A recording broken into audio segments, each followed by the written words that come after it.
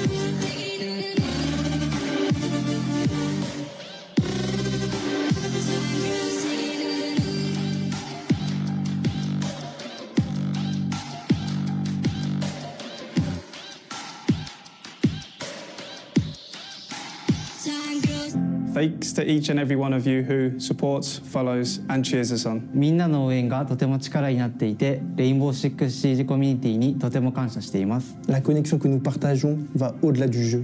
Peu importe d'où vous venez, que vous nous souteniez depuis des jours ou des années. การสนับสนุนยังไม่หยุดหย่อนของคุณกระตุ้นให้เราทำดีที่สุดในทุกนัด ومعا نشكل عائلة رينبو سيكس سيجن متناغمة لتصبح ذكرى في قلوبنا. Приглашаем всех на Six Invitational 2024 и не забудьте посмотреть это прекрасное и невероятное событие вместе с нами. 항상 레인보우 식스 시즈를 응원해 주셔서 감사합니다. 여러분들의 응원이 레인보우 식스 시즈를 세계 최고의 게임으로 만들 수 있습니다. Juntos somos a melhor comunidade do mundo. Muito obrigado, galera. Thank you for the support. شكرا على دعمكم. ありがとうございます。Thank you. Спасибо огромное. Muito obrigado, comunidade. Merci beaucoup.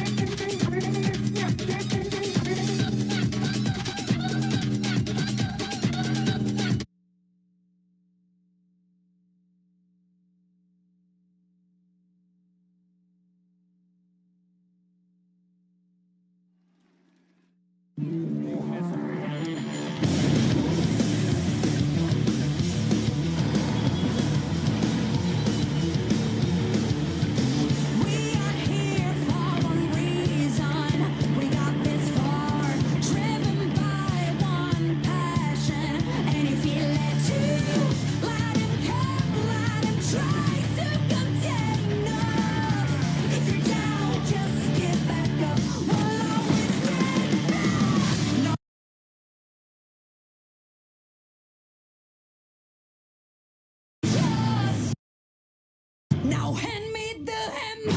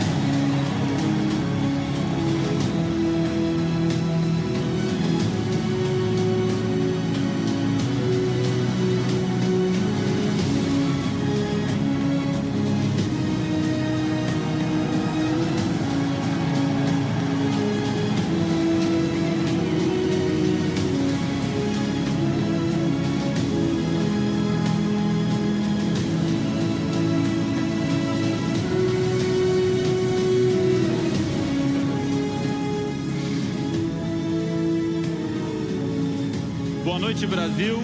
Boa noite, São Paulo. Bom dia, São Paulo. Bom dia, Brasil. Bom dia, Ibirapuera. Sou Leandro Montoya, diretor de esportes da Ubisoft para a América Latina. Eu estou muito emocionado de estar aqui.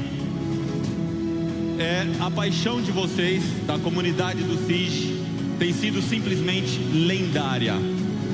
Foi a paixão de cada um de vocês que trouxe o Six Invitational para São Paulo, para o Brasil.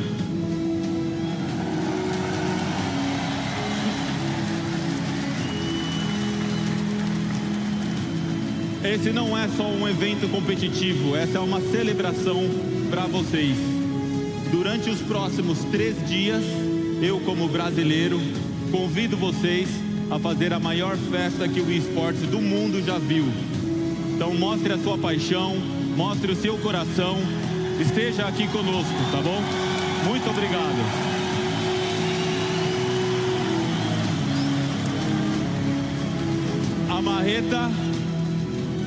A marreta está no lugar, o SIG está no Brasil.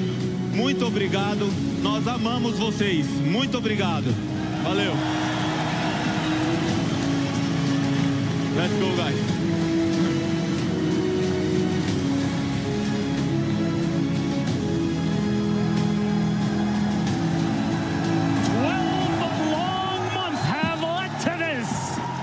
Finally back at the Invitational. It's SI24, and we're live in, at least for me, the home, the heart of Rainbow Six, outside of where it was all made in Montreal, Sao Paulo, Brazil. Welcome everybody to Ginásio de Ibirapuera.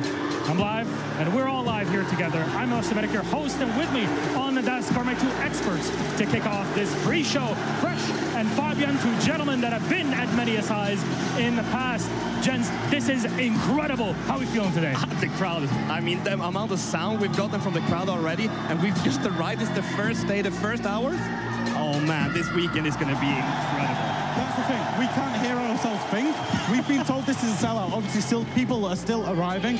It's going to be absolutely monumental in here. You stand on the stage, it shakes. It's incredible. the biggest event we've ever had in the history of Rainbow Six, but it all started with 20 teams around 10 or so days ago. That was our group stage divided into 4 groups, A, B, C, and D. From our 20, left 4 to make it 16 into our playoffs that started last Monday. And from 16, we eliminated 10 to be left with 6 in our finals. And when it is all done on Sunday, there will only be 1 left standing in the dust. Here's what our bracket looks like. We've turned off all the fat and we're left with our top 6. Sonics, W7M, and Dark Zero versus G2 Esports. That is what we have lined up for you, but also these teams are fighting in the lower bracket. They need to play extra games to get to that final, whereas FacePlan and Virtus.pro at the top, they're 1 win away from making it into the grand final by virtue of their seeding and better performance through the group stage and in the playoffs. That is what you are afforded in this spot. But from that bracket, teams are playing for the hammer that you just saw, and let's just say a bit of cash on the side. And we have our local tax man here fresh to walk us through it, because it is a boatload of money. What does the winning team end up with? The winning team will take home $1 million. A whole million. Smackaroos. He won it last year. He spent a lot on tax, I would imagine. But yeah, it's great for every single team. Obviously, teams that have made it just to this stage have taken in $135K just for getting to main stage, which is nothing to be sniffed at. But it starts amplifying up if you can get all the way to the final and win this competition. Big difference between first and second, Fabian. There's a massive difference between the prize pools, that's for sure. And, you know, everybody's fighting for that #1 spot. That's something we can expect. Well, here we've had a lot of surprises, I would say, at the Invitational. Of course, we got big teams at the end. We will talk about them in just a moment. However, I feel fresh that there's been a decent amount of APAC representation. Yeah, I think that's one of the big things. You know, obviously the Southeast Asian teams did very well to get to the main stage, and then Bliss causing a huge upset, being 1 game away from getting to this main stage. I thought that was absolutely incredible from a team that has full-time jobs and then practices in the evening. It was an incredible performance. They should be so proud about how far they come and how well they represented the region, because it's a long time coming and we've been waiting for it, and this time we got to see it. And there's also been some upsets. We got to be honest on it. Yeah, there are some disappointments, that's for sure. My biggest disappointment, both for myself personally, but also for the crowd and the arena, Team Liquid. You guys should have made it further. We expected more of you. You fell short. M8 is another one that's the big one for me. You guys got grouped. Shouldn't have happened, but here we are. Both big Brazilian teams as well. I know M8 play inside of North America, but they have that Brazilian with, you know, with the bodega, the coaching staff, Diaz Gomez as well. A lot of Brazilians that could have been here that aren't. So now that we have these squads, anybody else has checked out? We saw Bleed and how good they were. We talked about that APAC representation. But do you feel that there were other teams that maybe through the year should have made it to SI? Yeah, I think if you look across the course of the major, obviously we're missing BDS at this SI, which was a huge shock to everybody, but they only have themselves to thank for that because of their stage 1 performance. And, you know, even lost inside of this tournament, lost 1, where they got to the grand finals of the Atlanta major and then didn't even make it to the main stage here. They're going to be kicking themselves. This is the pinnacle that everybody works for from the start of the year. This is what you want to be at, and there are so many teams that will be disappointed they're not here. So, like, going up on the stage and just feeling the crowd around you and just being up here, the amount of like feelings you have inside of you, there's no description for it. They just don't end. It's crazy that you're saying feelings, not something that I would usually put together for you. The ice cold man, huh? But he's here and he's on the desk to talk about things. And actually, let's talk about these top 6 squads that made it into our main stage. We got 2 teams from all 3 main regions here, NA, Brazil, and EU. We'll start off first, Sonics from NA and Dark Zero. And Sonics, fresh and unpredictable squad. My dark horse for this entire tournament, where us Dark Zero have been consistent throughout the whole year, actually throughout the past 2 years, and they've earned the spot. Absolutely, and then we're moving through to FaZe Clan and W7M now. The 2 obviously teams that are going to be supported massively with inside this arena, inside of Brazil. FaZe Clan, they've won a major, but they did it in Sweden, not in front of a crowd. They desperately want to get their hands on the hammer. And then we go to W7M, the back-to-back major champions. Of course, they lost the final last year. This year for them is going to be the one that they're targeting. Moving over to the last ones, Europeans. my favorites. I think there are so many reasons to love these teams. Virtus.pro, they've been around forever as a team. The way they play, if you love discipline and logical decisions, Virtus.pro, that's the team for you to look out for, and they've just been incredible so far, managing to come back and play at the top level once more. G2, I mean, it's the best team in the world. I love them. They are just so good. They're the bad boy villains here. They have Judas Alemão, their in-game leader, their team captain, Brazilian moving to EU to destroy the hopes of Brazilians. Wow, what a story. What a story. And with Amalio also in the background, the coach that leads the squad, G2, of course, everybody's fans, and the current world champions with this guy here on the desk, Fabian, the one and only 3-time. That might change later on this weekend, but we'll see about that. Now, our top 6 have been at previous events, and we're going to focus solely on their 6 invitational appearances. G2 at 5 of them. That is quite a bit, but there has to be way more to it than just attending. Yeah, I mean, the victories that they have. Here on the graphic, we see 2019, which I played and won, and then 23, which was last year. I coached and won, and just this amazing team. 4 of the players are still there. They have an addition of Uno, who has been doing an amazing job since he got an addition to this roster, and I'm so excited to see them play. The big one that stands out to me here is FaZe. 7 invitationals attended. 3rd is the maximum that they've got to. That's absolutely monumental for this roster. They're going to be looking to make that push on, because literally they've come so close. They're now back on home soil. They're going to want to make it. The hammer is theirs. I just am so excited to see W7M as well. I mean, how are they not the local favorites right now? They've just won the 2 last majors. They're going to plow through this bracket, I think, and I think that we're going to see a W7M in the final. I agree. I agree. I mean, there's dark horses, obviously, you know, the 2 North American teams, Virtus.pro. There are dark horses there, don't get me wrong, but I think they're the teams, you know, that we can make a case for that should be going on to win this event. Yeah. There's still a few question marks around some of the other teams as well as they've done. If I had to pick a dark horse out of all of them, though, I think I would pick Sonics. I know you said it as well. The way they've been playing Siege, they've looked so comfortable.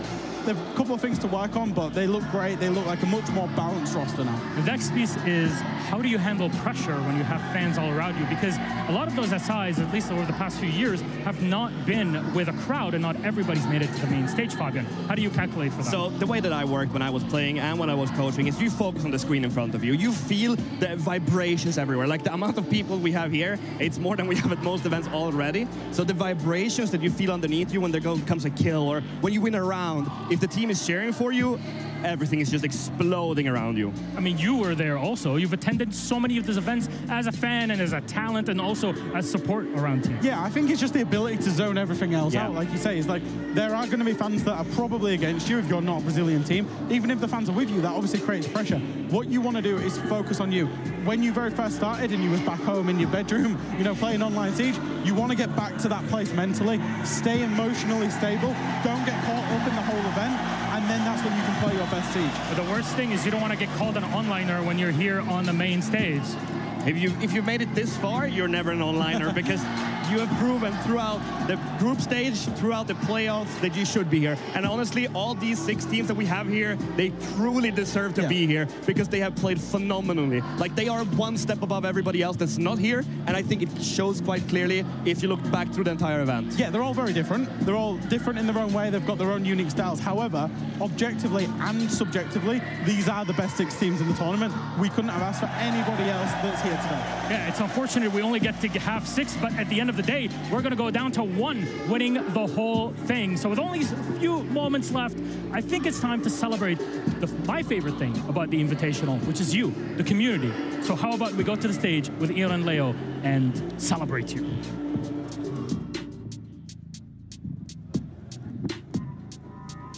Bom dia, Sao Paulo!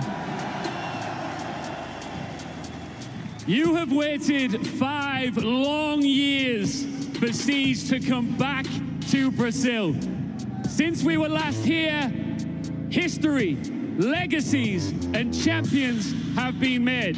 Now, the Ginásio do Ibirapuera is the home to the Hammer as we get set to write the next chapter in R6 Esports history.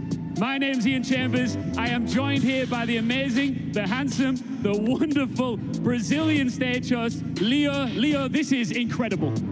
Thank you very much. That's awesome being with you here, man. Bom dia, ginásio do Ibirapuera. De novo, estamos na transmissão internacional. Eu estou muito feliz de fazer parte dessa festa. E sabe por que nós estamos aqui? Porque vocês são demais. Fomos escolhidos a dedo, porque somos a torcida mais diferenciada e emocionante e calorosa do planeta. Então vamos fazer festa, fazer barulho, mostrar o que somos capazes. Lá fora, tá todo mundo de olho na gente. E eu já estou ensinando o Ian Chambers, que é o meu co-host aqui, a falar português. E ele quer ouvir o quanto de barulho a gente consegue fazer. Gonna do it right now. Vamos fazer barulho? Let's go. Vamos fazer barulho! How does it feel? It feels good. I'm gonna do that a lot. Yeah, okay. All right, one of the best things about SI is we trying to spotlight and highlight the incredible people that make this game and the entire scene so special and amazing. Isn't that right? Exactly. O que torna esse esporte tão incrível é a possibilidade de homenagear pessoas que criam e são apaixonadas, a comunidade. Então, a gente vai abrir a nossa transmissão com homenagens, Ian. It is time for our first comedy.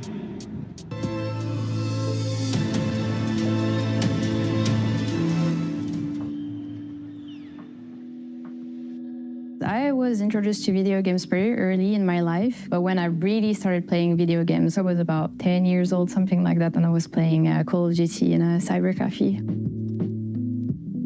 When I grew up from it, I stopped going there, the cyber cafe closed, and I learned to play it on console. And the Esports on Call of Duty was on console mostly at that time. And quickly, I found a bigger dimension of those competitions that I didn't realize was so accessible, and that's how I fell in love with that world.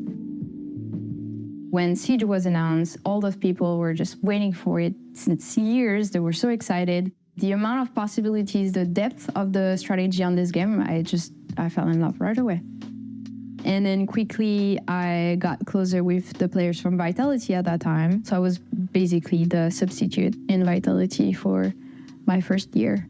Beginning of 2017, I officially signed with Vitality. I became main player. That's when it got a bit more complicated. So a lot of people being like, oh, she's on the Vitality just because she's a woman. You do an official game, you're like, okay, I'm pretty happy about what I showed during this game. You go watch the VOD on Twitch and you see the chat, and the chat is roasting you like crazy. And it's not just, oh, they played poorly, it's personal stuff. And then you're like, okay, it's a lot. It starts to be a lot. And at that time, we didn't have any coaching staff or managers or anything, so you're by yourself.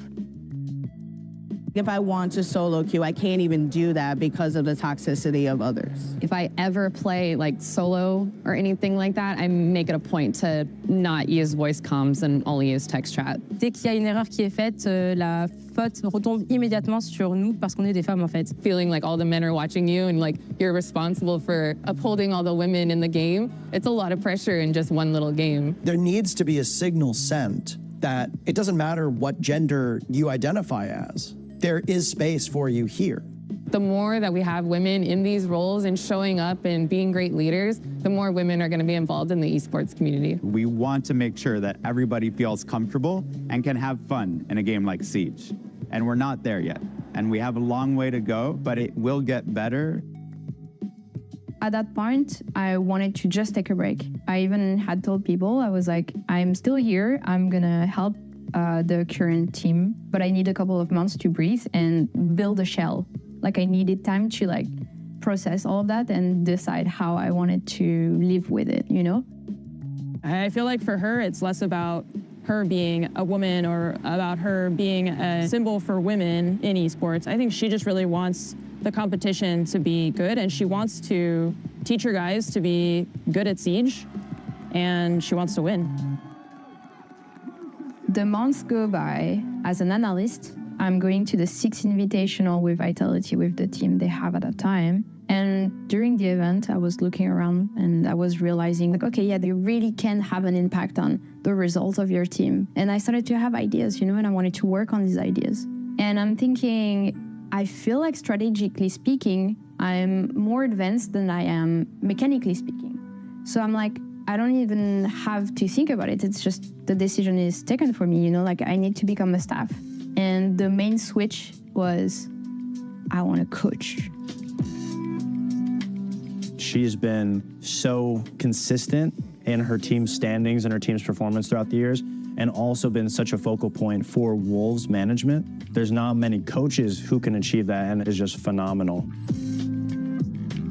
I'm trying my best to monitor everybody, to give them space to express themselves, but also to guide them into how they should express themselves. Communication is key, either it's in-game, on the server, or outside of the server. It's so important. It's like dialogue is the main key if you want to be able to work together. You need that complementary in your team. You need to have people that can match together and can complete each other. She has always struck me as a fearsome competitor and a fearless leader who doesn't back down, whether it's the way that she talks to her teammates, whether it's the way that she talks to, her players, whether her support staff, whether it's the way that she talks to us behind the scenes. She always speaks from the heart, and she speaks so strongly, and that's a very admirable quality. Elle est très stratégique et elle a une vision, je pense, autre et elle perçoit très bien les choses. She's amazing at the work that she does. It just shows that more and more we can have women leading the charge in a lot of important areas. To me, that's the ultimate future that we have on Siege. I don't think that I'm the best coach I can be right now, but I'm working every single day to become the best coach that can exist, yes.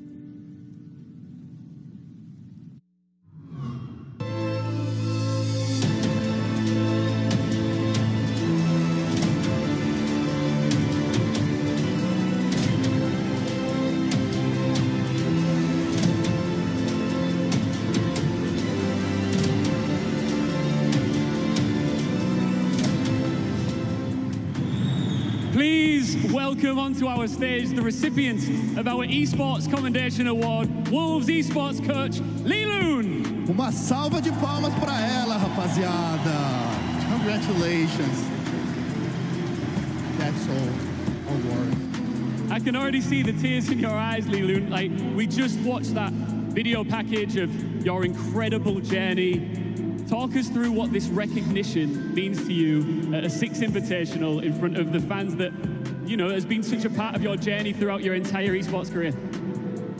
I don't even have the words. It means so much. It means much more than you can ever imagine. It's just so much commitment and so many years of, sacrificing yourself for that. And also just, it's an incredible gift. And of course, what a better place than Sao Paulo to receive it. Ela está muito feliz, diz que não tem nem palavras, ela se dedicou muito. E é isso, chegou aqui, vê esse resultado e não tinha lugar melhor para estar aqui conosco em São Paulo, no Brasil, recebendo esse prêmio. It's amazing. Liloon, you are notoriously competitive, passionate, fierce. You've got a desire to win at all times. Where does that come from? I've always been like that.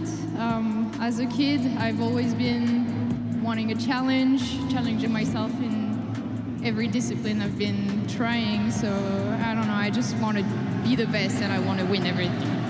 É isso, é espírito de lutadora. Para estar aqui, ela sempre teve vontade de ser a melhor, de competir, de vencer, e é por isso que ela está aqui. Congratulations, such an amazing story. You have become such a leading figure for women in competitive esports, and that's not a responsibility you take lightly, is it? Yeah, it's a big responsibility, but it's also an honor. And if I can inspire many more women, but also men, to give their best and live their passion and live their dream, then I'll continue as much as I can. All right, finally, the floor is yours. Who would you like to thank in this incredible moment in your life? I would like to thank my family, of course. They've been supporting me throughout all of this. My incredible partner, Enemy Nation, that has been my rock always. And my friends, even recently, Benoit, Vincent, Felix have been incredible throughout all of this. And of course, Ubisoft for creating such an amazing game. And thank you, Brazil, as well, Obrigada. And I hope everybody's going to enjoy the ESI. It's going to be crazy. Awesome. Ela está agradecendo, agradeceu a família, os amigos, todo mundo que ajudou nessa caminhada. E ela sabe que é uma responsabilidade, uma honra muito grande ser uma mulher e estar nesse espaço de destaque. Sao Paulo, one more time for Liloon. Uma salva de palmas para Liloon. Thank you very much, Lilu, and congratulations. We cannot wait to see what you achieve next. We are going to a short break, but then when we come back, we are officially kicking off proceedings. It wouldn't be SI without an orchestra, would it?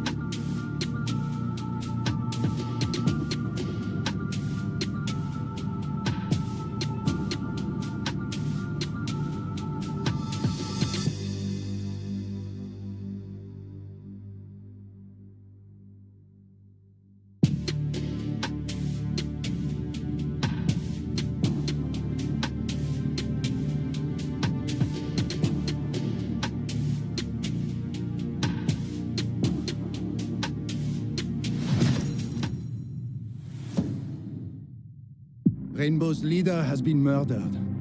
Our mission is clear. Locate and apprehend his killer. This Deimos is no ordinary enemy.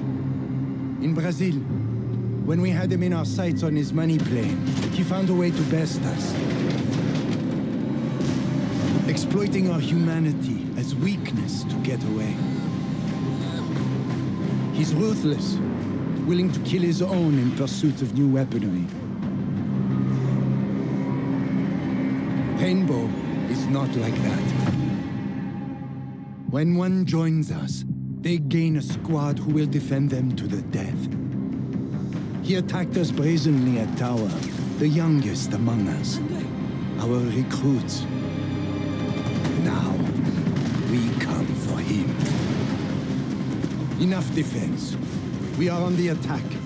Evidence at Tower led us to his base of operation in Portugal. We eliminated the Keres Legion protecting it. And through it all, we never lose our humanity, because what is weakness to him is our greatest strength. The intel from Lair proves he is planning an operation at Emerald Plains. When we get there, we stop Deimos before any more lives are lost.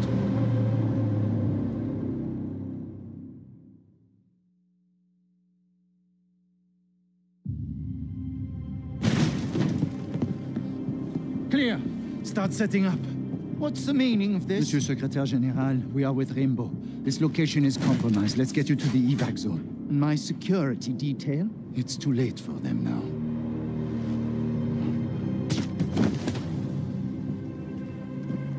Look sharp. Deimos is here. Mira, finish up and fall back. We lure him in and take him alive.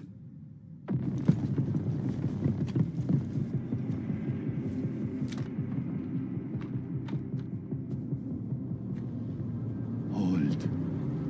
Now.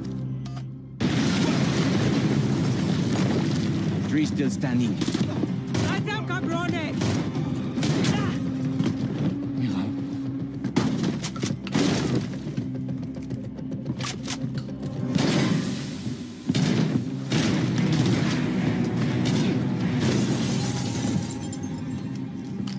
Disappointing. Rainbow operators were harder to kill in my day.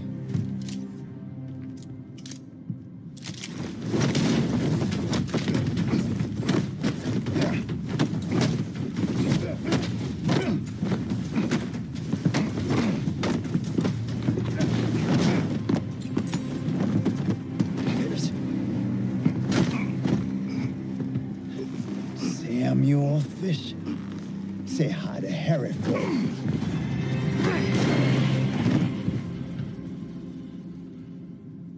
Ta gueule, connard.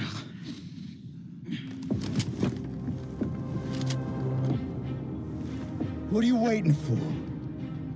Pull the goddamn trigger, soldiers. Not gonna happen. It's over, Deimos.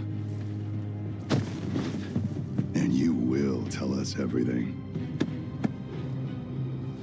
Nothing I say will save Rainbow. You're already dead. We'll see about that.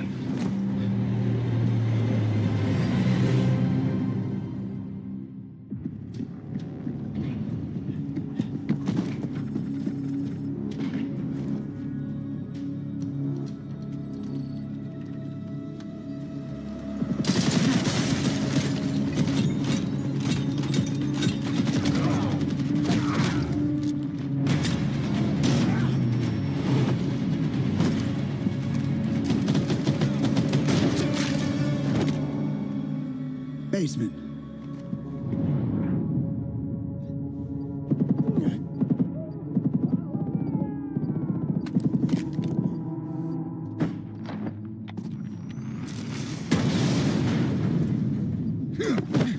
I've got him.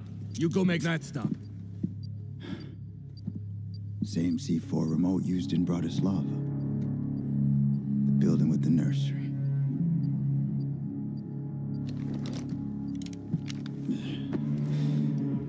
Morris, what are you doing? Put it down. So he can be a chess piece for two countries playing nice.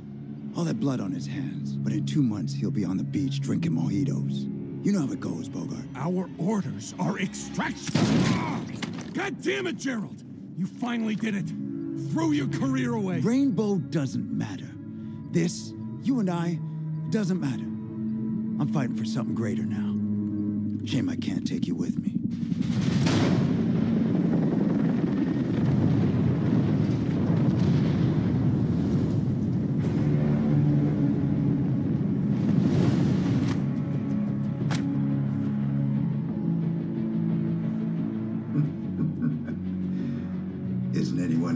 welcome me back.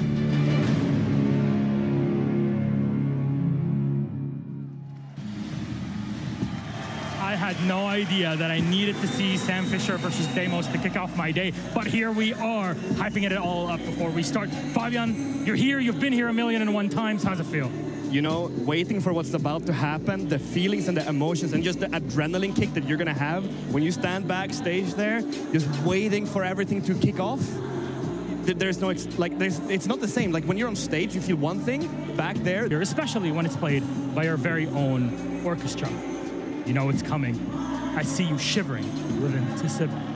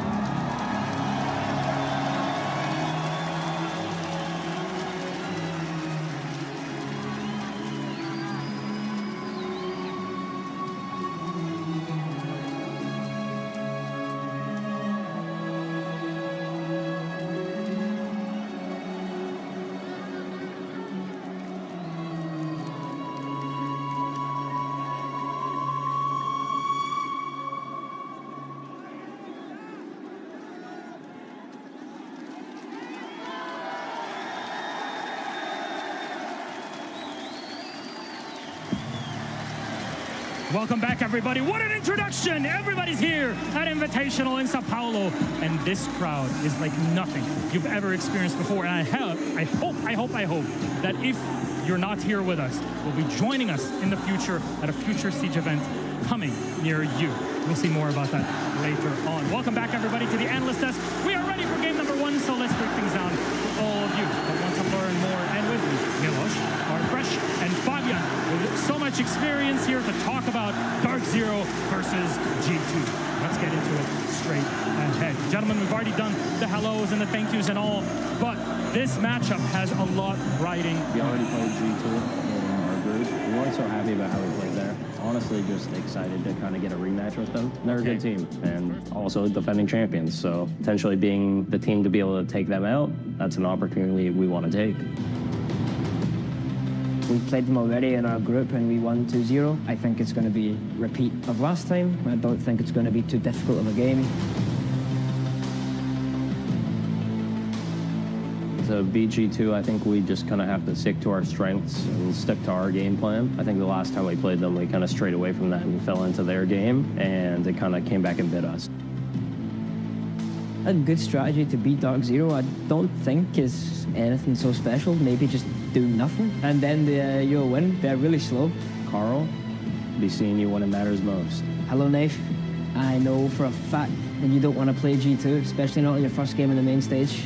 You have your friends, your family watching, and they're going to be very sad. I'm very sorry.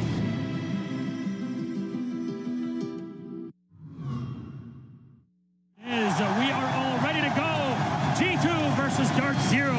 So let's feed you in on all the intel you need. First of all, Fresh, Fabian, we've done the introductions, we've said hello. Now it's time to get down to business. Oh, it's time, definitely. These two teams, they have so much history against each other. Like, it's honestly incredible. And just both of these teams have been performing so well up until this point. So there was a big question about, I think, who the crowd were actually going to support. Yeah. When these two teams were setting up their setups before all of this kicked off, the crowd was booing DZ. They were cheering G2, obviously the champions, Alamau Connection. It goes without saying, these are two of the top teams in the world right now, and they've both got a very good shot. Obviously, G2 are the defending champions. If there is no crowd like this one, let's be very honest, Invitational is always a massive, massive celebration of the community, and with everybody kind of reeling in that energy, you have to focus. We talked about it in our pre-show. As a player, you got to have faith in your colleagues in the server and your coach. Not only faith, but you need to love each other and cherish what you have between each other, because this is a bond of brothers up there. Like, they are fighting, they're going to war for each other, because there's nothing more that matters than the hammer up on that stage. That is what everybody wants. All right, now let's talk about this performance of these two teams against one another, and that is going all the way back to last SI. Yeah, this is the last year how much they've been playing against each other, and actually G2 have come out on top every single time. Last time at last SI, they were beaten in the lower bracket. G2 took that 2-0 against Dark Zero, and I think it was second round lower bracket, and yeah, that was quite the dominant game from them. Then we also have that they played in Atlanta against each other, so they have another game. G2 won once more, and then we head over to this SI in the group stage, a year ago almost again, but a week. But then again, G2 obviously took it one more time. So there's so much history between these two rosters, and it's not only a rivalry between the two teams, there's a rivalry on a different level as well. And those rivalries on the different level, that is Alamau and Canadian. And we've talked about how Alamau is a key component for G2, and about when he's comfortable and against somebody he feels that he's so much better than, he wins. And that's exactly what he's done with Canadian. He loves to play the mental game with him. He absolutely loves playing against him, as you can see by those results. But we talked about these teams being the top in the world. Of course, they're here at the Invitational on the main stage. Nobody can ever take that away from them. That's 100% for sure. But we need to talk about what sets teams apart. And first of all, we'll take Dark Zero and go deep into this squad, because they've had two changes going into this Invitational, and it seems like things have worked out. Things have really worked out for them. If we just look at the statistics here, and we see that they actually have a positive attacker win rate, which is super uncommon for any team in this meta. They have been just playing so well. One thing that's a bit surprising is they haven't been maybe getting their defenses to work in unison as well as they would expect them to. And I think that we have a little bit further on, we're going to talk about a little bit of their weakness. But yeah, things haven't always clicked for them, but they actually, until now, they've looked very solid. Yeah, I think you can say they've made night and day improvements. Yeah. I'm glad you called out that attack win rate, Fabian, because at the last two events they played at Copenhagen and Atlanta, the attack was the big Achilles heel for Dark Zero. Oh, has that been fixed? Yes, I think it has been fixed. And I think the reason that it's been fixed, they made two, I would say, drastic roster changes after Atlanta. They decided to bring in both Bolo and Naif in terms of into the team. Obviously, they dropped Scriveni, they dropped Rice. These two players have drastically changed how DZ play. Now, they've also got a bit of a bromance going on, which obviously helps. We're seeing that happen with some of the new players across the teams. But Naif has brought in that European style to Dark Zero. He's brought in a way of thinking, and he's allowed them to explore new possibilities on maps they previously were not good at. Now, Bolo has had a bit of an up and a down event, and recently, though, in terms of the Virtus Pro game, he really stepped up. So he'd been out of professional play a while, but he's come back in, shrugged off that rust, and then started stepping up throughout the tournament. Both of these two players, huge reasons for the improvement. Yeah, for Bolo, it takes some time to get back into it when you've been off the competitive for so long. But not only have Naif unlocked him in terms of EU style, Naif also has experience with Brazilian coaching, which means that he brings a third element to the table. Naif brings so much, and I think he's kind of a master key that have unlocked so many different play styles for Dark Zero. He's an absolute star. And Canadian on the spot. 2-time, he's looking for a third. Yeah, he's coming for my 3-time, right? I don't hope it happens, but you never know. The thing that Canadian does, he might not pull the numbers so well. He will always be a little bit negative in the numbers, but that's not what you have Canadian in your team for. The stuff that he brings, team culture, discipline, work ethic, all of that stuff outside the server, you can't put numbers on it. That's what makes him being one of the best, if not the best leader we have right now in Rainbow Six. All right, it's good to see him back on the stage, and then who faces off against Dark Zero? It's G2. We mentioned it here that they are massive crowd favorites because of this one person in the middle, Alamao. Yeah, G2, I suppose kind of darlings, maybe not. We'll see if they play against a Brazilian team. However, what I will say is statistically they've been one of the top teams in the tournament. Attack win rate has dipped off recently, but the one thing to note about G2, the big thing, is that bottom stat on your screen, average entry engagement time. They are the quickest team in the tournament at taking engagements. They love the Lion, they love the Ying, they love the Dokkaebi. Whichever two of those three are open, they will be using it to take ground in the map very fast. And there's one thing that they have finally done now that we're heading into main stage. They have finally beaten the Brazilian Ghost. They have struggled immensely the last year to beat any Brazilian team in playoffs. They've lost 3 games in a row. They lost here against FaZe, and they lost against W7M at Atlanta. And in Copenhagen, we lost against Team Liquid, and we felt like there was nothing we could do to change that because they just had the read of Alamao all the time. So they have finally come above that. How much of a role does Ramalho, their coach, play into this? Oh, he's huge. Obviously, he is a Brazilian coach alongside Alamao, and I think he understands the Brazilian teams really well. We saw actually when they beat Liquid, he literally screamed to Alamao, just those two. He said, "We finally did it." So it's not just us saying they've got a ghost, they're saying that as well. And if they're over that line, that makes them dangerous. So what is that weakness, that secret weapon that G2 can exploit? So G2 are very good at, I think, looking at what the weakest link in the opponent team is and then trying to exploit that. So for me, if I'm G2, I would be looking at how we could exploit Canadian. Now, the big reason for that is not that actually his stats are not good. It's the operators he plays. Particularly pay attention to the Solace and the Pulse. He'll play a little bit of Valkyrie too. What Canadian does is he's often feeding information to his team 1 or 2 floors below site. Now, G2 can exploit that. Whichever way they try to do it, they can go and hunt him alone because they know he will be down there alone, or they can take the 5v4 on site, implement Split Fury, and that's what Split Fury is good at, is taking 5v4s and making them work. So that's where I think G2 will look to press onto that weakness. And you're absolutely right, because the way that we worked back in a year ago, and they definitely have that still, because Carl is still their team leader and captain, they chase the weakest mechanical player. And the reason why they do it, as you said, they can abuse the gap that it creates by either going for him or abusing the gap where he isn't, where he's supposed to be when he plays for his team. So G2 definitely knows how to play against this playstyle, and knowing how the analyst works for G2 Titan back home, he's going to have studied every single movement that Troy is going to make. And now with all of that studying, you have to put it together in the server. So what maps will we be playing on? Both teams have great map pools, but are there going to be any surprises? Nighthaven Labs is banned first. Oregon, that's border and consulate taken away. Skyscraper is our first pick for G2. Dark Zero going for defense. That is a ballsy take. I'll see how that goes. Bank, Dark Zero's pick with G2 on the attack. And with our last two bans, remember it is a 9-map pool. Chalet Cafe taken out. Clubhouse will be the last in our series with G2 on the attack. General thoughts, Fred? So for the free maps, the preferences make sense. The teams picking into preferences that they like. G2 have gone for Skyscraper. They're one of the best teams in the world at Skyscraper. When they played against NIP in groups, they used Ying to just take the map so fast. So I do wonder whether Dark Zero study that will take it away. Dark Zero have picked Bank. Now, G2 have not played Bank at this tournament. 8th preference map. They've tucked it away. We've got to main stage. They've allowed it through. They're going here. And then finally on Clubhouse, these two teams played on Clubhouse in the group stage of this tournament where G2 took a very, very close victory. I think, and I know how G2 works as a team, they've definitely hidden maps. That's just the way it is. Like, we don't need to play around that. They always have. They've come against it again. Like, if we look at the preference for their maps, these are not G2's favorite maps at all.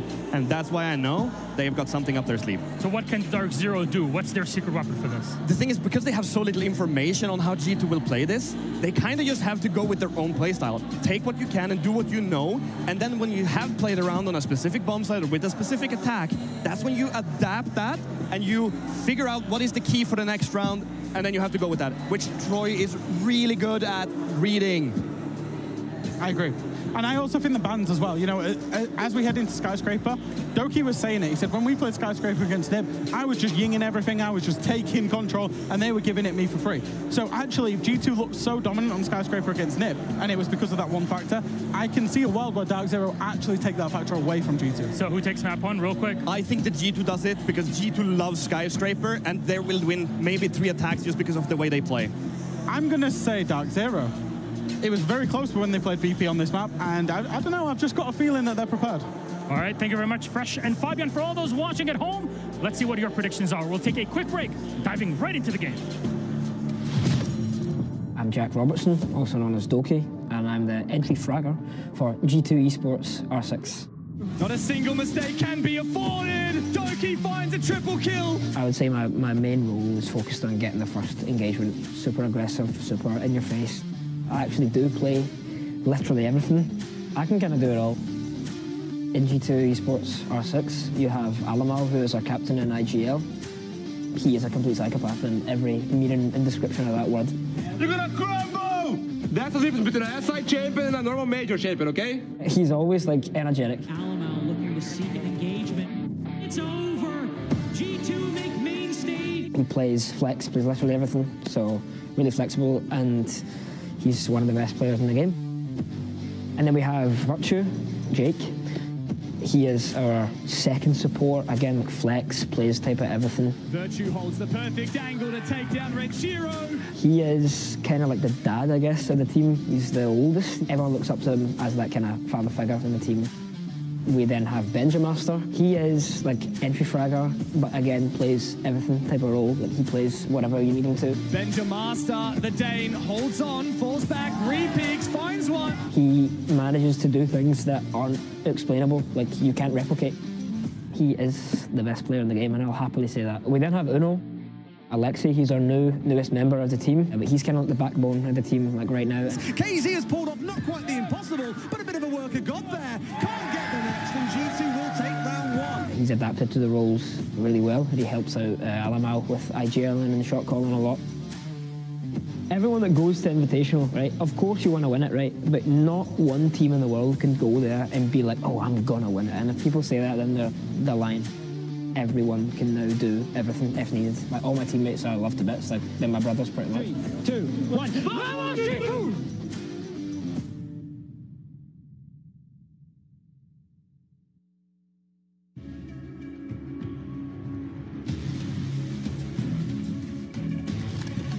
Operators, prepare to engage.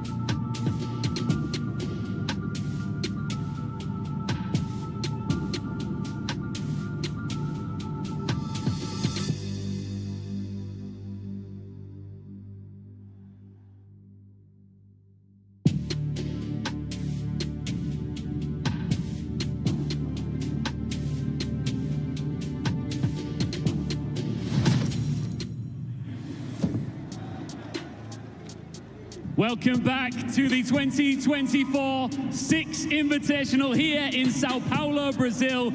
Every second that goes by, another body sits in a seat. This place is filling up, it is sold out, and the atmosphere in here, Leo, is electric. Amazing atmosphere, e tá enchendo, tá ficando quente. Já já a gente vai pro nosso primeiro jogo. Os atuais campeões mundiais do Six Invitational, a G2 vem com o alemão. Ai, ai, ai, ele que já tem um Invitational, dois na verdade, e um Major, e do outro lado o Canadian, que também é brabo. Leo, I want to find out who the fans want to win here. Bom, a quem vocês acham que vai essa vitória? Dark Zero! I don't think so. Let's see. The world champions, G2!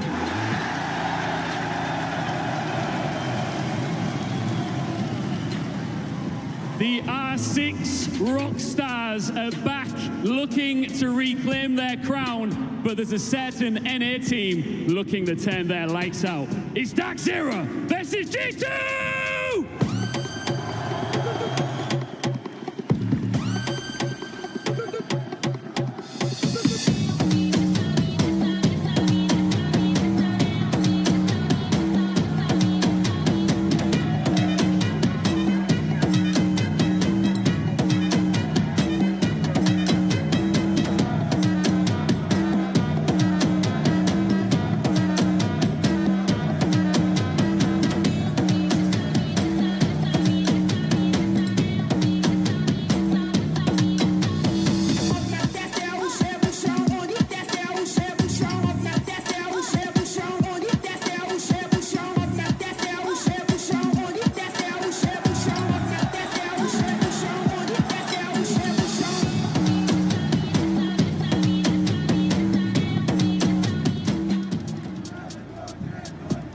I'm standing with two men who know exactly what this environment feels like. They are soaking up the energy here. Doki and Canadian join us here on the main stage. Doki, when you look at the recent results, SI 2023, the group stages, do you feel like you've got their number? Yeah, I mean, it would only be fair to say that. You feeling confident? Is there anything you want to say to Canadian? He's standing right there. Of course I'm confident, but I respect my opponent, but of course I'm confident. Canadian, are you worried at all about recent results, or is this where you really come into your element here?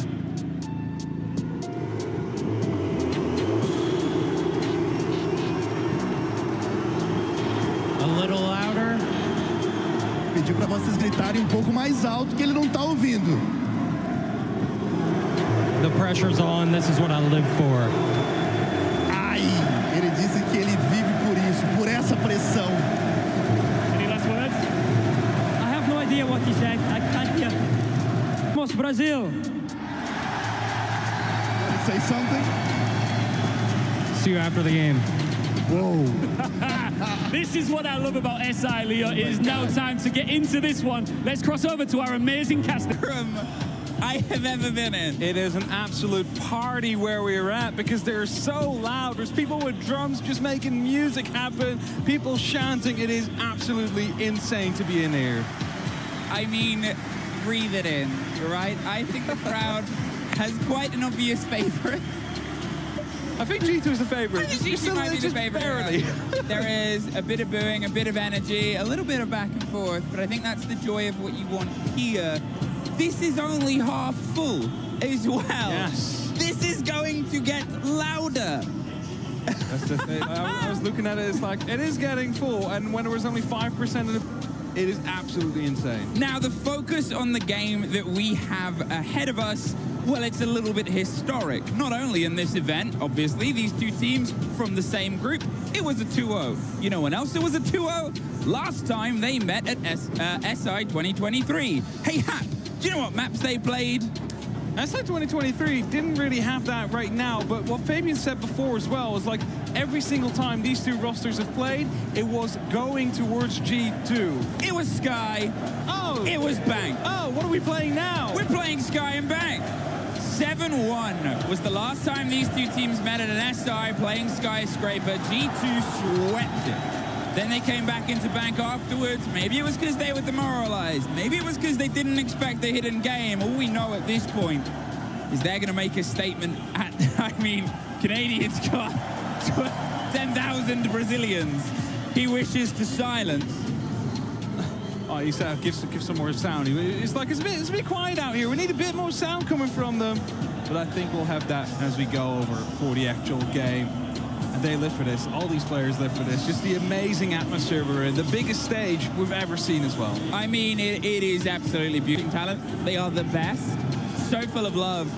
And you can just feel it in this room. But this is about to turn into a bit of a grudge match, a bit of a heat, I'm thinking, here at this point. Obviously, as we said, they met inside groups. It was the first and the second seed. They met on the last day.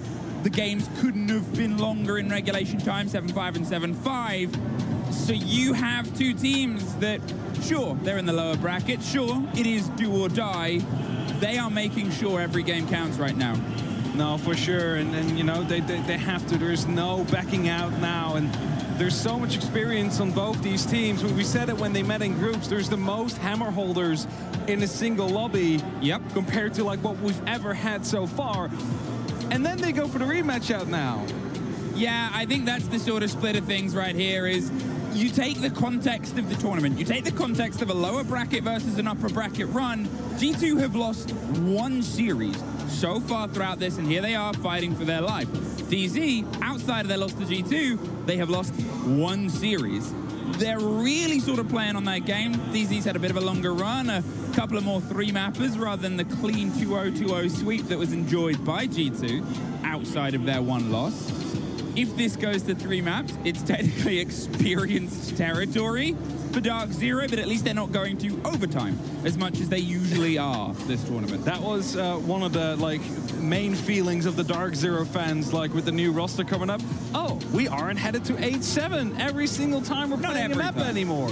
So they are enjoying that as well. Of course, Dark Zero, they suffered a heartbreaking clutch from Always on Skyscraper, which is eventually what led VP to be taking those series. So have they managed to get that out of their heads? I mean, it's pressure, right? It's the pressure of the biggest tournament. You're up against the current hammer holders. We all saw the animation. We saw them walk it out into the room of Scream. Toki's learned some Portuguese to win the crowd over, maybe taught to him by Alamau. But the place that they'll be sort of hitting heads is there. There's your guys' predictions at home. 66% of you favor G2 onto this map. It makes sense. It is a very good G2 map. Sure, they've had some struggles, but here's a bit of a home for them. It is a bit of a home, and of course Dark Zero suffering that defeat here as well. It's bringing those double kind of feelings out here as we get going. Now, I think it's about time. We've talked enough. I want everybody in chat and in this room to make some noise. The first map is a go.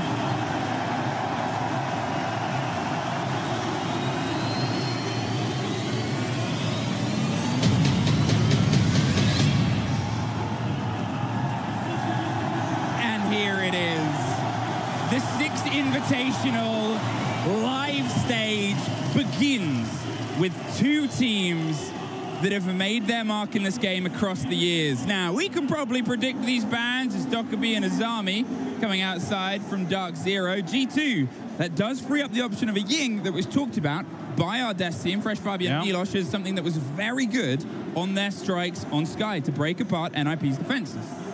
Really wondering if G2 is going to be playing into that. Of course, we know that Warden is a very powerful operator, but it leaves all the other operators open as well. So what's G2 going to go for at this point? The shoutouts are coming into the chat. Fenrir to be removed. Also an important operator to get rid of. They have always banned Fenrir. Yeah. G2's always banned Fenrir, and we're sort of looking at a situation here of, you know, pushing themselves further and further along and getting themselves sorted. Yeah, I was wondering if we might have been seeing something else coming through as we are headed towards the main stage now. There's a lot more on the line, but the bands stay nice and steady. Maybe if we go into further series where we'll see a bit more of a variation to come through. I'm just going to take a moment to breathe.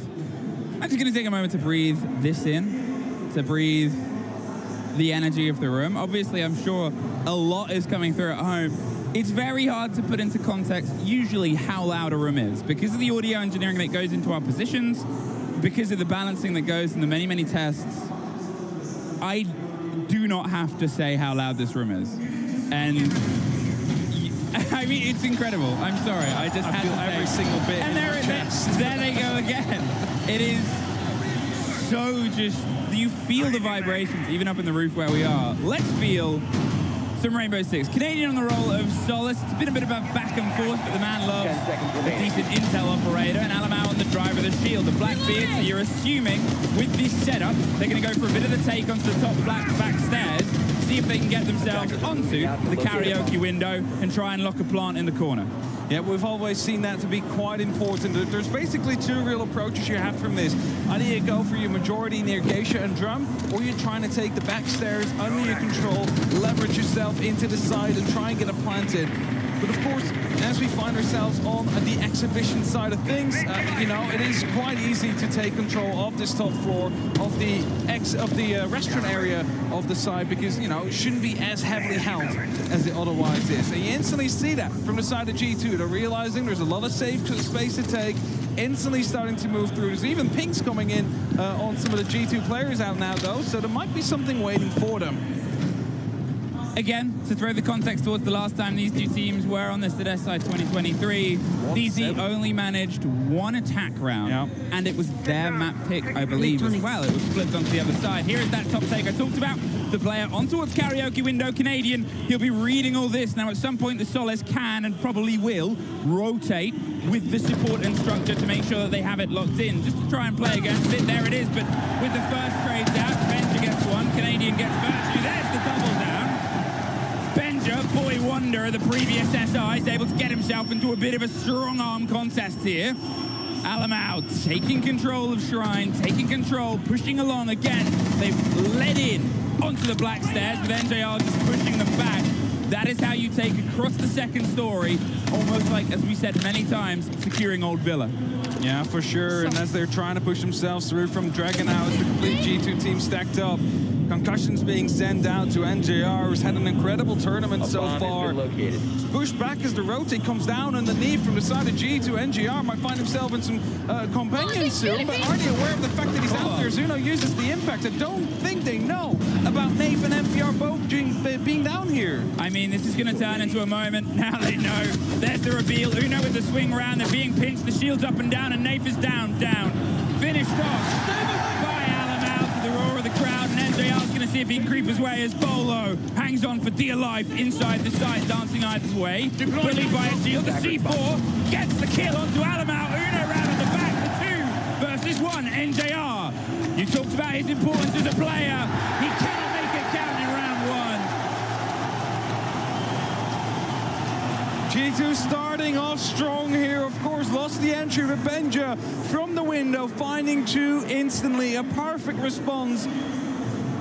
And after that, just able to leverage themselves into the side with that Monty. It is such a threat to go through, and you know, both teams aware of the rotations downstairs, bringing the fight down there as well. But as soon as the Monty had that staircase locked off, there is no more coming back up. It's a start, but it's also round 1. Now, obviously, I don't have to tell you the crowd is playing favorites. People are allowed to have favorites. People are allowed to cheer for who they like and boo NA teams. It's not specifically for Canadian, but it's because they're an NA team.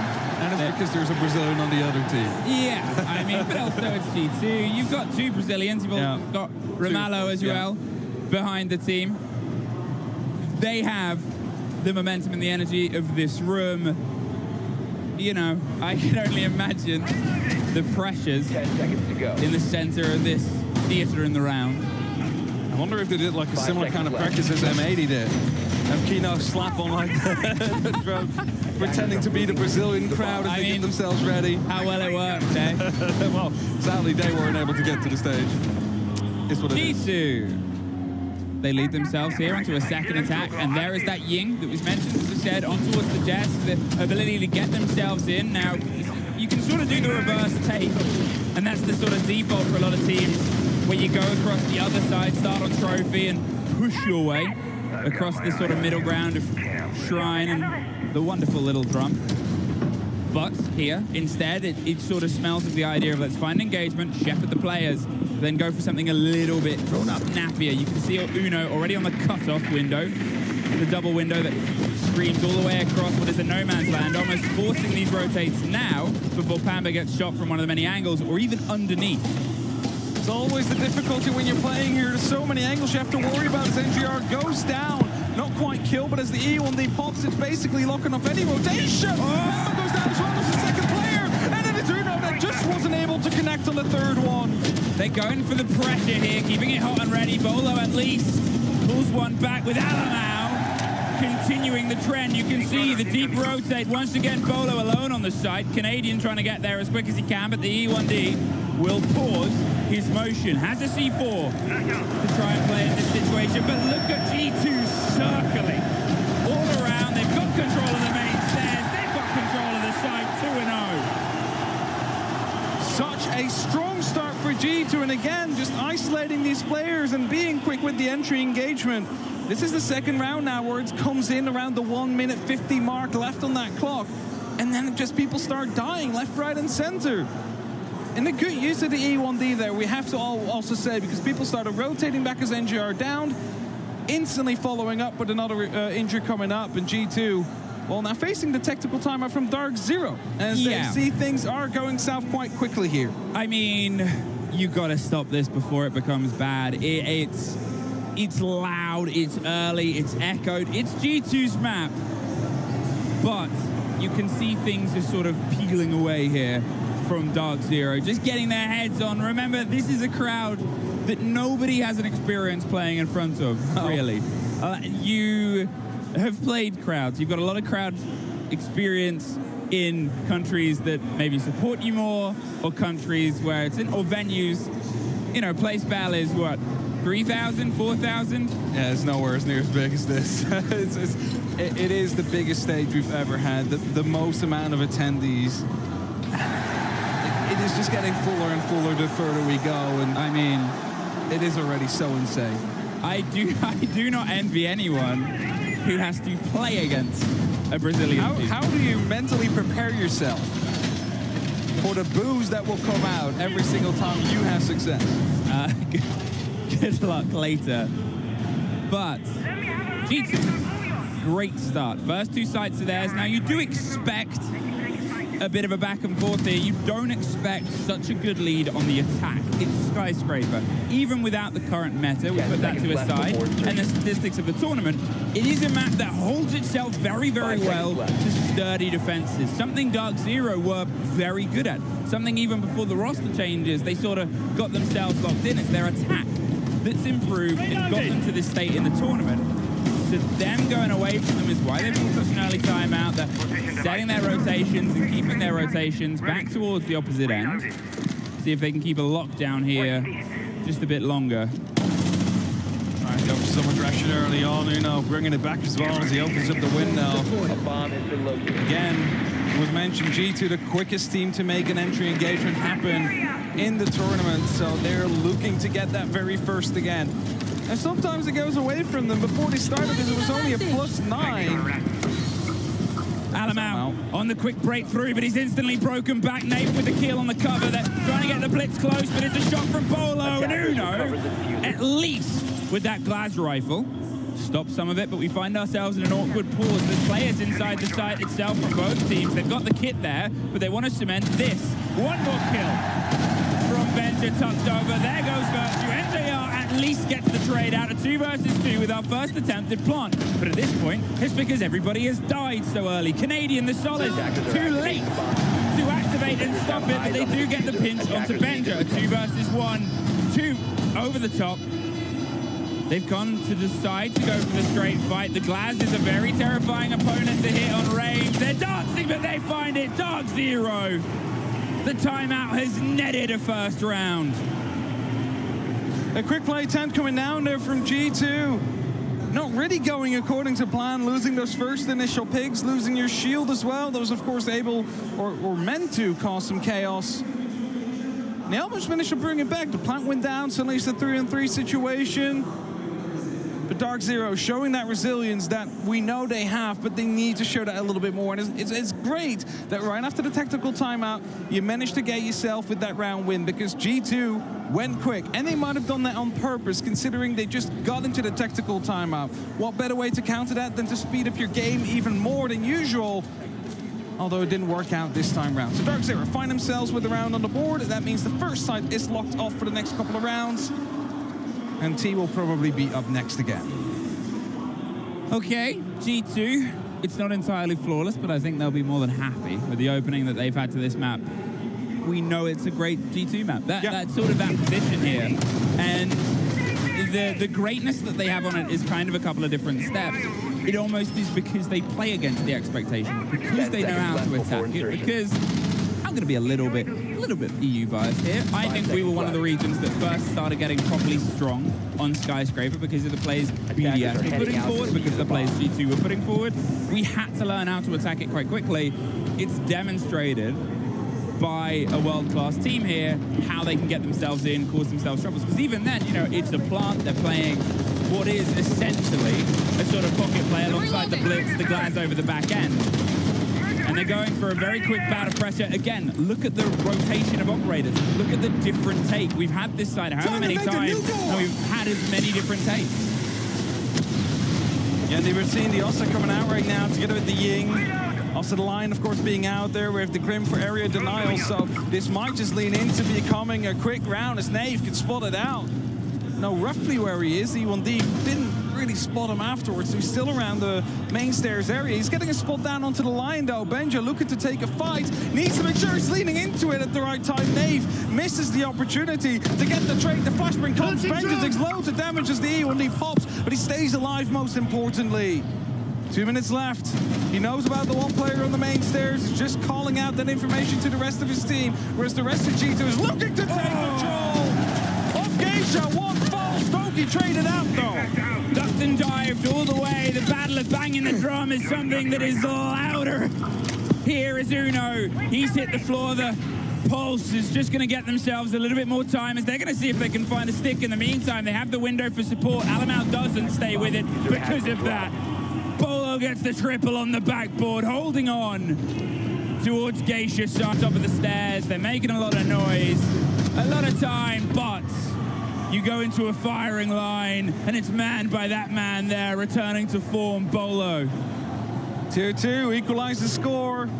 That's what Dark Zero need. Of course, they have a pretty good attacking percentage, as was pointed out by the desk.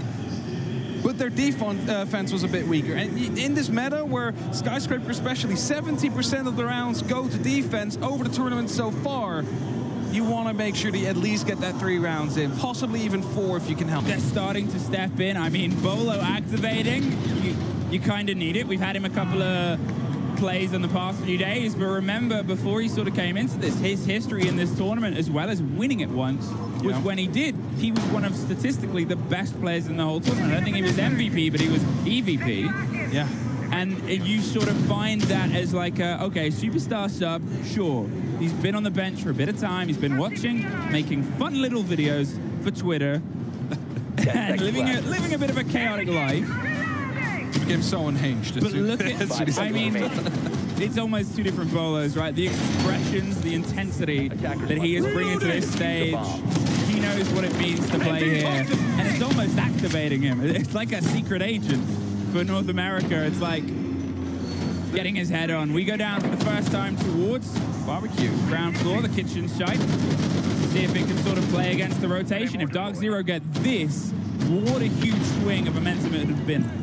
Of course, there would be a huge swing, but also kind of expect if G2 was able to continue that 2-0, that would have been a struggling moment there for Dark Zero. Like, again, 3 rounds, 4 rounds, kind of what you've been looking at right here, to have yourself in a decent, even half. So, them coming back 2 already, that's great. If they can finish that off with a complete rotation, that's even better for them. But Nave, with that Nitro Cell, he's trying to find a target. And it's either the Geisha balcony where it's going, or it's going outside the Peaceful Tree window. In and underneath, directly towards the site. Virtue on the prep line. You can see Doki's finding a fight, but Benja's found the site, and he's found it unoccupied. Virtue goes down, but I assume there it is. Benja in the top right. gets the take, and that'll make a little bit of caution. Nave tears off the head of Doki. I'm surprised there's nothing in all chat on the back of that. Nazuno is going to put the word diffuser is planted on everybody's screen. A pistol drop, a 4 versus 2. They have the vertical. This can be a well put together retake. Now it's just the single remaining player of Alamau all the way around. He's on the rappel. He's expecting the pressure to come against them. There's the play against the kid. There's one. He's too far out for the second. DZ, a rotate of 3. Good hold to come through, not panicking as soon as that diffuser goes down and just playing it calm and collected. Shutting down those final G2 players. Dark Zero. A good turnaround of momentum out here, bringing it to that 3-2, and now we have the opportunity to aim for that 4th, which is the split that we would be looking at if we look at the tournament overall. As G2 get themselves ready again. You saw Canadian there being very vocal just a little bit earlier, like, okay, this is the right stuff, let's keep this up. We need to make sure that we continue talking. Beautiful shot from Naif out there. Doki just removed from the board. Oh, just right is the literally just at the end. I mean, perfectly retake. They realized they'd lost the side. They rebuilt around it. They didn't just throw themselves in. Amazing. The crowd is insane. Like, okay, G2, 2 rounds. You've been able to put the pressure back onto this before. You've found yourself now on the groundswell. Remember, they've taken their time out and double that down. They have to attack on the second half, a place where previously they were only able to get 1. So they needed desperately sort of a 4-2 half. If they find themselves on a 3-3, you're still sort of looking at this as not entirely game over territory, but you assume G2 will be able to put this to bed pretty quickly. I mean, even if it's a 4-2 for Dark Zero right now, it is still like a very even game as it goes on. And of course, last time, as you mentioned, Dark Zero only able to get a single round on attack when they faced G2 here. However, it was with a different roster as well. Naif and Bolo weren't on it. Naif, of course, bringing a bit of that extra leadership into the game as well for the side of Dark Zero. They've really sped up as a result as well. So it's a different kind of beast that G2 will be playing with here. They have the attention towards the top of the house VIP stairs. You can almost sense G2 there. I'm not saying slowing down their pace towards the site. They're not eyeing it up as hungrily, though, I think. They're sort of weighing and measuring every engagement. Virtue almost found one there, but Canadian's been able to slip himself around the back of a drone. Not sure if he's entirely sure. Now he will be. There's the call on the location. The pressure from underneath. Uno wants to catch him, but it's Doki that gets Nafe in the meantime. The swing from under, with NJR getting one locked out. It's suddenly back and forth, exploding all over the map. NJR, he's trying to find the next fight onto Shrine Window, but it's Fender to get Bolo. A 2 versus 2. The man of the moment of the previous round is locked out, with Canadian leaving just Virtue, the Aussie. Had a huge game against his country folk. Came out MVP. Cannot find the lockdown. A 4-2 half. This man said he wanted to be back on the stage, and he's going to take every round to get there. Great round coming down there for Canadian. And G2 really struggling in those last couple of rounds, trying to go a bit too quick maybe when they get themselves punished for it. Because as soon as that first kill falls, it is just pure chaos that unfolds. People die on either side of the lineup, and yeah, sure, it comes back to a 2v2, but the defenders are in favor in those kind of situations. Dark Zero. A good timeout we saw there. A good turnaround from the momentum G2 was starting to build. And now as we swap the sides, Canadian out there. He's doing really well. As pointed out before, he's minus 40 currently inside the tournament. And of course, the fact that, minus 34, sorry. And the thing is, he brings other things than just pure gunplay, right? Like he's the leader, he's the one that leads that charge, basically moves his pawns around to do what is necessary. But if he then also starts showing up mechanically, starting to get kills, then Dark Zero is going to be in a really good place.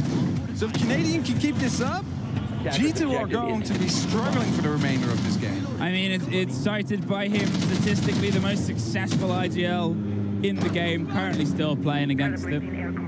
I'm going to say cited by him because I know there's many IGLs that would argue that. in our green room alone. Fabian. However, you cannot argue with his credentials, with his history. The most stages sort of played. The break on towards Alamau. He's going to see if he can trick it. That might. Double EMP? Double EMP. Almost. Could have got it, but well prepared, well rehearsed by Dark Zero. As I said, this is generally where they've sort of stepped up in the second half. Naif bringing the mid-round adaptations, bringing the extra conversation. A big brain from EU imported over to battle against, well, EU right now.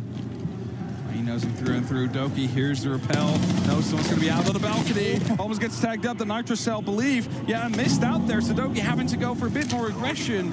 Quite sure there was something looking to be tossed at. That could have been a Candela coming through indeed. Pamba should be able to clear this one up. Takes a little bit of damage, but the entry is theirs.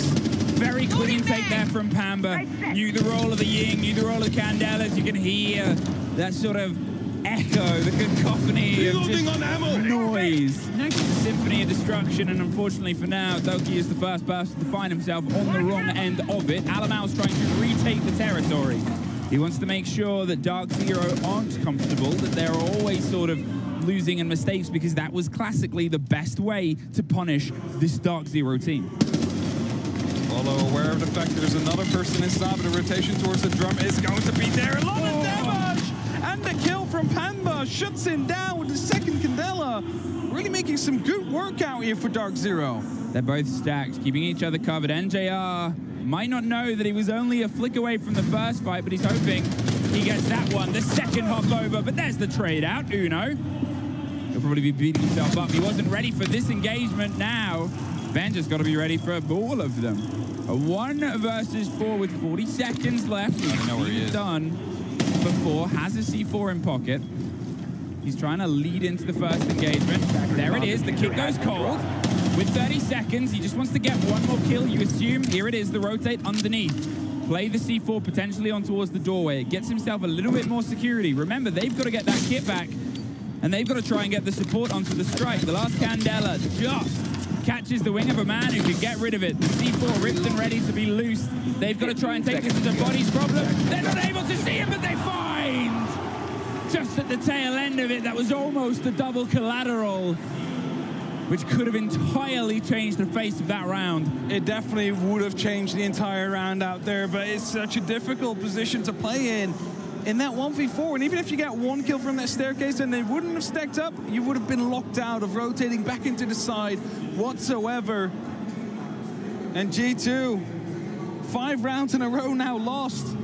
They managed to plant in some of them. That got denied. Now in the defense, the Candela's really coming in hard.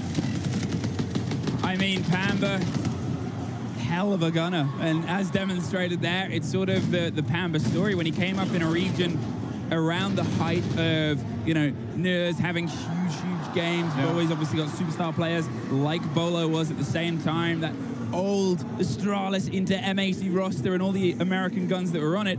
Him and NJR sort of had their big moments. They had Charlotte, they had the Major in that situation, but the ability to keep that sort of heat, that contention, that consistency of being the point man of a region filled with sort of celebrity gunners on a stage, again, this great sort of majestic. It's like, I can't believe my eyes every time I turn around and I just look at it and it's like, wow, that's because you're scared of heights. So many players. Wait, why is that? I didn't hear it. Because you're scared of heights. I am also very scared of heights. It's a blessing and a curse right now. Yeah. All right, it is going to be T. Nave taking some very early engagement now. Here's rotating away from the window. Doesn't want to stick around whatsoever. All rightfully so. Virtue even pulled out the revolver out there, considering its DCSG was low on ammo. Didn't really want to go for the reload out there. But nothing really lost yet for either of these teams. Of course, Nave loses a lot of HP, but not the end of the world. G2 did not have the conversation yet. They think they can swing this back. I mean, it's a first defense loss. However, this is their sort of map. This is where they wanted to bring the fight to it. Dark Zero, I think, would have prepared for this game. They have a skyscraper. They know how they want to get into the engagement, and it sort of adds those question marks. The quicker this game is, if DZ take it, the bigger you sort of look at that bank as the second map and go, okay, how much have you hidden this G2? Yeah, here's the break. We get the roll, the start on the equipment. Didn't see the rotation of Doki, who happened to just breeze by at the right second there. Drones activated. They've lost the first moment. They've lost the player who pulled a couple of kills previously. Countermeasure up! What are Dark Zero going to do here to try and get revenge? Big question EMP used out there, but Ben just stepping back wisely so he can continue to use those classes. Heartbreach in the meantime coming down as well, but I believe it got tricked out. All right, no, actually opened up, so didn't hear the explosion. Canadian with a great kill onto Benja though, brings it back to a 4-on-4, but the rotation is out here from G2 now. They need to play T and karaoke. They do not need to play exhibition and office. They're going to try and hold and play against these long angles, see if they can get just the pull back. Remember, the pressure of time is on Dark Zero. They almost had things fall away from them in the 4 versus 1 because of the pressure of time, because of where they needed to be and, well, how little of time they left themselves to get there. Here, they're still eyeing up the main defenses of the site. You look towards the core of this map, along that line of drum I talked about, and Shrine, and, you know, the sort of terrace area. If you cannot get your way past it, you will throw the round. You'll throw the ability to get the attack. They're still struggling to get the territory. 15, 20 seconds have now passed, and this is only when they're getting the intel on, well, where are they? Doki, he can just play this. Yeah, there's no more smoke canisters though, so a push is definitely coming to shove. Flashbangs coming in, the EMPs as well. There's 10 seconds on the clock. When are they starting to move through? It's just flashbangs right now, as Doki will find the very first. There's the swing. Canadian's doing his best. The Doki goes down. They flood it in before they're knocked right out by the dam built by G2. A 1 versus nobody. Pulls it round, gets some heat back in their favor. Finally stopped Dark Zero's round count of 5 in a row. They said, okay, that's about enough. 5-3. They can still work on this. Still worrying how that round went, because even though there was 20 seconds left before the actual execute came through, it came down to a 1v1 situation. Virtue this time, you know, able to clutch it out, but if there was a little bit of extra time there for Dark Zero, they would have been able to slow that down a bit more and you know, probably still get those kills, but also the information on the last player. Luckily, though, for G2, they stem the bleeding, at least for now. And the timeout has been called. And that's probably also due to the fact that it wasn't as clean as they wanted to. And because of the fact that they lost round 7, they want to turn it around now before it becomes a map point for Dark Zero. I mean, you're otherwise sort of risking it, right? We talk about the importance of when to take timeouts. We said it in the game the other day where Liquid, they have a habit of taking their timeouts around round 6, around where a couple of rounds have gone a bit wrong, but you have to sort of, as a job of the coach, and it's the very hard job of the coach, predict when you can sort of notice the players are getting in their own heads. You've got to Doctor Strange it. You've got to see this is a bad storyline. Let me wave my hands around a little bit. That's like one way. Pull down my mic and then get myself sorted. The passion in all these fans is amazing to see. As momentarily we'll get back into it and continue after the timeout from G2. So that means no more timeouts for the remainder of this map. Both these teams will just have to do it with the 5 players on their team against the 5 opposing ones. There's no more intervention from the coach. Now the fun sort of spread of these maps is when you have comparisons to how these two teams have won their accolades. You know, you sort of look at the Invitational Final, G2 versus W7M last year. Both Bank and Club were in that Best of Thrive rotation. Both of them won by G2, I believe, although Club might have actually been a loss off the top of my head. The other side, Dark Zero, both those 2 maps were won by them in Charlotte. I haven't double-checked it on the individual hammer wins of TSM and SSG for Canadian and Bolo apiece, but I think I'd feel pretty confident in assuming those are mainstay maps, right? Club and Bank made it. So they know how to bring a fire with them onto these big games, onto these big engagements. And of course, like, complete metas have shifted and changed with the new operators and balancing that has come through. Like a big one, for example, is only to mention the frag grenades. that has really changed up a lot of these pro players, their perspective on how to play the game, because before we saw these players always go below, use that grenade from underneath, get a kill or two before they execute it on the site. It is way more head-to-head now. Now, you haven't mentioned it yet, but I think it's worth talking about the site selection here. Obviously, you're onto one of, I think, probably, and I'm just entirely throwing this into the air, statistically the least played site of any in the tournament. And we might see for good reason, G2, it's after a timeout. It's something that they often like to do, is play these, throw the mental of your opponent's one. If your opponent is wired in, beelined onto the fight and they have expectations, on the back of a loss, if you suddenly change the script, change the music and the tune and the rhythm of it, well, they'll fall over and trip on their own feet. That's the hope and the gamble. Now, you'll prep a hold on it, but it's the weakness of the site. It's this, the immediate lean-in that you can get on the prep swing. Uno's doing his best to hold off with the C4, but that double door is a risk. If he's on a drone here, he'll only take a little pinch and a swing to his left-hand side that might be about to pop through. It's a close fight. There's a player coming in behind him. Can he get a route out? He finds it. Not quite executed on. Pamba takes a lot of damage. We're only about 50 seconds left, and Bolo, oh, he knows the engagement's there. Uno finally caught. However, huge amount of time wasted. A lot of time wasted indeed, and you know, it is going to look like it's a complete horizontal approach that we see from the side of Dark Zero, all stacked up on a double supply door, but they're opening up into the bathroom, so they're looking to just flood through. I mean, they have no other option. You could see both Canadian and Nafe were sort of prepped up on the shoulder of Pamba saying, look, mate, there's our route A, let's take it. Through the header one with Benja and Alamau, knocking them back against it. They're holding onto the corners. There's about to be a bit of a drop onto the hatch itself. At the same time, the C4 gets one. There's a catch from Benja. Big hands and a big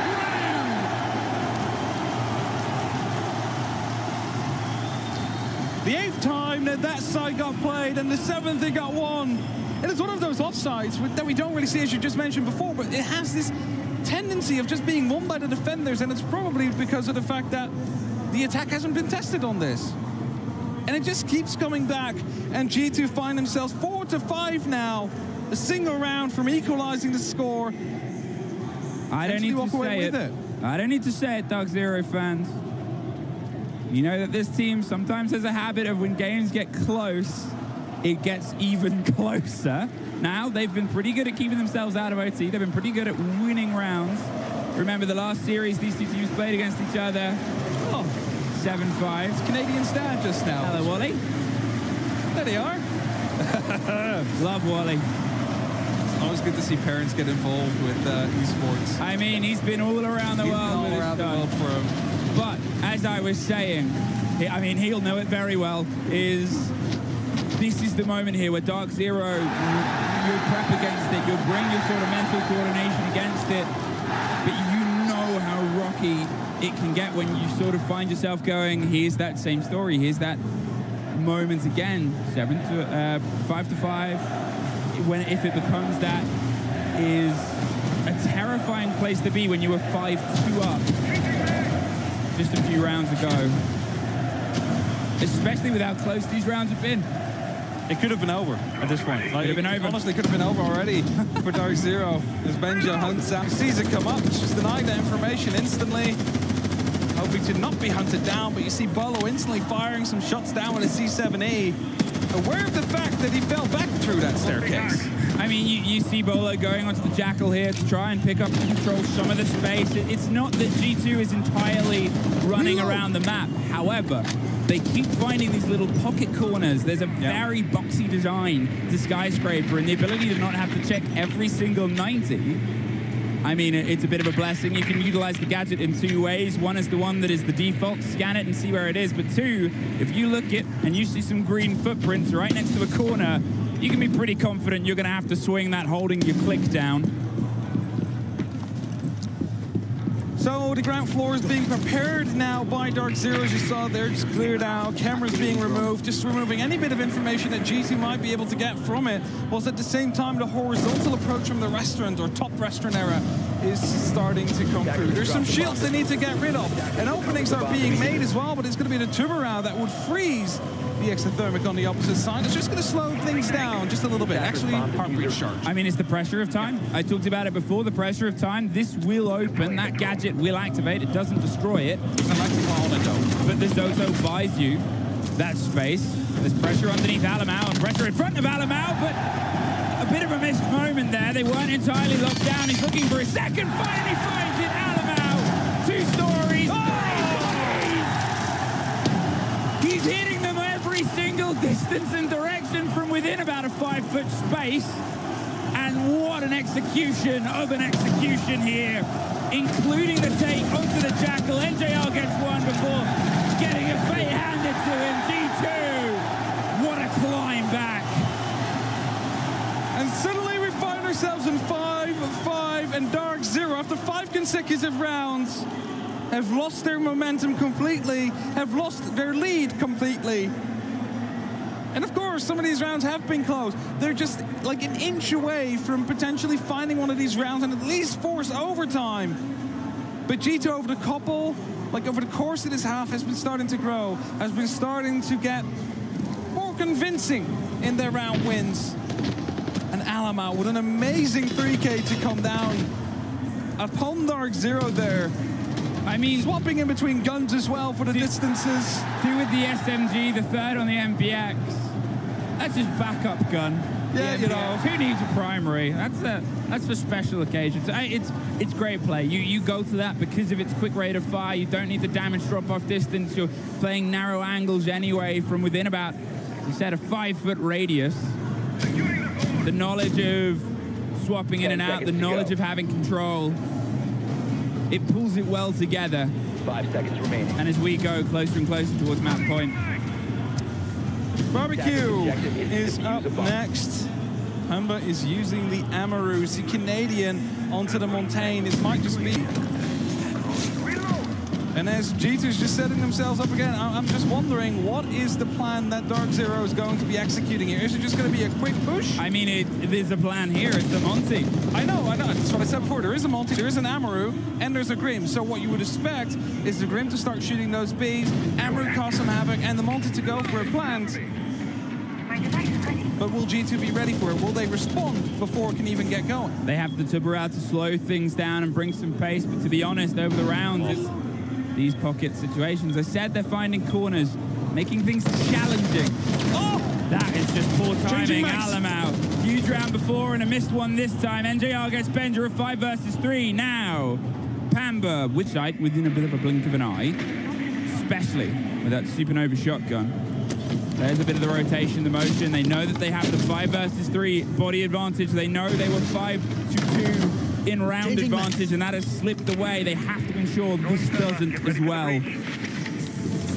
If this slips over, it is absolutely detrimental for Dark Zero. So as you mentioned, they need to make sure they can drag this across the finish line. There is clutch potential on G2. There's always has been. And as we do have Doki still up on the top floor, whereas Uno and Virtue find themselves on the side, a flank is not to be written out and could be coming in at a huge moment in time. They're just getting that read. They're finding out where Nafe is. Doki is that loose thread, that sort of problem child that might rear their head and kick up a bit of a tantrum with vertical control. So Doki has to move at this point. The Tux player close on right, they're still not confident. So Pamba's gone even wider to try and find a fight elsewhere that Doki's heard the read on. Whether it was called by something on a cam or not, you can see this change of pace, and they look a little bit nervous here, Dark Zero. We have a player sitting in the corner there, Uno on the Tubarão. As soon as Canadian doesn't check this and just goes for a blind plant, it could be the end of that plant even going down altogether as Virtue opens up. The first kill has gone away from them here, and that just ramps it up even more. Doki on the hop out rotate, jump down the side, find ahead of Polo, threw himself off the building to get that kill, and now everything is starting to fall away. Doki, a super shot from the man himself. Canadian still but the impossible wall of Scotland knocked them right back out of it. The way they turned that around. And as I said, G2, they have the clutch potential, and there you see it in action right away. 6-5. And that must be a bit of a tilter on the Dark Zero side of things. Because you had everything going for you. You had the long angle, you had the Montaigne. And then within seconds, it all falls apart. I mean, they had one loss in this tournament against a team that wasn't G2 just the other day. And I think everybody remembers how that game ended, how close Dark Zero were to securing themselves in that upper bracket, to securing themselves, I believe, a top 3 finish. And yet, here they are, once again, pushback of having themselves so close to success, so close to getting themselves into that position. Now, you can't see it at home, but the room is actually lit up with the people's cameras on the backs of their phone. The lights are here, the fireflies. And you can sort of know that they're celebrating a match point for a hometown hero and a couple of other big-name champions. The beginning of the end of the upper bracket run of Dark Zero also happened on Barbecue when they had everything going for them and always pops up with an incredible clutch. With the clutch, how do you now calm yourselves down as you're going over towards a side that has been won before? As we're back into tea and karaoke, just in time. It's going to be stopping that breach, but gives the opportunity, more importantly, for the G2 members to rotate out and get themselves to safety and waste that extra bit of time. Precious time, ever ticking here, and it is that sort of shamed moment that it is that aspect of Dark Zero that we keep finding ourselves in, but the compliments, every talent and every sort of team's been able to pay them, and their game, this event has been the adaptations they've brought, the late round fire that hasn't otherwise existed from them before. It just takes a second to get themselves onto the advantage they had. They know they can punish G2's players in the gun game. They've done it multiple times, sometimes to their success, sometimes to their detriment. To go from their last confrontation on this map being a one-rounder to this one-rounder wayer shows the growth. However, the other two from this tournament were both 5-7s. They don't want to keep that as a trend. They don't want that on a poster. They don't want that on a statistics site. The break of the Flores zone gets gold open, gives them a prepared route through onto the site itself. But the first to go is A. Bencher gets the lockdown as NJR finally gets the breach onto the angle onto Geisha. The player rotates around towards the back end box. They're seeing if they can get this, the punishment on the swing shotgun player. But they cannot go in themselves because all the angles are there. NJR gets one, gets two. A drive theirs might be in the side of Benja and a thorn that the Lion doesn't quite predict. Bolo, he's either side, but NJR screaming. Canadian themselves gets Jogi gets the kid before it's confirmed. NJR has to ace this round, but he can't.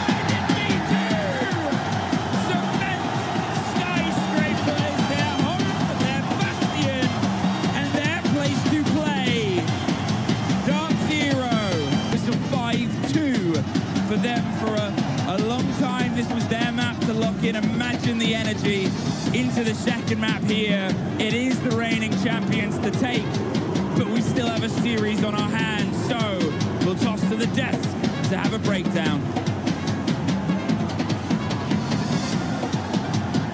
I hope we're not going to have a breakdown, that's for sure. We're going to break it down here.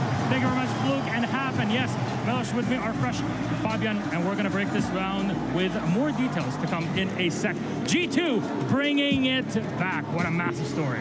What a game. I mean, they're going down 5-2 and coming back. That's such a massive thing for G2. I said coming into this map, I expected wonders, and I think they delivered on it. Could they have been faster? Probably. That was incredible. Honestly, the mental fortitude that G2 had to be down 5-2 on stage, you know, their map pick, the map they're literally one of the best, if not the best team in the world at, and they get to come all the way back. Just so impressive, and everything that they did in their attacks. I think G2 were a little bit fast. They were a little bit hot on the potato, maybe. They kept going really aggressive and just kept pushing. Had they slowed down a bit, I think they would have gone a little bit faster here. the gaps were very clearly there that we highlighted that they would be from DZ. And we'll come on to that. And G2 obviously tried to exploit them, and I think on their attacks maybe forced it a little bit too much. That's the nerves of being on the main stage. That's the nerves of playing in front of the crowd. Then once they settled in, and as soon as they started stringing 2 or 3 rounds together on the defense, didn't really look like it was going to go any other way. Yeah, they were so cold in the decision-making as well in the defense. They went manpower disadvantage, and they just kept finding solutions. That confidence in one another, in the team as a whole, and their shot calling, we saw it. You saw the round just before, even engaging with a shotgun when necessary. I mean, that's the thing with G2 as well. They have all this individual performance that I don't think they have an end of that pit. It's just endless amount of individual performance, and they're just incredible. What about Dark Zero? Is there anything that we can take from this? Because let's remember, this was a close match. Yeah, this was close. I think it could have been much further away had G2 not have messed up their attacks. However, the one thing for Dark Zero for me, they've got to look at their attacks and how slow they are. Yep. They want to, the way attacking is done at the minute is you do it with probably 70% certainty and 30% risk. Dark Zero wants to execute when they've got 100% certainty and 0% risk. But what that creates is an incredible amount of time pressure, and when there is utility on site, Legion mines, smokes, cap cans, whatever it may be, even Doki on that round of Barbecue Kitchen, he jumped out of the window near Mainster side, jumped back in the restaurant window, right? Those plays you're susceptible to when you take it so late on into the round. They've got to improve that pacing. I love my grandmother, but Dark Zero were way slower than her, and she moves very, very slowly. It just... Yeah, they run out of time, as you say, Jack, but it allows G2 to always have the, we know what they're going to do because they're so predictable. Well, that was map number 1. Before we talk about our second one, Alfama is standing by on the Talistration station. Go ahead. Thank you very much, Milos. And indeed, the reason why G2 won this match is because they were able to win in attack. How do you win attack on Skyscraper, one of the most defender-sided map in the map pool right now? Well, let's take a look at Dark Zero's defense. They're on T-Room and Karaoke. Very classic strat. They extend through the whole floor. They want to defend zone number 1, then peel off to zone number 2 and zone number 3. The way G2 is set up right now, it's classic split theory. You've got 2 entries pressuring zone number 1, and the idea is that the 2 cutoffs here are going to punish any movement from zone number 1 to zone number 2. Now, where it gets even smarter is that Alimao, the in-game leader of the team, is actually sitting on Karaoke window, just close to site, ready for an opportunity.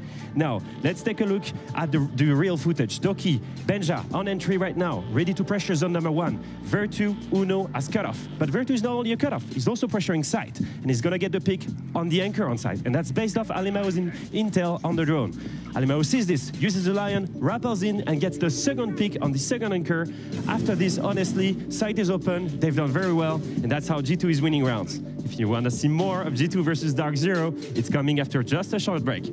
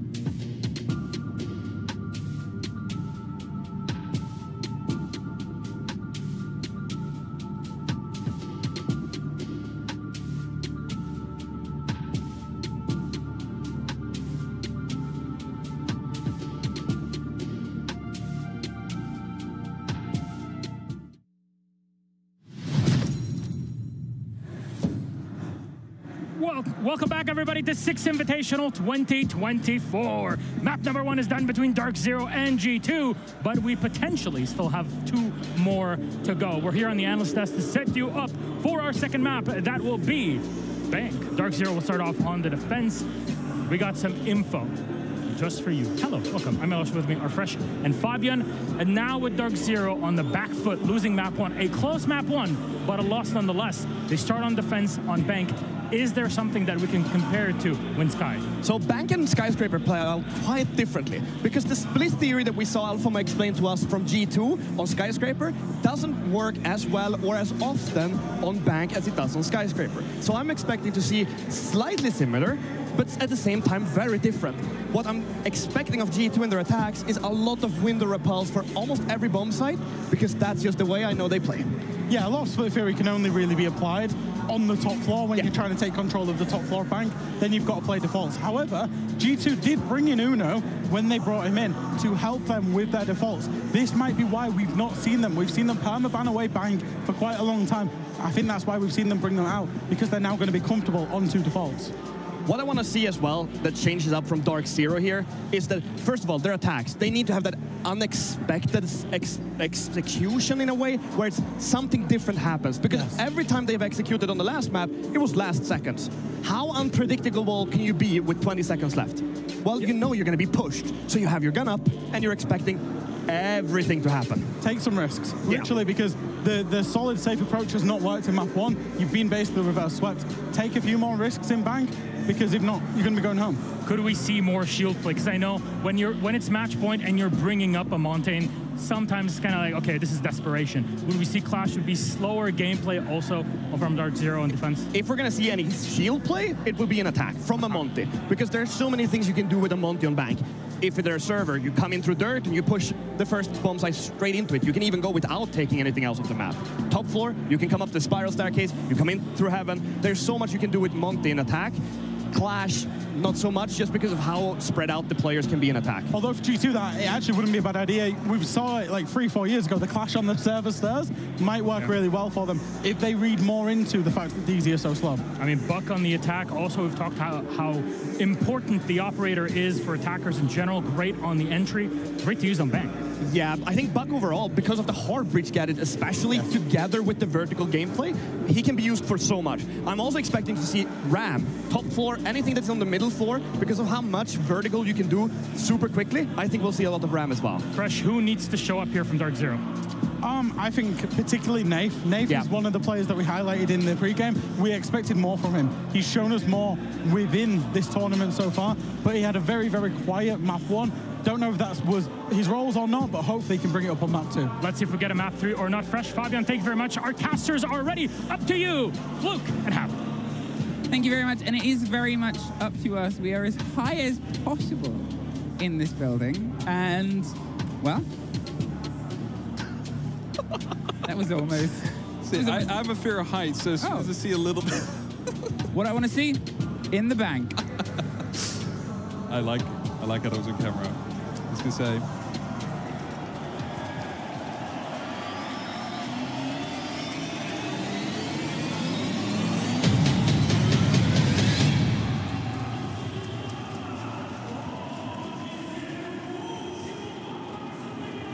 All right, let's get into the bandstand as we head towards the next map again. I looked over to my right and I saw the height and I just got... Yeah, I mean, you almost took an adventure. I almost did. Now, here's the point I was going to make. If you hadn't have just almost slipped off the side, I was going to talk about...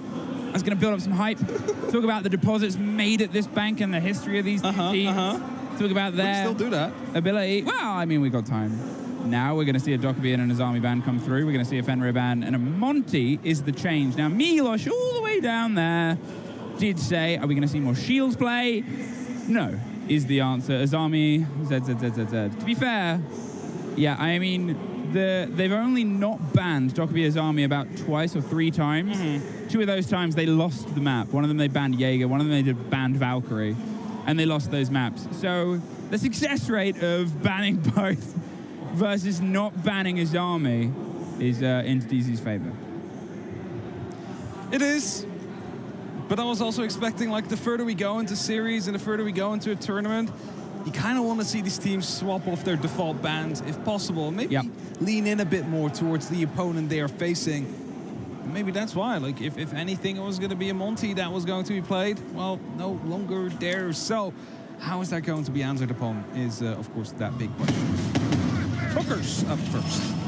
Yeah, we find ourselves leading in here on the defense side from Dark Zero, the swap of the maps, the choice of where they want to go here. We've complemented G2's attack quite a lot, their ability to get themselves in. Obviously, this being a map that is not their selection, it's fully their choice if you're unaware of how that sort of trade works. And here, if they can put a distance in on their attack more than they did on the previous map, you remember the start they got off to, how much that would shake Dark Zero's mental if the first 2-3 rounds are taken away from them. Yeah, that's for sure, especially, you know, given the fact that the pressure is already on them with that first map off the board. If G2 can start this off strong, it's going to be a big hit to the side of Dark Zero. Now, we start off by clearing out that top floor as we usually do. The IQ, I like that pick, considering the amount of electronics that are out there. The yokai drones come to mind first. Those are usually quite a problem, especially in the late round if you want to go for a plant to come through. But it also helps you to see the Warden if they are activating the gadget. Now, I sort of took the history of these two teams, and when they played this map on SI 2023, it was 7-5. So the growth that they had on Skyscraper, if DZ could manage it on this map, well, then it would be a 14-5, so a bit of a better growth here. I don't think that's, of course, possible, though. Nate, a man the moment, a man to keep eyes on. Doesn't like that hand sanitizer, but does like getting the kill on anyone who might drop onto Gold Hatch. Good fallback there just in time because they were basically on him out there. If he would have stayed a second longer, would have dropped before he was able to actually fall back down the stairs. Like the blockers coming down there. Yeah, huge amount of gadgetry around the side of lockers, the Maestro bubbles. You know you're going to be battling against NJR's smoke canisters, the Echo drones alongside Bolo as well. And then you've got Goyo. This is truly set up. Is a very long, very deep war of utility attrition. There's going to be a little quick play against the second bubble. There is the destruction of some of those canisters as well. G2 getting as much of this work done early on. They've already removed, I think, 2 of the bubbles. There's at least 1 left in this situation. There was a grenade rolled, but I don't think we got to see whether it entirely got its victim or if there's just 2 that are similarly based. No, because I think they went for that one. There's also a bulletproof. They know what take they're trying to stop. Yeah, definitely so. And as Doki's now falling back in the bonfire while being on fire and being shot through the window, it's injured and it goes down. Instead, Doki not able to get the kill. They've dropped in the Gold Hatch. Right behind them, hit Gold. They said Nate was the stopping point for that position, and he was entirely removed. Uno gets the plant locked in. He's going to find a flawless. And I said, the momentum they could take from Dark Zero after what happened at the end of the last map to leading into this one could be tragic. A flawless is the opener. I mean, that's a tragedy written in blood. It is, and I mean, the thing is, right, there was so much utility placed on the default plant spot inside of servers that, you know, when G2 seeded, then they realized that there's still more Goyo canisters and, you know, Evil Eyes still left up that we cannot really deal with. Well, that only leaves you with one other choice, and that's to start dropping down default hatch, just drop down the elevator hatch, to come down the main stairs, to really attack from any given position at the same time. Well, no, worked wonders for them. Dark Zero seemingly not ready for it. I mean, here it was, Alamau right in the middle. G2 got a really good read on how much attention was being paid towards the default plant spot. They started clearing all of the utility that was stuck there. I don't know why Scream is here. That's fun. But as pointed out in Alfama's brilliant illustration, breaking back how G2 attack, how they pull parts whilst they're doing the maps there, they're realizing, oh, well, Nave's a bit isolated here. We have this situation. They're not, you know, they've got one person watching 2 very important hatches. The other one is focused a bit towards the default because we're putting attention there. I think we can sort of smash in and steal it. Doki swinging down green, drew some attention towards him, and it allowed Alamau to just scream his way into sight whilst 2 players dropped other hatches. Both clutch drones taken down. Alamau was trying to find a way to hack these evil eyes that are, of course, present on the side. Not only do they zap, but also the amount of information that they feed towards the defensive team. That's the big issue there. If you want to go for a plant, they're going to be seeing what is happening. It's going to be feeding into the defense's way to try and retake that. So they failed getting that.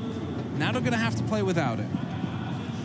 Looking for the first kill, the first bite, and I'm really excited if Virtue's going to go up through a hatch here right next to Nafe. It makes a lot of noise. And they got to ensure that there's at least noise being made elsewhere. What does that?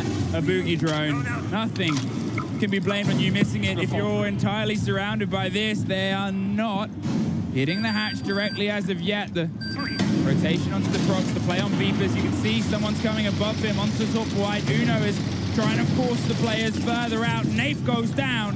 Virtue must be up and in the sight. No. Up towards the hatch potentially, or we had to rotate down from Nafe, but in the meantime, NJR taking pressure on towards Benjamaster here. Pamba gets Uno. Dark Zero held on, but the trade out from Doki, the Lion, across the top floor. They have a lot of time. Can they try and find a pocket of space? It's the big question as Virtue holding off on the angle. 2 players from G2 still left up above as Canadian finds himself inside of Archives. Didn't get droned out, but the drone was shot, so Virtue definitely does have an ID of that there's someone present out there.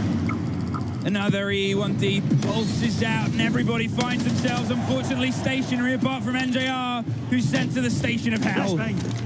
They're coming just deep onto the corner box. Canadians are backline with a triple on the back of it. He's locked out too. 2 in a row. A replication of the first map. Will we also get a timeout here? Wasn't as clean of a take from G2 this time around as they lost those early bodies, of course, in the fight. At least they managed to bring it back in there, clean it up quite efficiently when it was that 3-on-3 situation. And as you mentioned, again, the 2-0 start. Great from G2. It seems like there's no response coming yet from the side of Dark Zero. And of course, them knowing as well, like, I mean, it was quite early last time. They might have ran a little bit short. Maybe they have the opportunity to carry themselves back in for this 3rd round. Oh, that is just... Oh, there's that combination of the Lion, Doki. He started to explode here. He had some moments on the previous map, especially towards the end. You can see his confidence build. And here, leading in, 3 of the kills in that round. He's going to stay on a French operator with maybe the same, similar DMR. I mean, don't change what's broken. Do you know what isn't really broken? Most of G2's players, 2 rounds, and there's only been 2 kills from the side to Dark Zero. Yeah, and both of them, of course, came down in that last round in the early trading engagements that we had whilst the roam was being cleared out by G2. And after that, when the site started being hit, nothing really... Here from Dark Zero, they're sort of stepping into the approach. I think they realized how much territory they handed G2 to be exploratory. They were dipping their toes in every single take possible.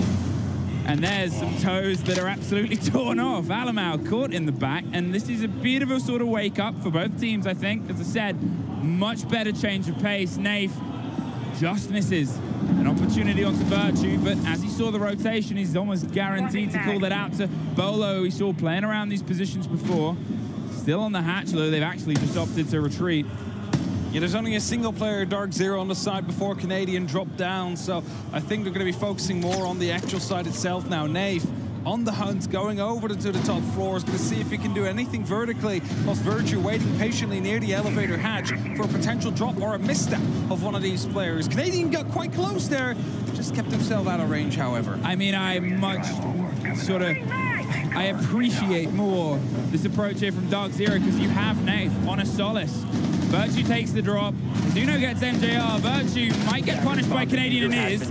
That's the kit locked inside the elevator hatch. Zuno and Doki both suffering scrape. Nafe's still above, has the full vertical control at this point. As these two are battling in a side, it is butchery. It's a fish in a barrel. Dark Zero get a response. A reflection of the previous map of a 2-1 over the first 3 rounds, but this time they haven't needed to use their timeout. Yeah, and that's the most important part. And as I mentioned, they probably have faith that they can get back into it by themselves, not needing to have the help of the coach at that moment in time. So with that, we found ourselves 2-1. We are headed towards Tellers and Archives. I'm still conflicted about this site because the entire open top of it can be opened up, but we've been seeing it quite a bit over the past couple of plays.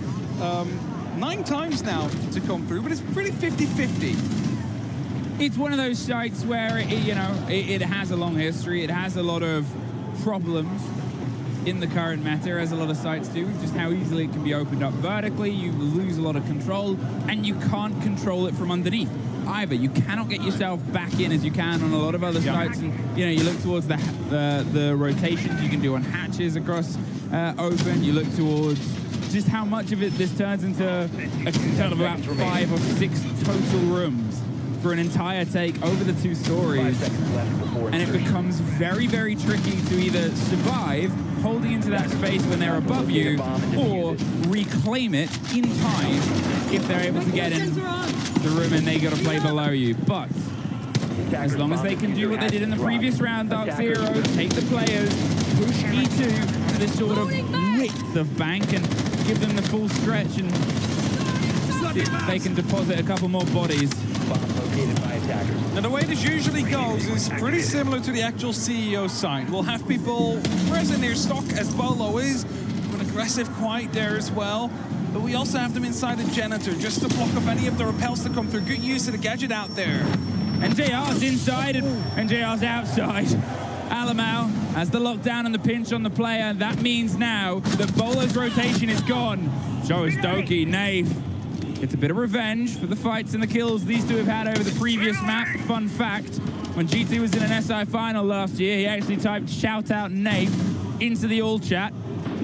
I remember that. So it'll be very funny to see the response on this side. Bolo gets the take onto Uno. And as I said, he'd lost his rotate option. Now they're losing all the players. Alamau somehow gets a scream through onto Canadian. Inside, getting the kit done. This is the problems on the retake. They're having to move quite quickly here for some support. Benji, well, they're fishing, and unfortunately, they're a little bit too... Now cuts the kit. Nave cuts the... They give their... The fact that the diffuser has Solace now, knowing Pamba's still around with that verticality. The impossibility of this site. The impossibility of this site on the other sort of flip half as well as Benja. He realizes they're not giving him anything. We saw all 3 DZ players go wider and wider, further away. He's able to take out Nave. But look at the positions of Pamba and Bolo. Pamba's still above. The second that kit starts to hit the ground, there's the reveal. Here's the shotgun fight. And there is 2 apiece. So what happened there is Alamau, of course, found himself on the site early, but as you mentioned, there was no support. Virtue, in the meantime, was pushing up the main stairs to find himself at the, steps towards the basement, but having the opportunity to stop anybody from coming down the main stairs, from rotating through the lobby, and tried to provide support that way. That's what they were waiting for, but it took a bit too long. And as a result, Solace got himself into position, and they were able to stop the plant from happening. Twice. I mean, what an advert for the operator. The shotgun there, the take onto the first, if it was a post plant. Yeah. Think about the positions G2 had, the fact that they had to rotate higher there up the stairs. I mean, cruel, that last one. Was because they knew they needed to retake the vertical. They couldn't leave the Solace there, but then, they lose the swing from the elevators. G2 had a window of opportunity, but unfortunately, I think it was not the one they ordered, and they were a little bit surprised on where to put it. Didn't quite fit the decor and the design of the building. But 2 apiece, all to play for. DZ, they've walked themselves back into here now. Round is pretty close, though. It is coming down to just like a slight mistake or a lack of control. But these rounds could go the other way. And we're headed back towards open area now, which was, of course, won by G2 as well. It was quite a heavy fight over the top floor as we started off with a 2-on-2 trade. And it's the clutch drones again shut down before they could even get close towards those evil eyes. Alamau's going to try it again. Surely not expecting it to work around the second time, though. I mean, fool me once, shame on you. Fool me twice, give me your... Ooh, Maestro Cam just got it. And now that's a very big problem because you've got to use one of those impacts to get rid of it. Luckily, you have 4. NJR planned for worst case scenario. However, I think it was DZ where they had all 3 bubbles stolen, and then Canadian got the kill onto the player in exchange. I think it was. It might have been NJR. They used to. I think lessons learned from that previous video. A minute gone. G2, they're closer to the site, but they don't have the control above. Doki cannot win out the first engagement. They had an awareness on each other. Canadians looking for a second. It's Benja, but Benja's dropped from locked inside the site. They turn their back to all of these fights where Dark Zero have a little bit more intel, a little bit more of an idea of G2's approach. Virtue up the white stairs with Bolo more than ready.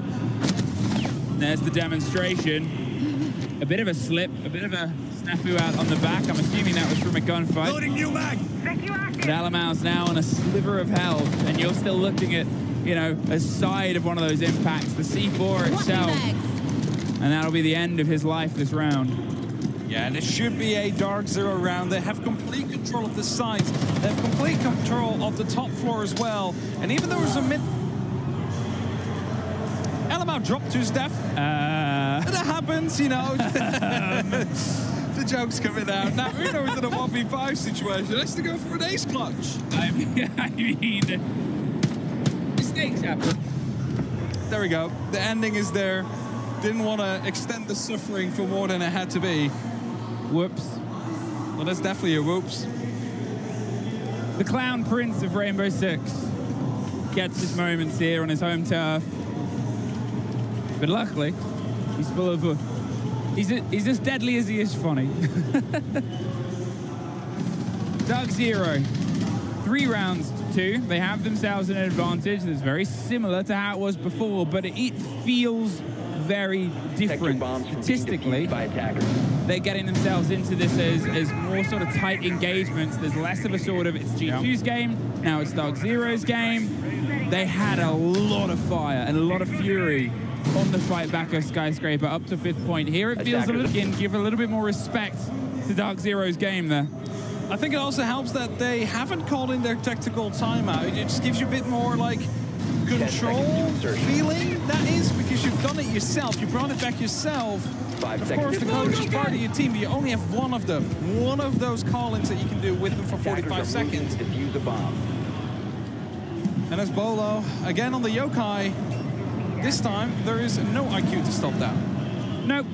There is no commando drones to steal things as well. None of that cover and split. There is still a burn of utility. The blinds come out with nothing behind them. Very loud gadget, both visually and in the audio game. So it sort of will force a bit of fear into the players. Doki's getting the reveal of the swing. They know they cannot just push up dirt without taking a direct engagement. They might not know that the player has left. Now they'll have the reveal. Canadian in the core of the map playing his favorite thing, which is an intel gatherer from range. Pulse is often the sighted one. Great removal of utility. 2 minutes and they've already got rid of all of those Goyo canisters. As they find a fight, they went in and then right out. Canadian with the heartbeat had the full read, the E1D. A little bit too late there to stop that kill.